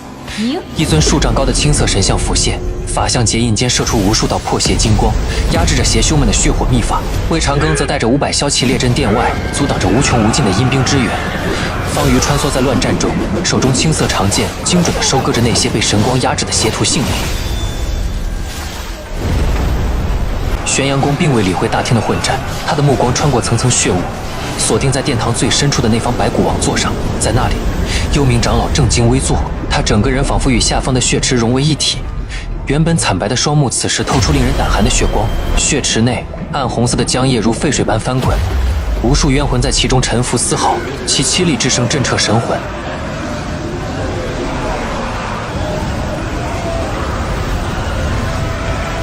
玄阳宫3名手握龙鳞神刃，金身法相在幽暗的地宫中散发出如琉璃般的紫金神芒，每踏出一步，足下便生出一朵纯净的功德金莲，将四周蔓延而来的污浊血气生生逼退。玄阳小儿，你毁我煞胎，屠我法王，今日竟敢带着这群残兵败将深入地宫，你真当这一方辅神的卫尉能保住你的神魂不没？幽冥老鬼，你以此等丧尽天良之法正道大神身，早已天理难容。今日，本座便以此龙鳞神刃断了你的阴邪之路。幽冥长老猛地挥袍，血池中瞬间冲出9条由浓稠血浆化成的孽龙。这些孽龙张牙舞爪，喷吐着足以腐蚀神魂的暗绿色阴雷，封锁了玄阳宫所有的退路。雕虫小技，这紫金深唇血蟒，旺气破万。玄阳宫施展旺气神通，瞬间锁定了这9条血龙体内阴力流转的核心枢纽。他身形微晃，不退反进，手中的龙鳞神刃爆发出耀眼的紫色刀芒，刀身表面的龙鳞纹路仿佛活了过来。混天刀法，裂苍穹。这一刀快若惊雷，重于千钧，一道数10丈长的紫色半月弧光呼啸而出，不仅精准地切开了9条血龙的咽喉，更将后方的白骨王座劈开了一道深深的裂痕。好胆，竟已摸到了言出法随的门槛儿，但在本座的血魔大阵中，老夫便是天！长老猛地喷出一口黑红色的本命精血，原本翻涌的血池剧烈收缩，继而一尊高约100丈、背生8臂、青面獠牙的血魔大尊自虚空中跨步而出。这尊法相每踏一步，整座地宫都发出不堪重负的呻吟，恐怖的压迫感让远在殿外的魏长庚与500骁骑皆感到神魂俱颤。玄阳宫法身暴涨，本座身后乃是北部3县万民香火，你这血魔不过是无根之木。玄阳宫身后映射出100丈高的金光法相，法相中隐约可见下蔡县百姓安居乐业、香火鼎盛的繁华景象。众生愿力化作一层灿烂的甲胄，披挂在法相之上。血魔大尊8臂齐振，挥动着由白骨凝成的各种邪兵，每一击都带着崩山裂地之威，疯狂地砸向玄阳宫。玄阳宫毫不退缩，左手施展震慑神通，强行冲击对方尸骸，右手挥动龙鳞神刃，不断格挡反击。紫色雷火与血色魔光在空中交织碰撞，整座主殿在那恐怖的能量余波下石柱崩塌，尘土漫天。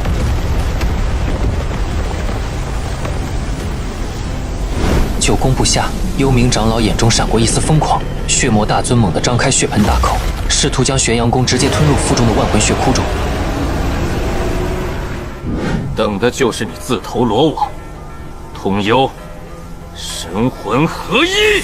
玄阳宫将全部神魂之力灌注进龙鳞神刃中，原本沉稳的灵刀化作一条由纯粹紫电与刀气凝成的紫电刀龙。这条刀龙长达100米，周身鳞片皆是锋利无比的刀刃，它发出一声震动地府的长啸，顺着血魔大尊的巨口直接钻入其体内。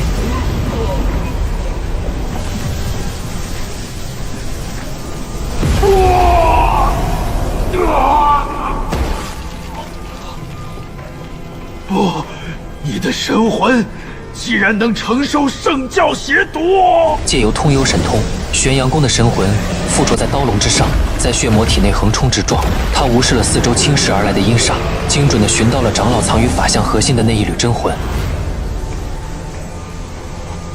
玄阳宫，混天刀法，对虚空。刀龙在血魔体内轰然自爆，无穷无尽的刀气自内而外将百丈血魔撕扯成碎片。长老狂吐鲜血，原本阴冷的死气开始疯狂外泄。幽冥长老狼狈不堪，试图遁地逃跑。玄阳宫，你莫要得意，等我回归地宫深处，来日必将你神庙拆尽。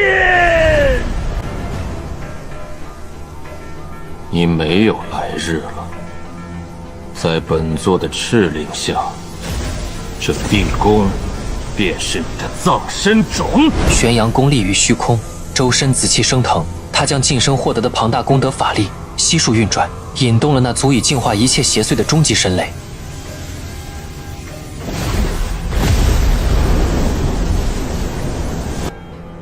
仙尊敕令，9天光耀，五光诀，万耀平川。整座幽冥地宫的上层岩壁瞬间被数千道紫色雷电贯穿，每一道雷光都蕴含着煌煌天威，血池在雷火中蒸发，白骨王座化为齑粉。幽冥长老发出最后一声绝望的咆哮，旋即整个肉身与神魂都在雷光中被彻底抹除，灰飞烟灭。随着最后一道雷鸣消失，地宫内的阴霾被一扫而空，露出了一片原本清静的洞室。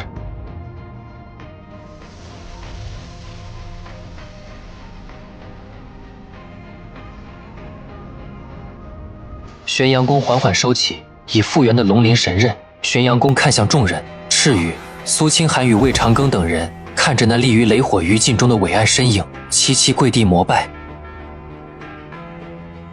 携手已除，余孽交镇灵司。赤羽，带将士回神宫领赏。末将遵命。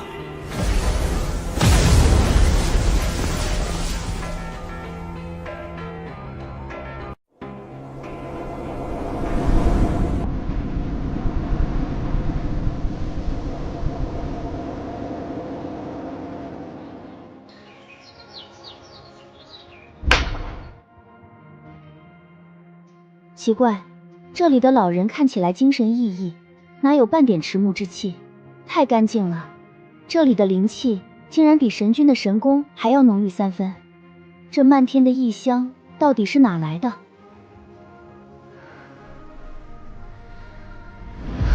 这是……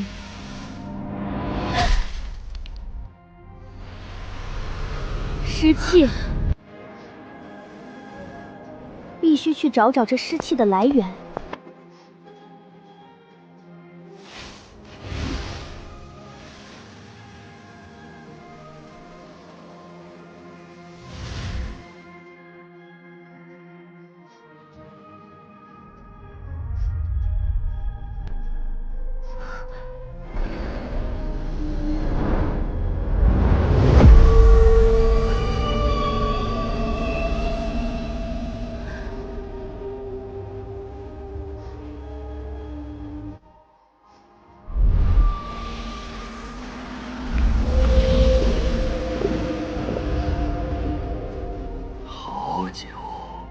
真是好酒！这10年的寿元，又要本员外拿出3座粮仓去还。无县令啊，无县令，你可真是老夫的活祖宗！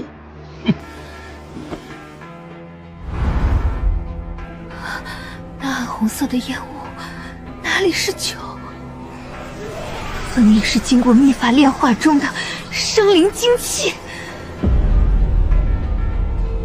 长风历60年，戒寿3年，还银3000两；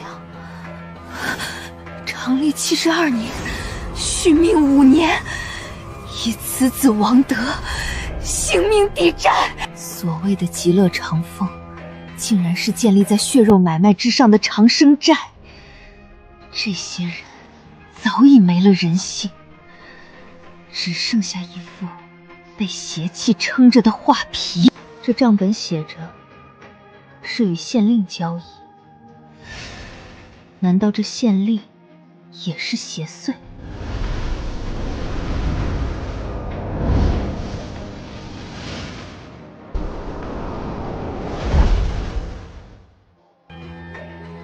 吴道子作为一县之长，绝对是这场长生交易的核心。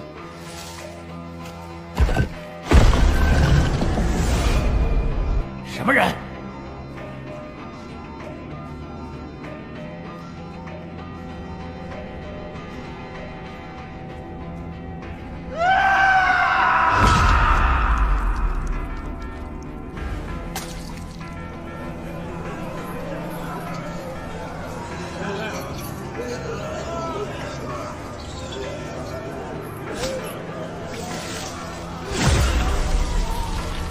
快！今日黑龙潭那边要得急，长老说了，黑蛟那畜生快撑不住了，必须用更精纯的神魂灵 C 去压制困龙钉。若是耽误了大阵运转，你们统统都要去天坛。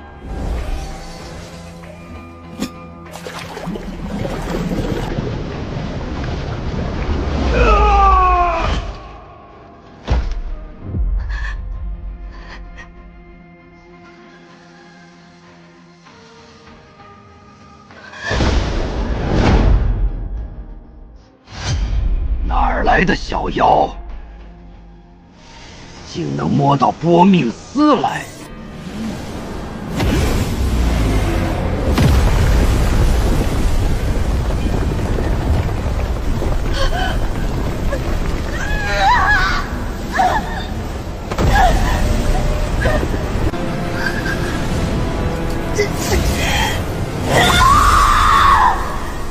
吴道子，你丧尽天良，以百姓命格供养邪阵，我家神君定会让你灰飞烟灭！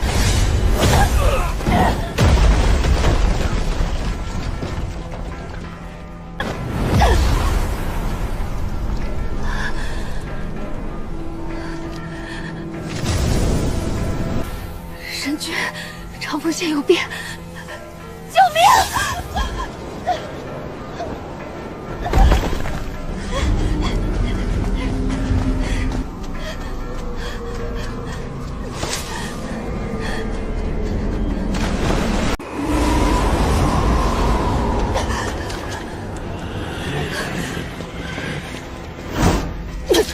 吴道子，传令符咒已经传给我家神君，你的死期就要到了。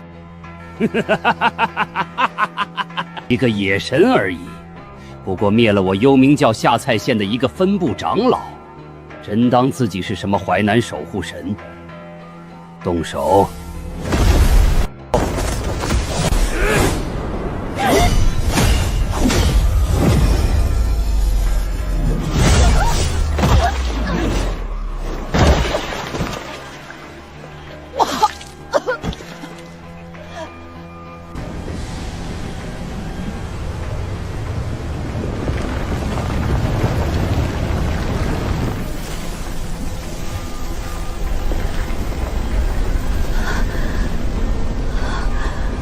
你跑啊？怎么不跑了？这黑龙潭底葬了不下万具生灵，正好缺一个有灵性的精魂来做阵眼，这可是你求不来的造化。我家神君受天命敕封，极身不灭，你这等窃取地脉、残害生灵的魔头，定会神魂俱灭。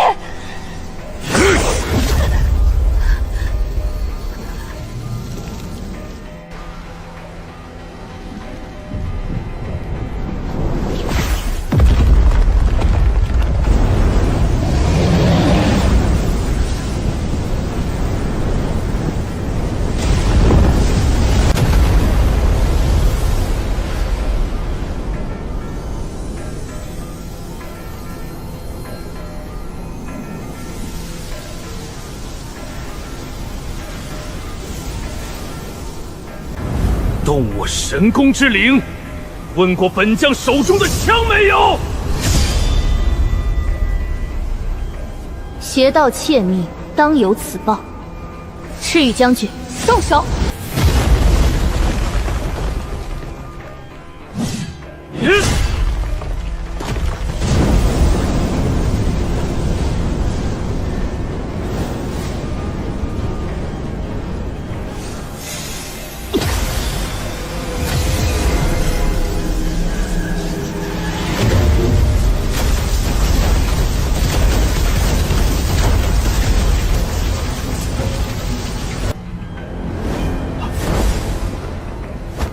低声嘶吼着声色诡异的咒语，拿命来！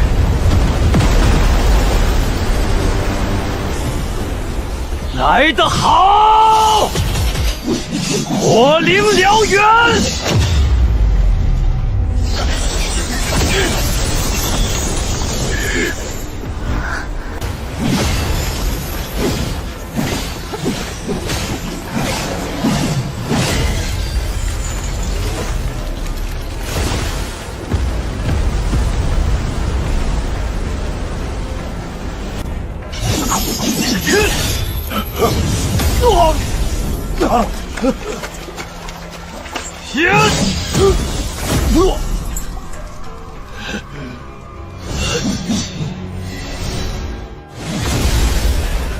大家快一起上！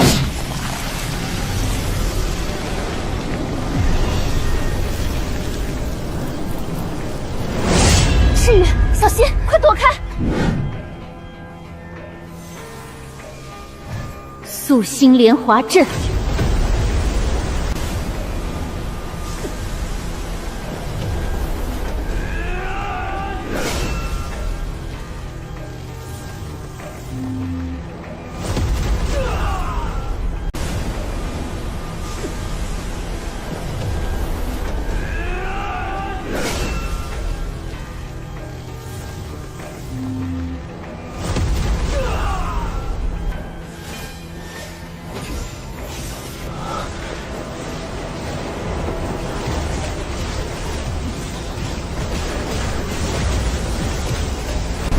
以我精血为印，召唤大鬼神首长！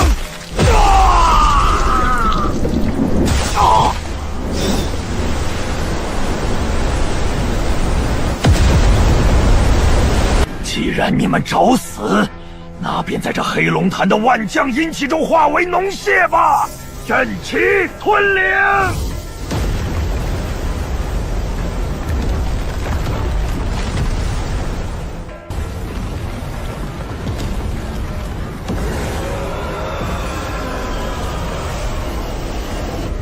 快退！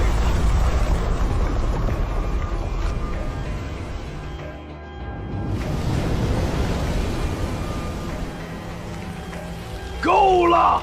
幽冥教，左我100年，坏我根基。今日我便是拼着龙丹破碎，也要断了你们这大阵的根！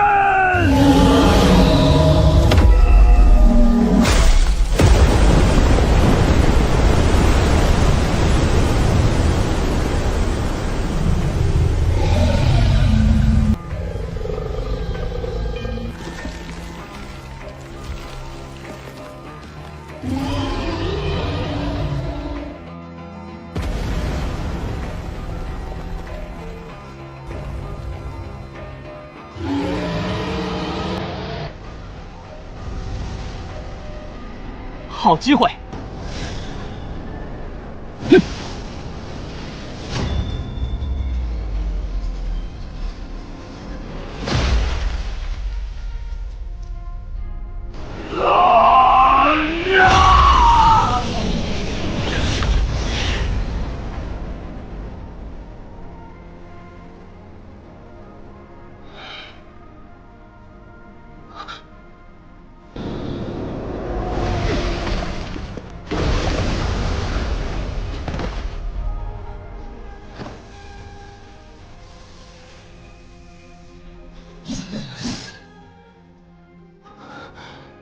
这家伙竟然为了帮我们，强行逆转了地脉。苏姑娘，快看看他！力竭倒地，伤势不轻。这是困龙钉。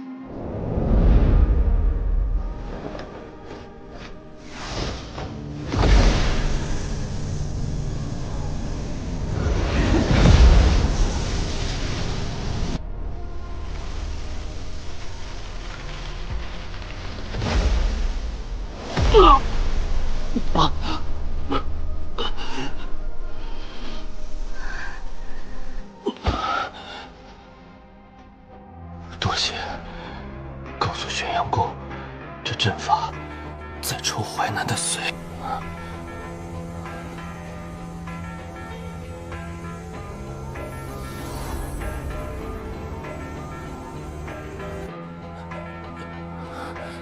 多谢，告诉玄阳宫，这阵法在抽淮南的髓。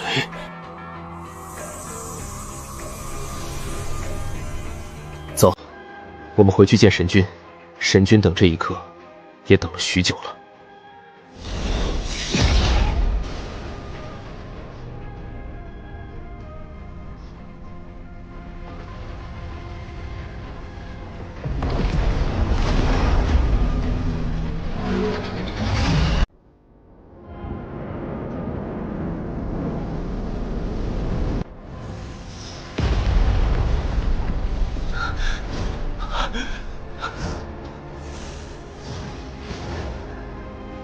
不好，没想到这困龙钉内有如此浓郁的邪气，竟然连神宫自带的辟邪金光都无法完全抵御。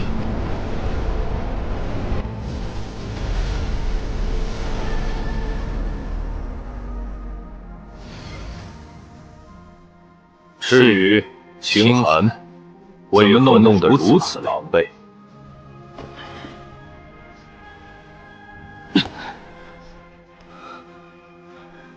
末将赤羽护元不力，请神君降罪。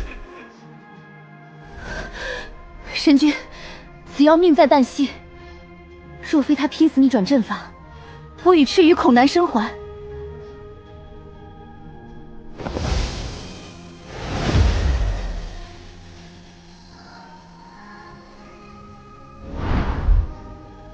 将他放在殿中中央，本座亲自查看一番。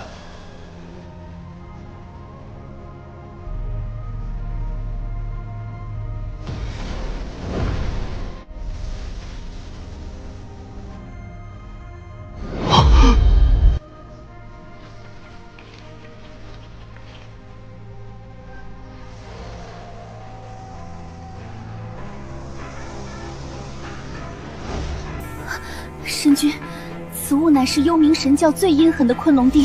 哼，小小困龙钉也敢在此放肆！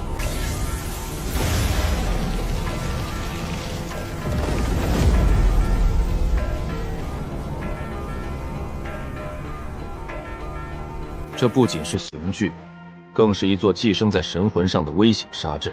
若强行拔除，钉碎魂飞；若是不拔，他不出1个时辰，便会化为一滩脓血。这不是普通的刑具，这钉子连着的是长平县的地脉容器。他们是在榨干淮南的血，来养这几根废铁。本座受命天道，敕封于大淮关山，区区阴司残内，敢在本座面前动土！辅神敕令，诸神归位，邪祟伏诛，伏诛！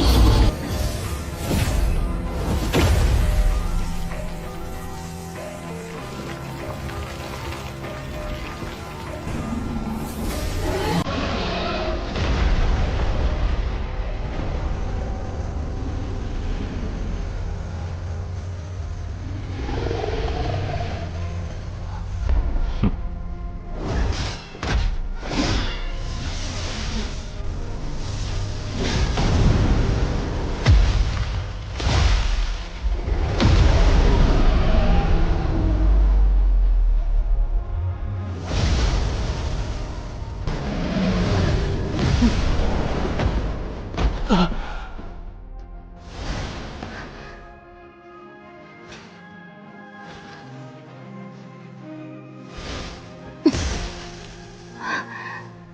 君，救命之恩，莫藏纵死难报。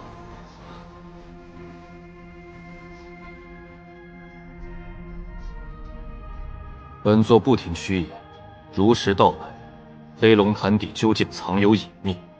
吴道子为何不惜代价护下那处阵法？他们想要召唤远古大成神，他们把我关在那阴冷的潭底，不是为了伤我，他们把我当成了媒介容器。长平县的长寿，不过是地脉灵髓在经过我这残躯被汲取时漏出去的一丁点余韵。真正的灵髓，正在通过黑龙潭下的那座聚灵法阵，源源不断的汇聚向地心深处。神君，那大阵名为万鬼尸神阵，长老们利用我的龙血作为引子，正在疯狂吞噬淮南大地的地脉圣气。他们不是要杀几个人，是要让这千里淮南彻底沦为一片死域，以此接引真正的冥界邪神降世啊！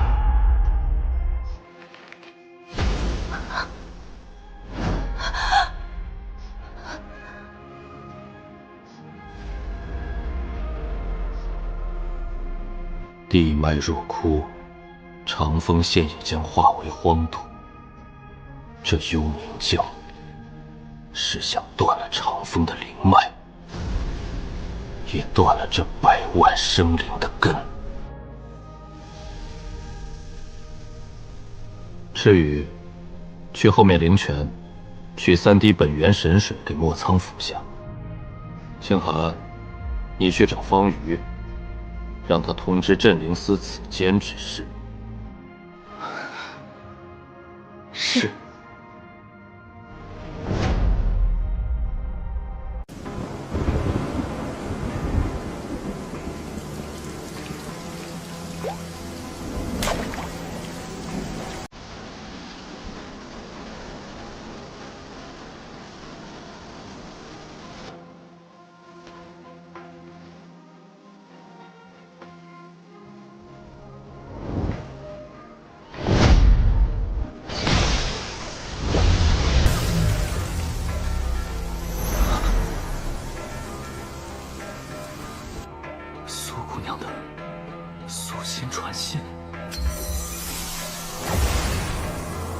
方瑜，我奉神君之命，向你传信，长风县发现异变，请速告知魏巡使。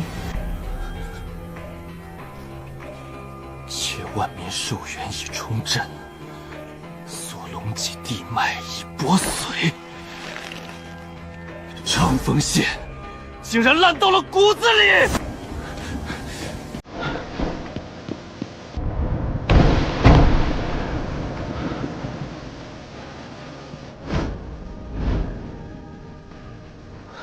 方瑜，何事如此惊慌？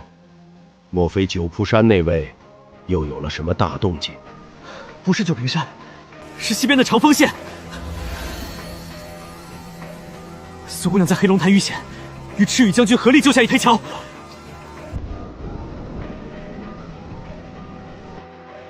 据那蛟龙所言，吴道子在黑龙潭下设了西灵大阵。西灵大阵，将军请看。这是苏姑娘记下的阵法运行轨迹。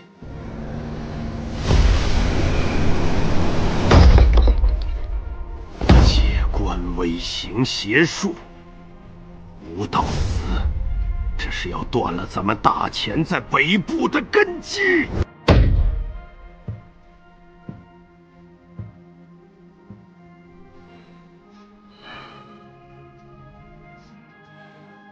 方瑜，长平县与咱们下蔡分属两府，若无上谕，我镇灵司萧齐强行跨界执法，那是僭越。更何况吴道子经营长风多年，若是打草惊蛇，他毁掉大阵，引发灵脉自爆，方圆百里将化为死地。咱们若是坐视不理，不仅失了民心，更会失了神君的信任。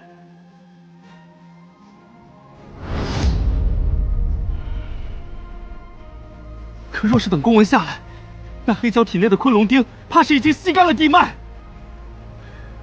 神君那边拔了钉，说明已经被幽冥神教察觉了。那位神君从不做无畏之举，既然他救了黑蛟，说明黑龙潭底定有转机。哼！传本使令，调遣寻龙卫3组，立刻连夜西进。第一组盯住长风县衙，查清吴道府近3年的户籍卷宗。我要知道那些失踪的壮丁到底去了哪里。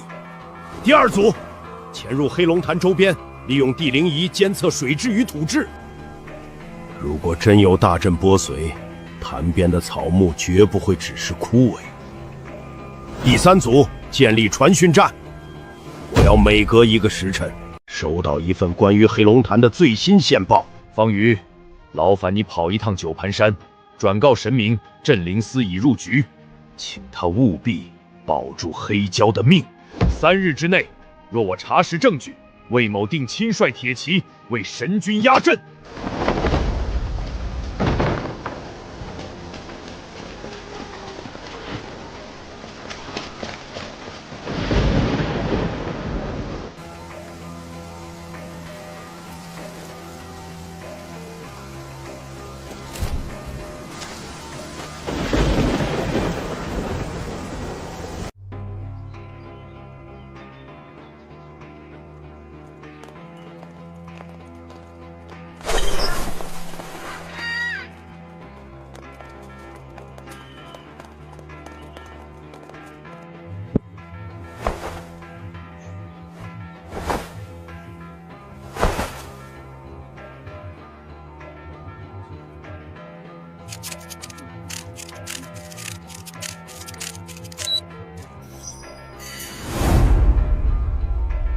街边的老者在对弈，笑声爽朗，声若洪钟。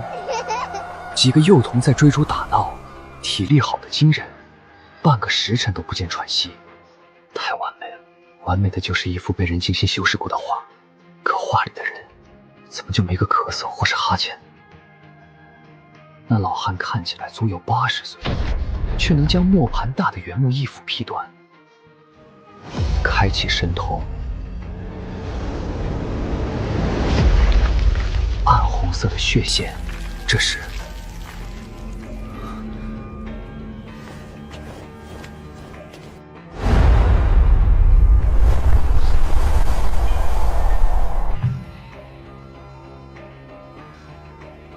酒肆的掌柜虽然一脸和气，但那笑容却像是拓印在脸上一般，经久不散。整整1个时辰，这间热闹的酒肆里竟没有听到任何关于生老病死的闲谈。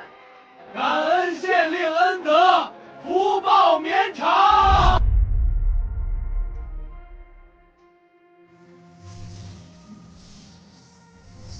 老大，我清楚了，城东那边的几个壮丁，说是前去黑龙潭修堤拔草，结果一走就是半年，家里人不仅不急，还满脸自豪，说是去给神龙爷纳贡去了。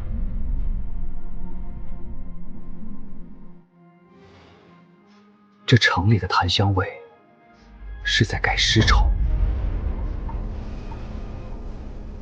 是时候去查查县令了。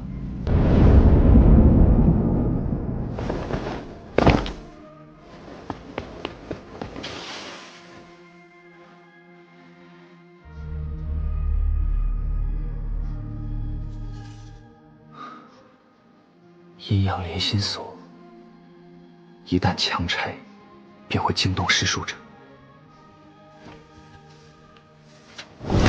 玄阳公亲手绘制的破禁符，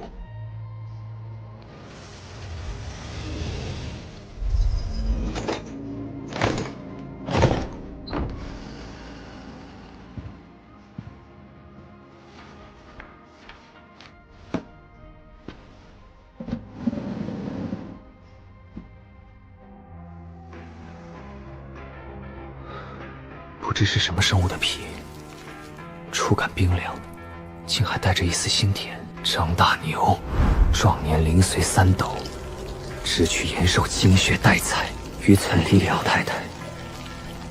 暮年残魂一缕，借寿5载，以长孙灵根抵债。这吴道子竟然把全县百姓的寿命做成了一笔笔高利贷，他借给百姓长寿的幻想，实际上却在源源不断地抽取他们的灵魂精髓，送往那个叫做黑龙潭的深渊。乾隆卫2组正在黑龙潭周边进行监测，原本波澜不惊的潭水，此时因为大阵的加速运转而逐渐枯竭。随着水位的下降，潭底的真相彻底暴露在世人面前。那不是什么水潭，那是一座万人坑，无数具白骨层层叠叠地堆积在一起，中间矗立着4根通天彻地的黑色巨柱，巨柱上钉满了暗绿色的符文，每一次震动都会传出千万冤魂的齐声哀鸣。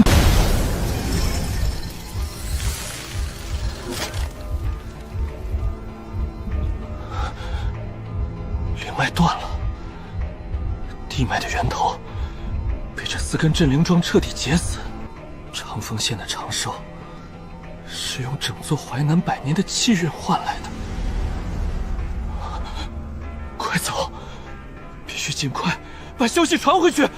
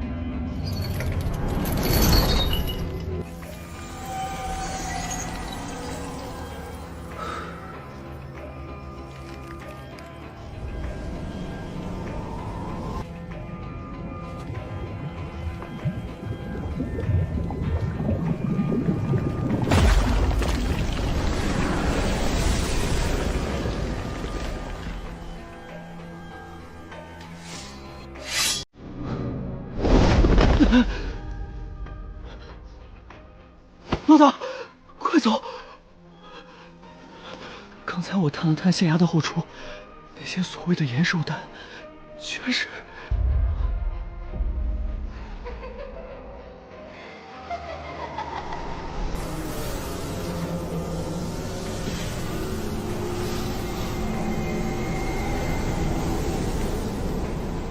镇灵司的朋友，既然看了本官的账本，又闻了本官的枯井，怎么能这么轻易就走呢？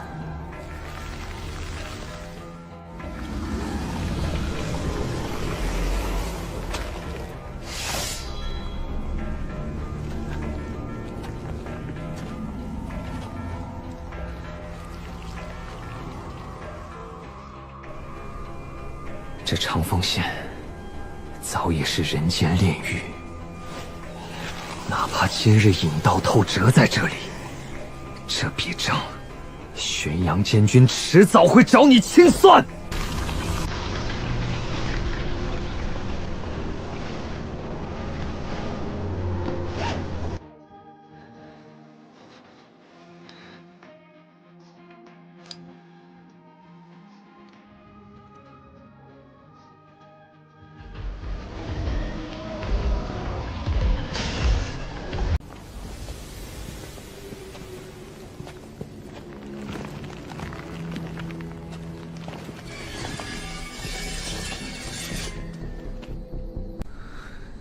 老二、老三，这账本哪怕染成血色，也得送出这鬼地方。记住了，咱们镇灵司的人，能站着死，不跪着活。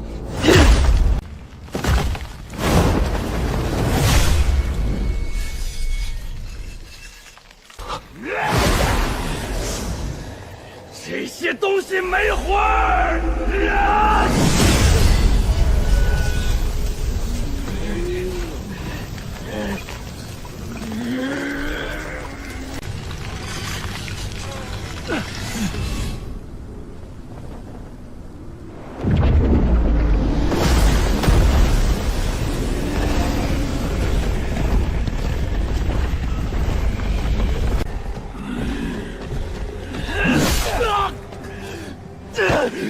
老大，走！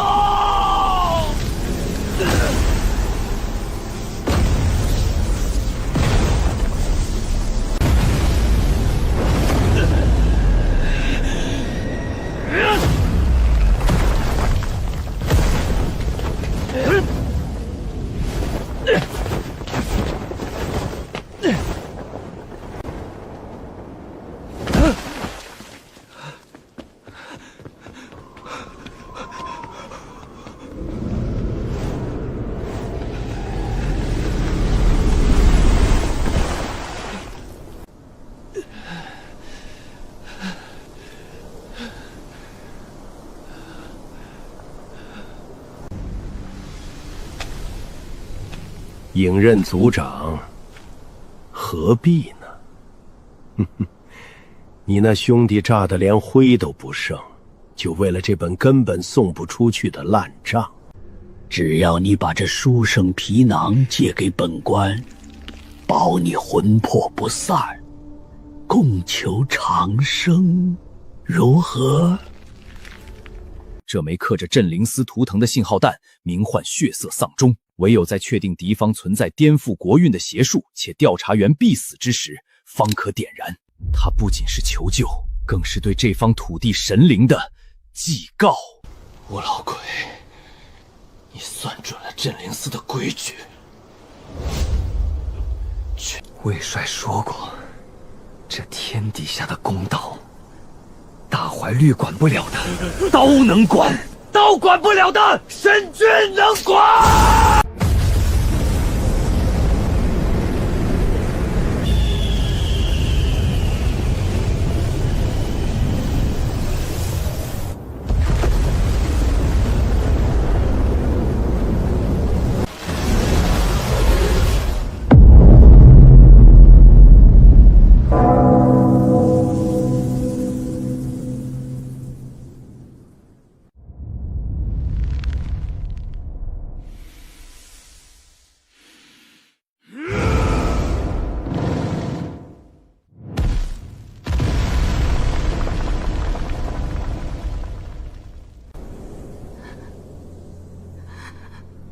血色丧钟，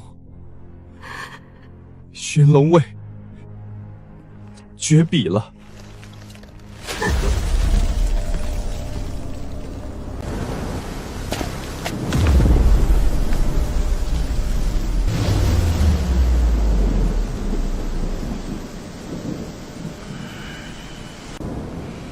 镇灵司全军听令，收铁甲，被破神魔弩，凡我司跑友，随本将西进长风。此战不求生擒，唯求一个不留，杀尽邪祟。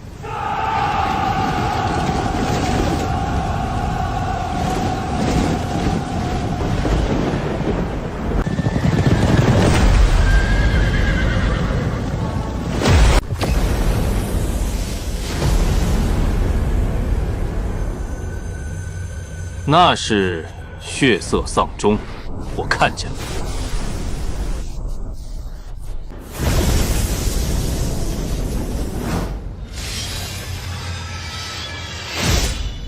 民怨冲天，无道子。既然你想要长生，本座便赐你一个永世不得的永恒。本座今日要让长平县的血色彻底换个颜色。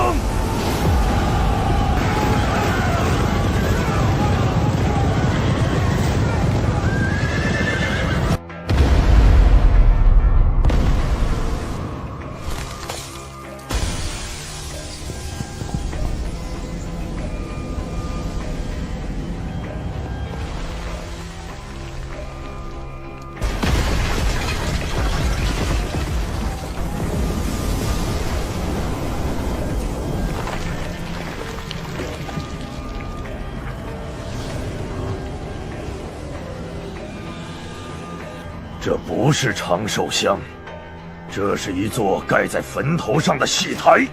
全军听令，凡有阻拦者，杀无赦！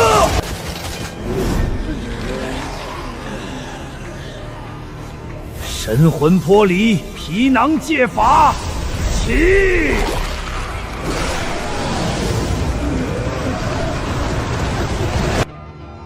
结阵，破魔神弩，发！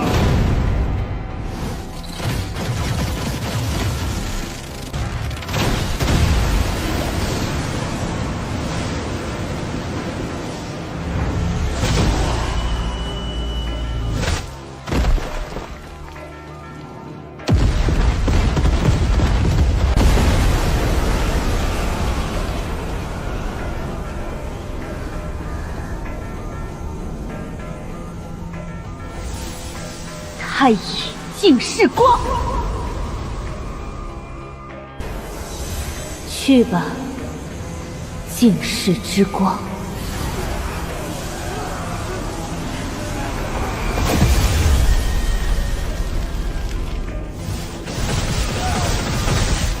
尘归尘，土归土。诸位，长方之战，今日由神君为你们讨回，安息吧。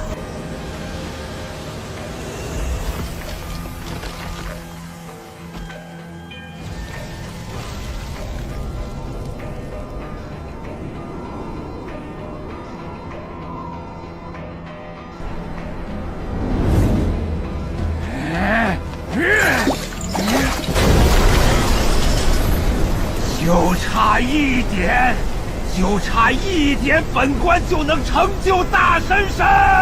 玄阳公，你这野神竟然坏我成神之路！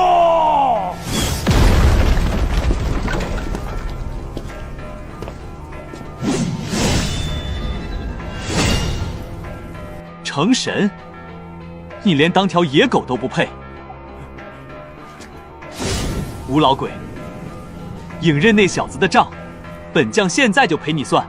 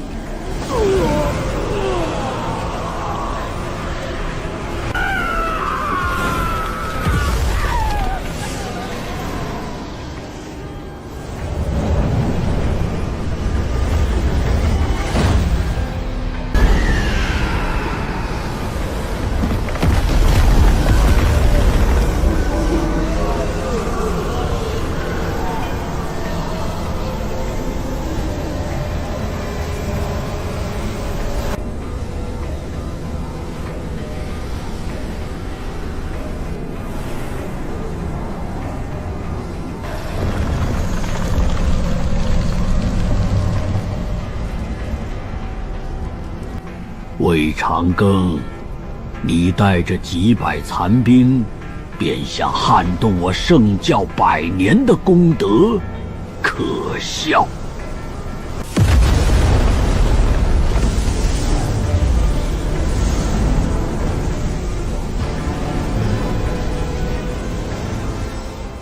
！100年功德，你这满坑白骨，也配称功德？神术，混天刀法，大象无形。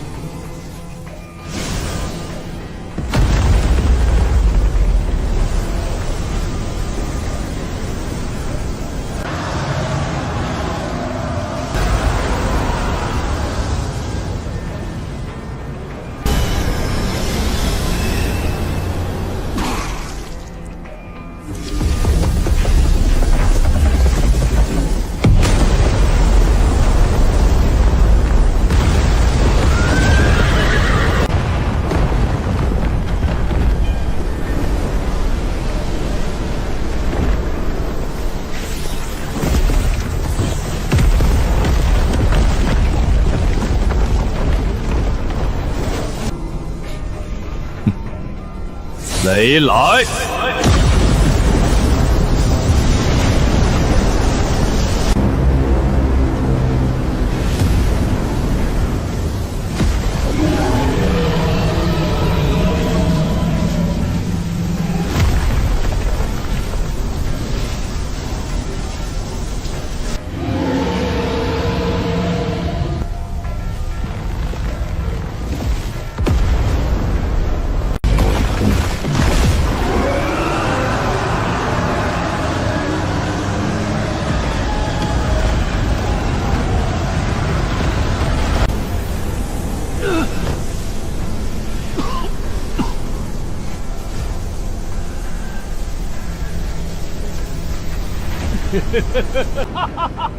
玄阳公，你毁我圣教100年基业，今日老夫便以这半生修为为银，请幽冥大鬼神一缕神念降世，大家都别活了！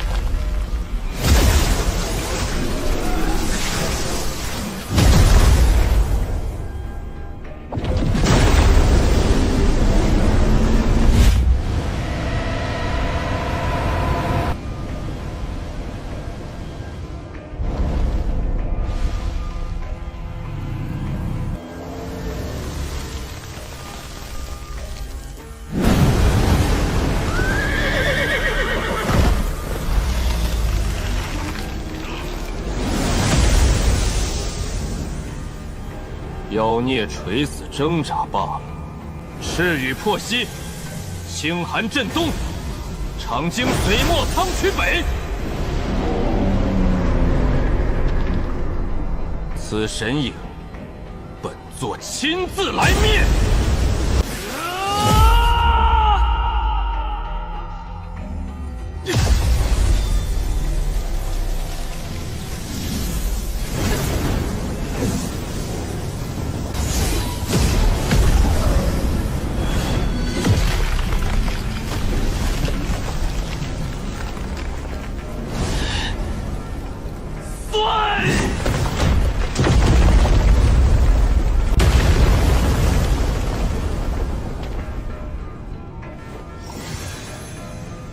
以我清修，尽是琉璃，散！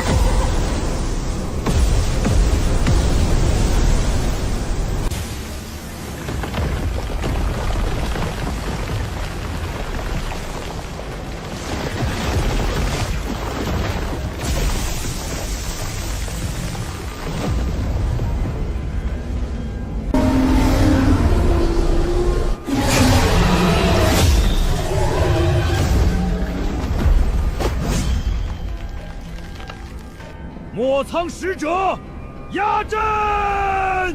镇灵司，送这邪庄一程。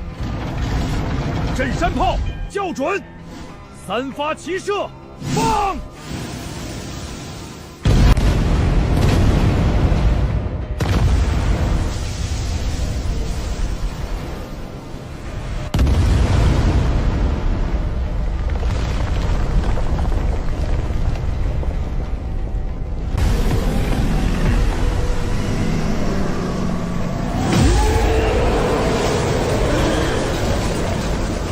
神术，混天刀法，雷劫平川。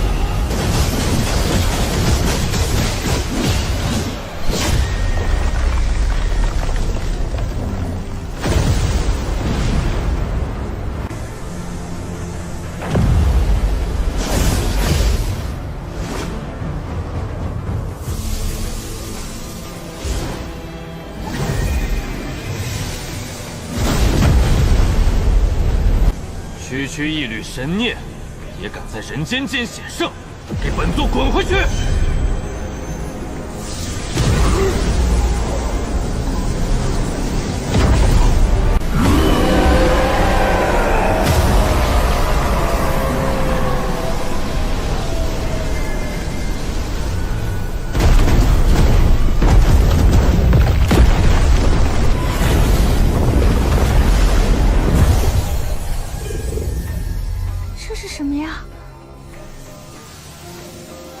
怎么感觉这整个天地都在复苏啊？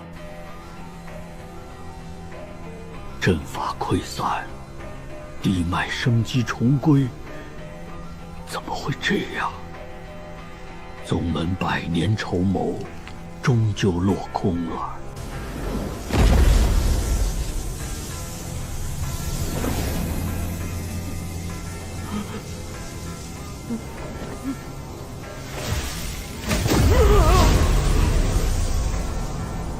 天命，你所谓的天命，不过是踏着万民尸骨铸成的幻梦。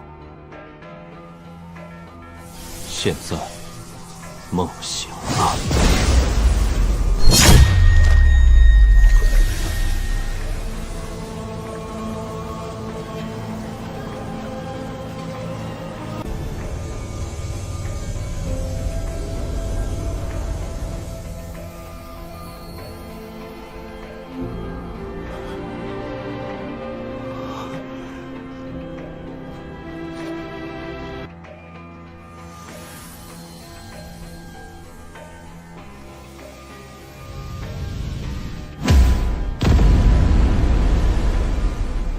辅神敕令，长丰县民罪孽消减，寿元归本，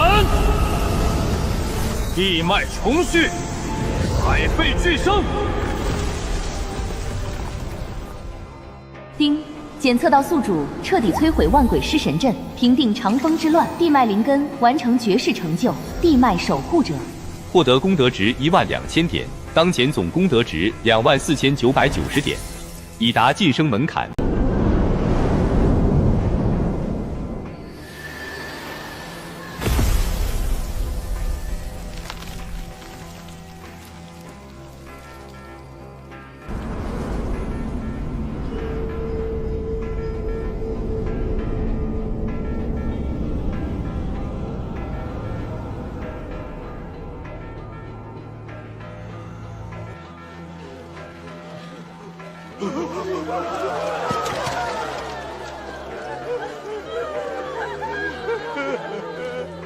梦醒了，那不是长生，那是地狱啊！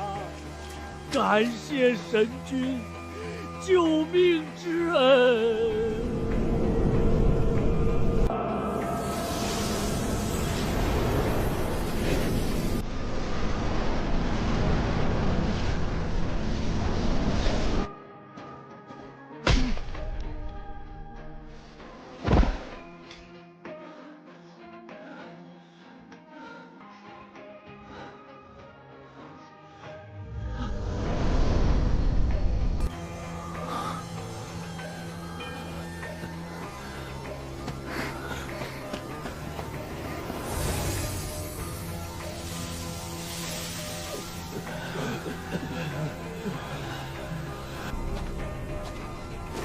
神君，乾隆为影刃等袍牌的遗骸已寻获，虽身死，但他们带回了吴道子的罪证，保全了长风地脉。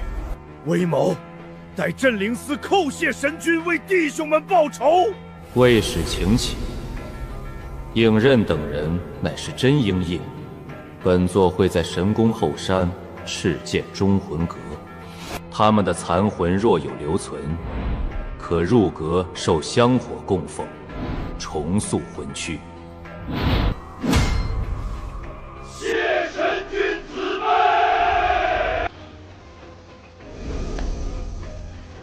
神君，莫藏本是待死之躯，承蒙神君不弃，拔钉破阵。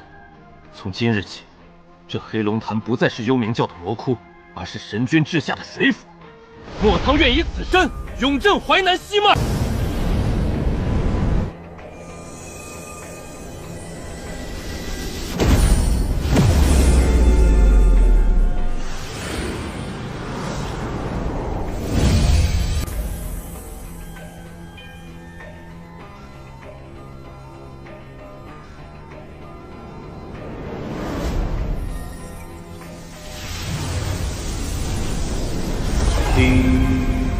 检测到长汀县信仰凝聚，信众基数突破10万。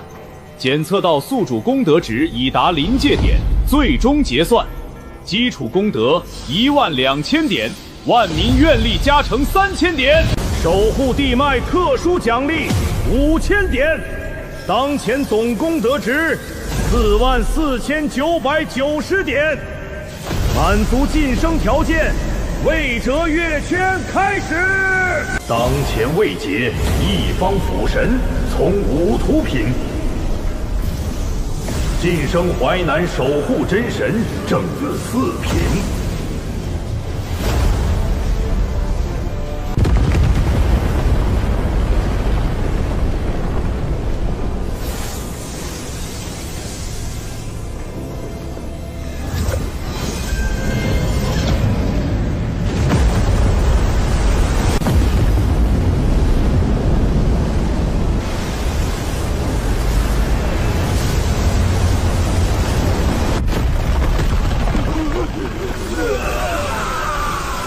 这就是神威。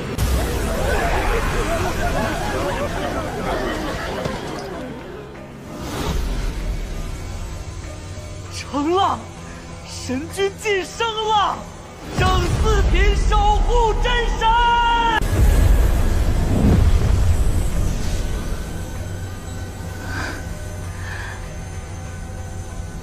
君此番晋升，淮南帝业100年内当无大灾。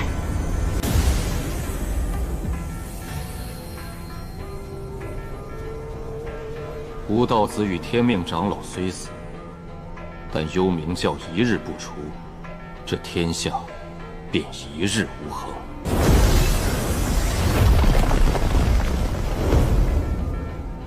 可那幽冥教总坛，谁也不知，谁也不晓。我镇灵司寻找100年，也寻不到踪迹。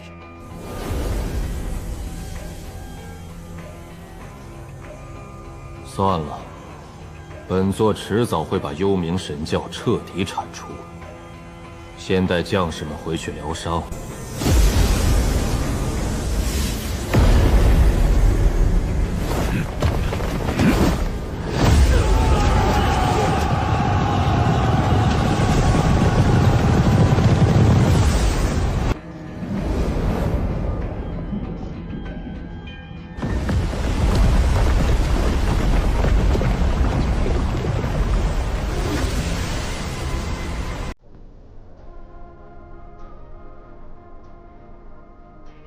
丁，检测到宿主拥有功德值44990点，是否消耗2万点功德值兑换神道奖励上还镇岳水府？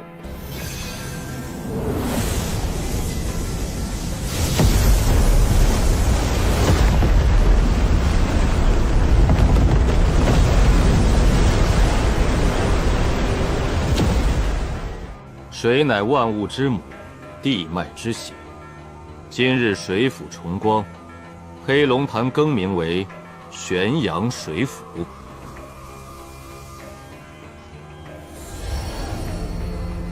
莫苍，你守卫地脉有功，虽曾受困于邪教，但心存良知。本座今日敕封你为玄阳水使，赐你掌管黑龙潭及方圆100里水系之权。福在你在，福毁你亡。你可愿领命？末将莫苍，谢神君再造之恩，愿以此身永镇黑龙，护佑淮南万世太平。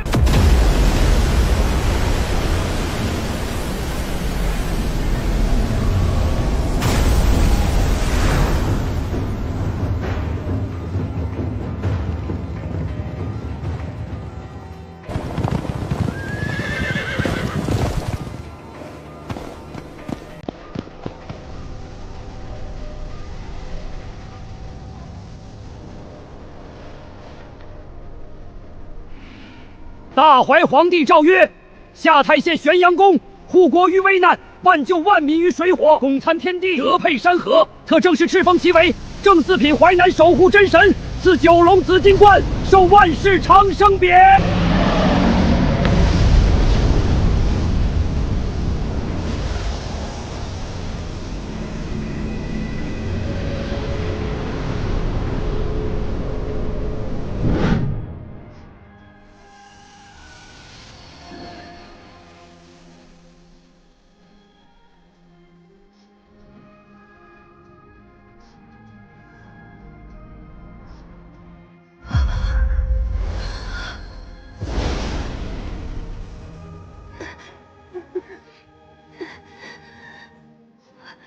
神君，属下无能，险些坏了大事。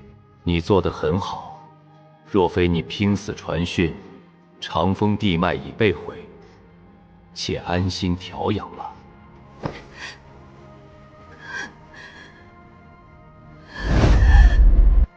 神君，长阴县衙第一地教的波明寺里，不仅仅有幽冥教的白骨祭坛，祭坛最中心的石柱上刻着一个极其古怪的符文印记。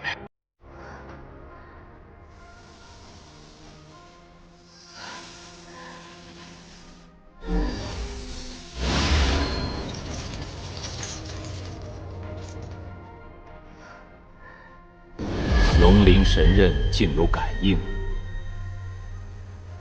这印记蕴含的法理结构，绝非吴自多那种邪教祭司能创造出来的。赤羽，带上本座的法旨和这道印记，立刻送往镇灵司，交给魏长庚与方宇，让他们查阅密典。我要知道这东西的来历。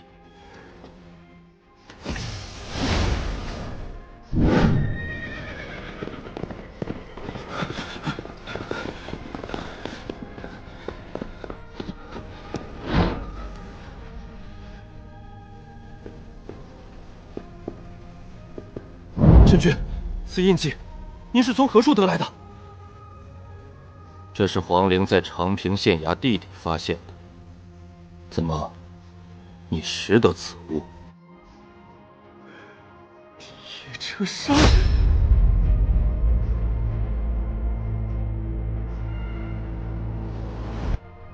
此乃铁煞山锁灵一脉的独门禁咒——锁龙禅剑印。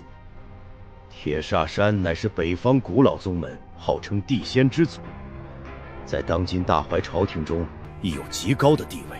他们一向自诩正道名门，为何他们的禁咒会出现在幽冥教剥取地脉的大阵中？地仙之祖吗？看来吴道子背后不仅仅是幽冥教，还有人在借幽冥教的手，为某些名门正派收割淮南的灵髓。